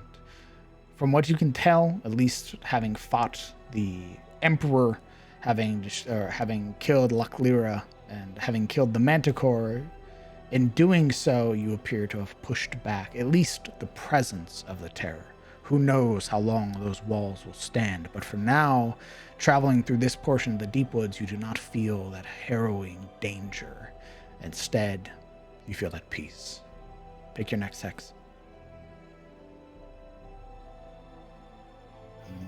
Can we avoid the Grix if we travel into this, since we know more or less where their hunting ground is? Indeed.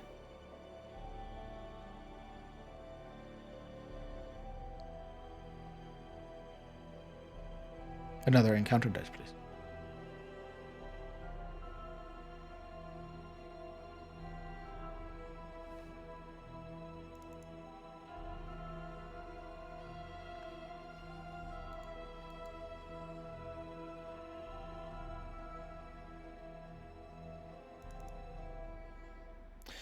As you are sort of traveling out here, you would sort of see them before they see you, especially if you roll me a stealth roll. Stealth roll.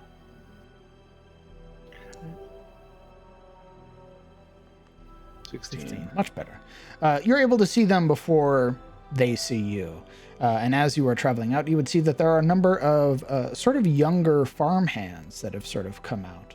And they are just sort of, it appears to be looking for something. You would see 2 of them have their longbows sort of resting on their, or sort of looped over their shoulder, their attention, sort of just very casually walking through the forest. You would hear one of them eventually do some sort of whistling sound,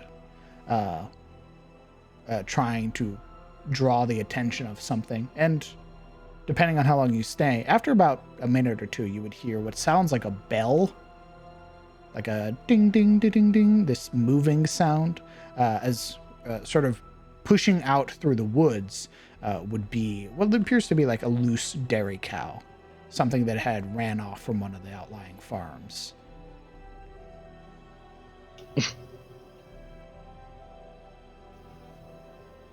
The dairy cow is just wandering out here. Yeah, it got loose from its pen and just sort of wandered out. So these farmhands came looking for it and found it. Oh. Interesting. But are we avoiding them, or? Sten doesn't appear to be going near them at all. In fact, you can see as he's sort of like crouched down, the hand is still resting over the hilt of his blade, just sort of watching them very intently. Well, Kellen will motion to him, just like, just farmers. Not a threat. Every boy on Tyros knows how to use a bow. Well, don't give them a reason to.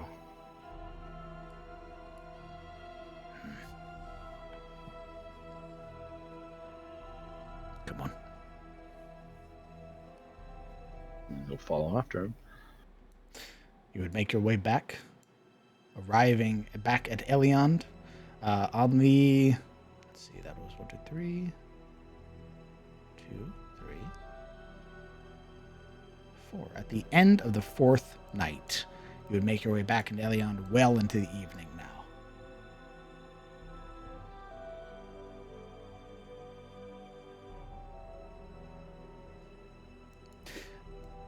Arriving back, well into the evening as you are, Sten would sort of have guided you back here to the Watch Hill and sort of tells you If you'd like, because you're not a talker, I'll train you for as much time as you got.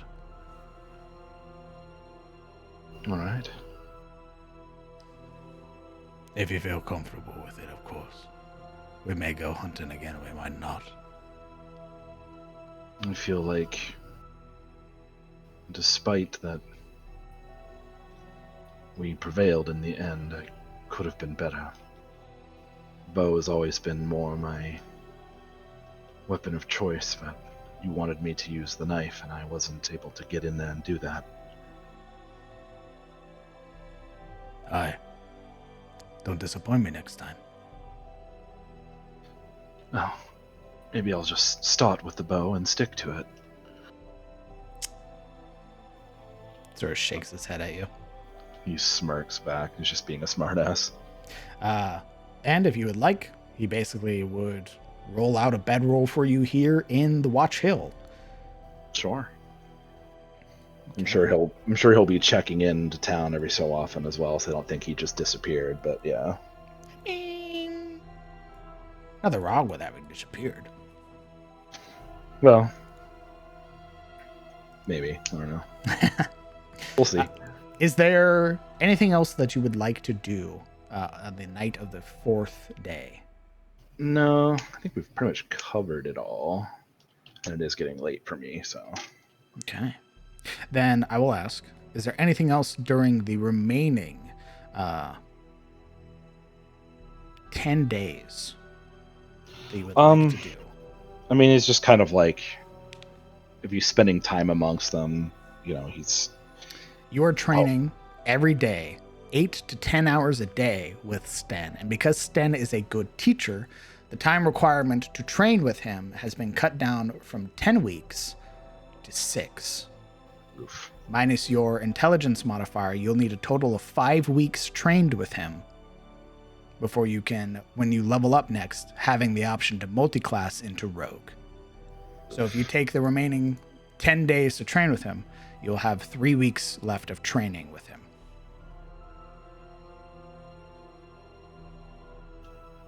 Yeah, well, obviously we're not going to have enough time now, but maybe if we get more downtime later or something, I don't know. That is the plan. This is meant to be now a sort of reoccurring thing, is that you'll go out on a block of an adventure, like hunting the phase spider, come back, downtime for X amount of time. Rinse and repeat ad nauseum.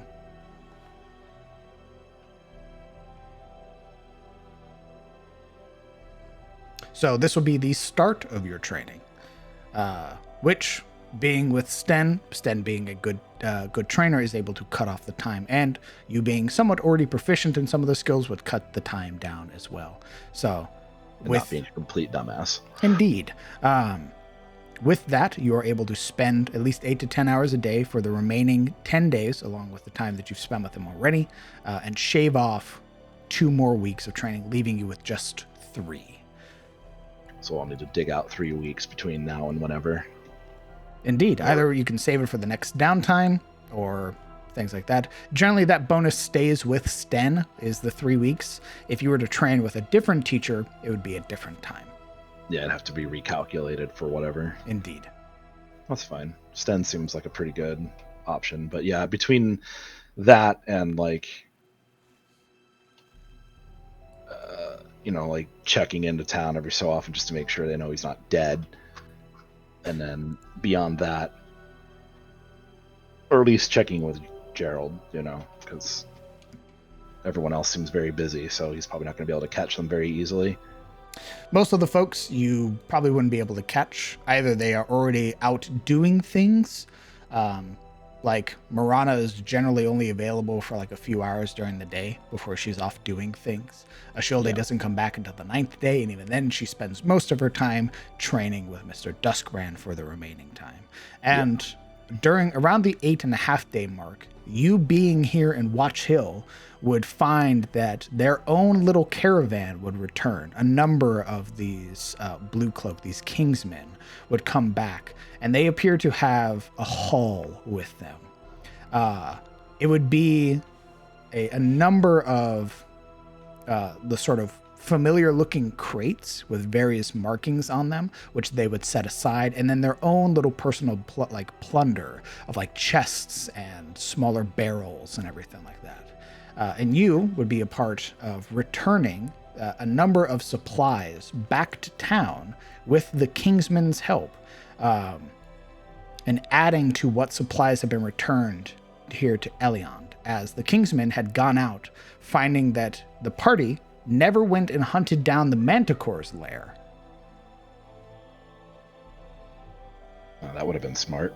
Whoops. The Kingsmen, taking it upon themselves, their own initiative, went out to go hunt down the Nightmare Manticore's lair, found the supplies as well as the treasure, kept the treasure, and have now brought the supplies back to Eliond. Well, at least the town got some supplies, so that's not a bad thing. Indeed. So, on the 9th day, all of the shops will be updated, and that's why the shops offer more services, which is like they're able to silver weapons, they're able to upgrade armor.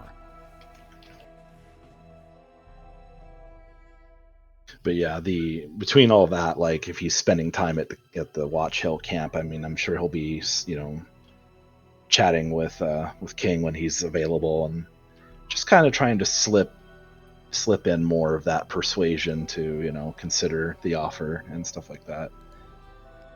They'll have those conversations, maybe he'll ask questions and stuff so that he can answer. Okay. Trying to just kind of like sell the idea about it. The biggest thing that you would learn about King is that the huge hang up on this, the more massive hang up on this, is that if they were to join, his worry is that he doesn't get to come in and be like a captain or anything like that. Like, he's not going to be in a position of leadership. As well, that might be something that could be kind of arranged. As well, the idea that his men would get split up.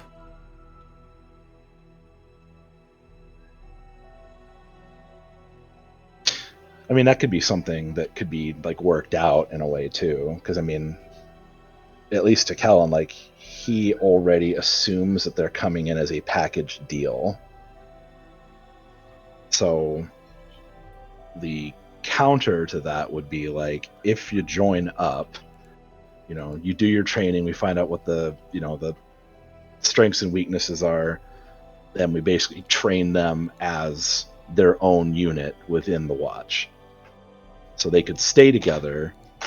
He could still lead them as a squad. Because I mean, he doesn't want them to be broken up. He just wants them on their side.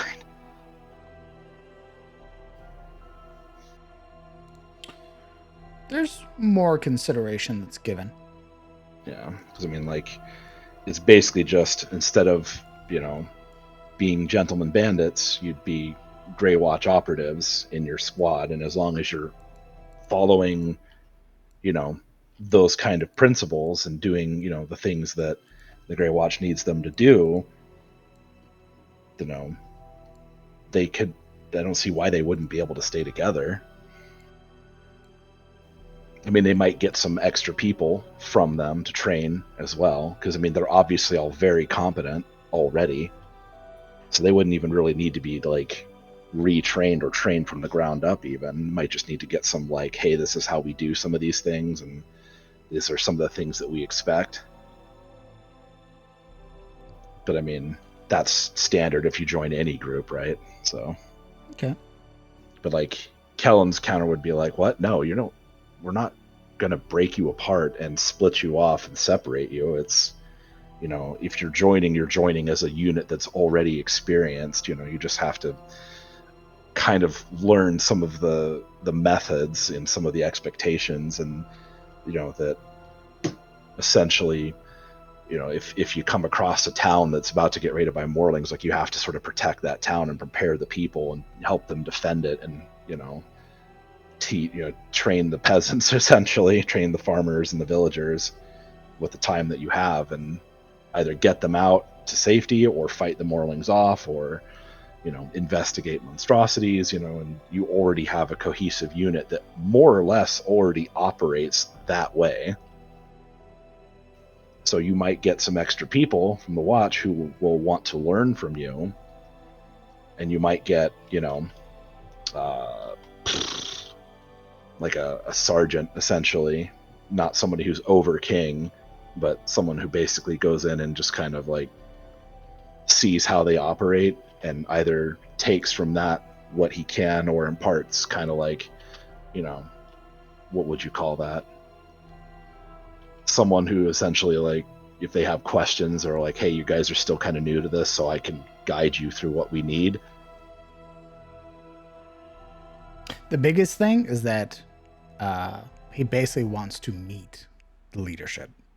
Oh yeah, I mean that would be assumed.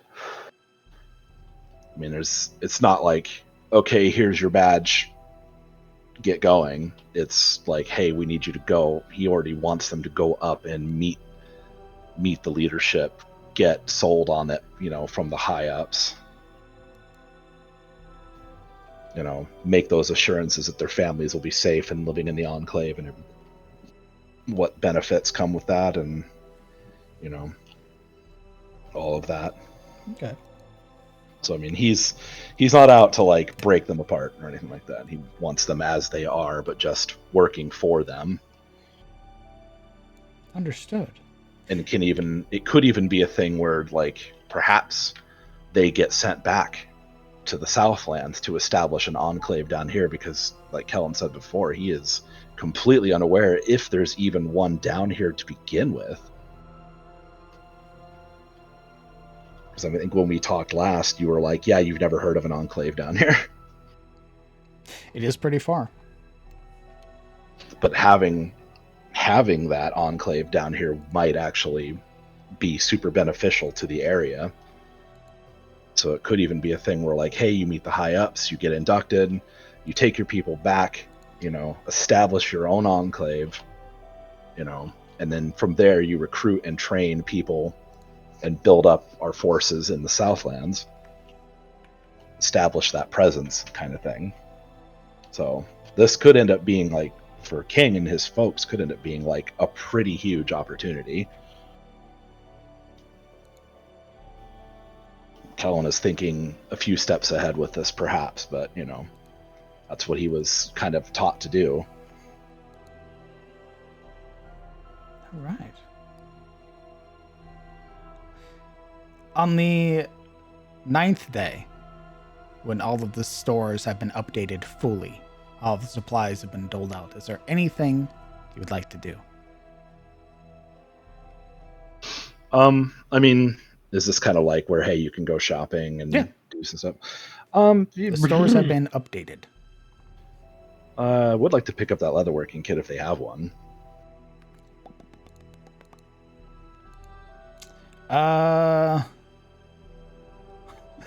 They have smith's tools, potter's tools, mason's tools, glass blower's tools, weaver's tools, cook's utensils, wood carver's, alchemist supplies, and climber's kits. Not leatherworking. The gentleman and lady both in charge of the leatherworkers, led by Cynthia Thane. Cynthia's whole sort of deal is that she is more than happy to trade with folks and sort of work with folks, but she's not too keen on giving out the tools of her trade to just anyone. Last thing she needs is another shop showing up. He's not doing that. He just, for in the field repairs and checking hides and stuff like that. But that kind of thing. But if they don't have it, I guess they don't have it.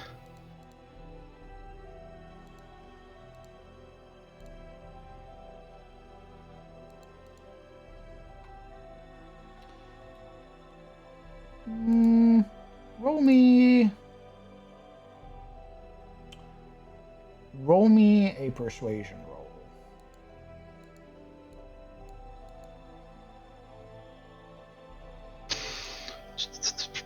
Persuasion. Go. 15. 15. Okay. She's willing to sell it to you at a premium. Of what is that? Meaning that Unlike before, where everybody else usually gives you the barter price, this is the sort of upmarked price. What's the upmark price? Well, she is willing to sell it to you for 40 gold. The kit itself usually is 20 gold.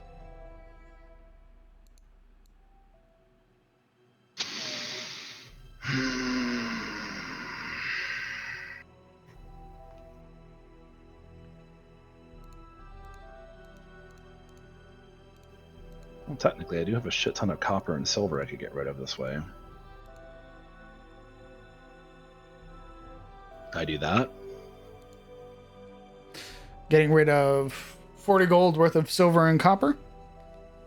Mm-hmm. Probably mostly copper, to be honest. Let's see. 121.6. 120. Hold on. 10. Well, actually, no, it'd be like 20 copper per gold, right? 20. Transaction.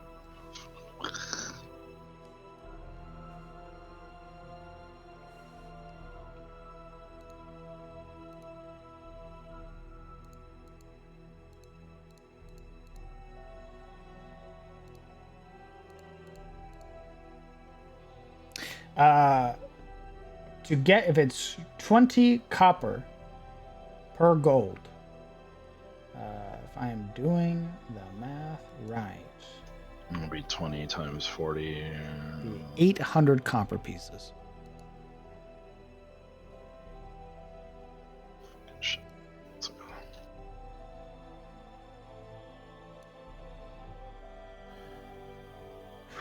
Want you to know, if you pay in mostly copper, she will beat your ass. I don't.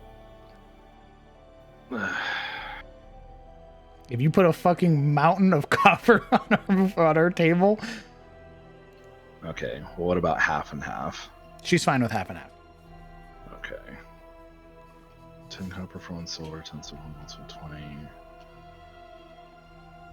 Wait. 400 copper, 200 silver. Perfect. So, So what you can do on your character sheet is, if you highlight your copper, so that way the full total is highlighted, and then you do minus 400, it'll do it from the total, and then you can do the same thing for silver.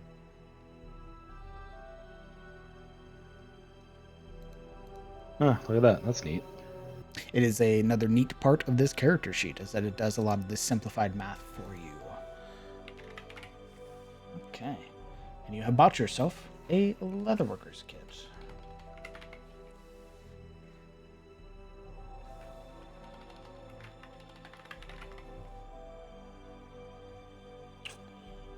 A leatherworker's tools. There you go. Cool. Finally. Finally.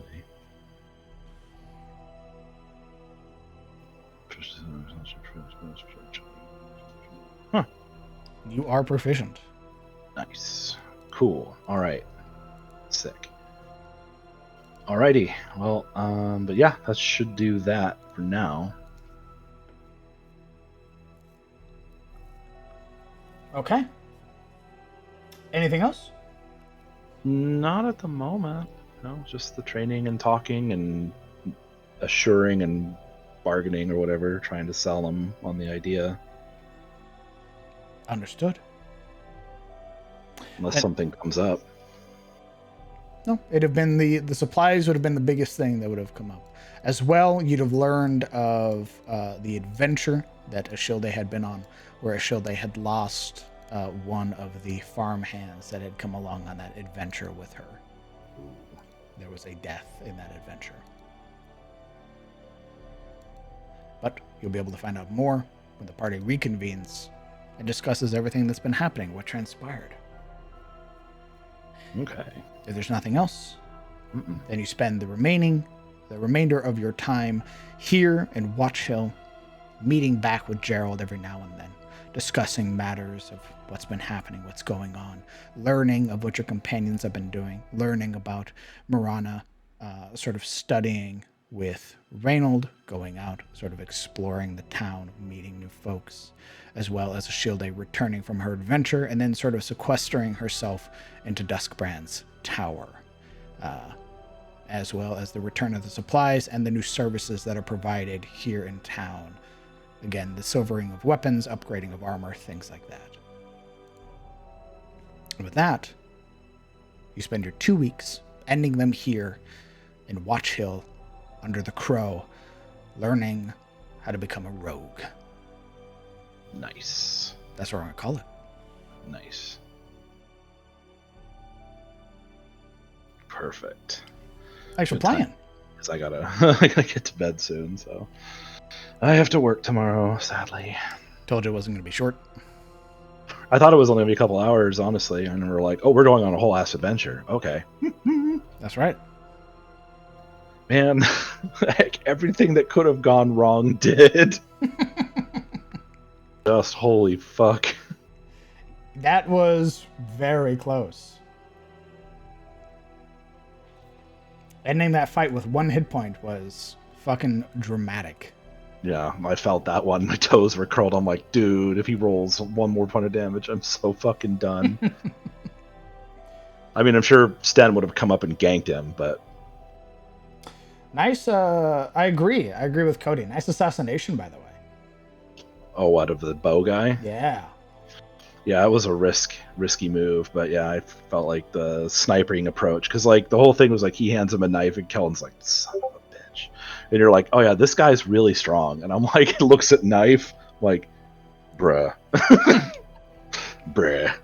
Stick to what you're good at, Kellen. Don't try to become the assassin rogue you definitely aren't. I was like, well, maybe he can drop down on him and do like that Assassin's Creed jump kill kind of thing, but I'm like, no. I'm not gonna be able to chew through that many hit points with just that. It would be such a scuffle. There were certain parameters involved for getting like insta kills in those situations. Oh, really? Yeah.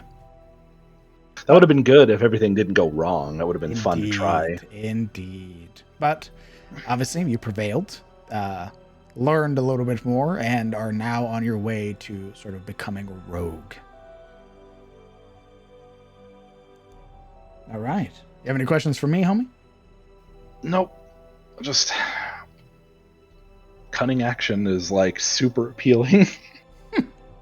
Just like that would just make everything so much better. It would make it feel very complete the way that he fights already, is to have that option. Okay. And then, just sneak attack ain't half bad either to add into that shit. As if when all the stars align, he doesn't already do a shit ton of damage. Agreed. He does do a lot of damage when the stars align. Yeah, when everything goes super well, it's like, and like it's a favorite enemy, especially, it's, with Hunter's Mark, it's a very high damage potential, and then you add a sneak attack on top of that, and it's just a nice little cherry on top. Like, but again, stars have to align. All right. Well, that's all, homie. I'm gonna mute up and then start setting up some other stuff and see if the other folks are around and able. Sure. All right, I'll head out. But yeah, thanks for the solo session. It was actually really fun, despite the frustration of the dice just being like, "Hey, remember us?" I'm glad you had fun. Thankfully, you were not nearly as bad as Murano's luck. Murano rolled I believe, an equal amount of natural 20s and natural 1s. Which is to say a lot of natural 1s. So yeah, count yourself lucky. Fair enough. All right, man. Well, good night. Yep. Good night, chat. All right. Gamers, I'm going to take a break. I'm going to go see if the other person is around and if they feel like they'd be confident enough in a solo session tonight. I imagine it would also be a very lengthy endeavor, given everything that is happening. As well, I'm starving again, smile. So, yeah, I'm going to go talk to that person, see if everything works out, and go from there. So I will return in just a moment. And then if I come back and everything's good, we'll continue. If not, I'll come back and we'll call the stream there. So I hope you guys have a fantastic night. I'll be back. Also, good night, rookie. Thanks for hanging out, brother.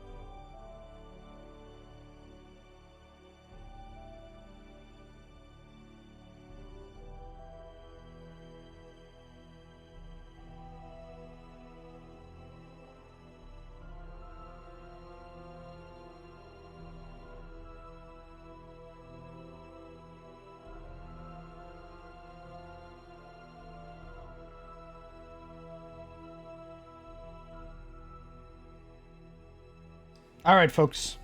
That's going to be it for tonight. The individual that I was preparing for their next solo adventure is too tired. So that'll mean that today... Oh, excuse me. Jesus. Reflux, I'm dying. Today will be their solo session.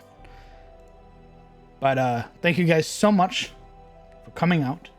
I appreciate every single one of you. And I hope that you guys have been enjoying these solo sessions. They've been a lot of fun, and I've had a ton of fun running them. I feel like it's really nice to be able to just shine the spotlight onto a character who maybe hasn't had it for a while. And sort of bring them back into the fold. So, ton of fun. We'll be doing another one today. I do not, it might be as long as this one. They've all proven to be about 5 hours long, if not longer. So about an actual session. So that's fine by me. I love running D&D, so I have no issues there. And I thank you guys for tuning in.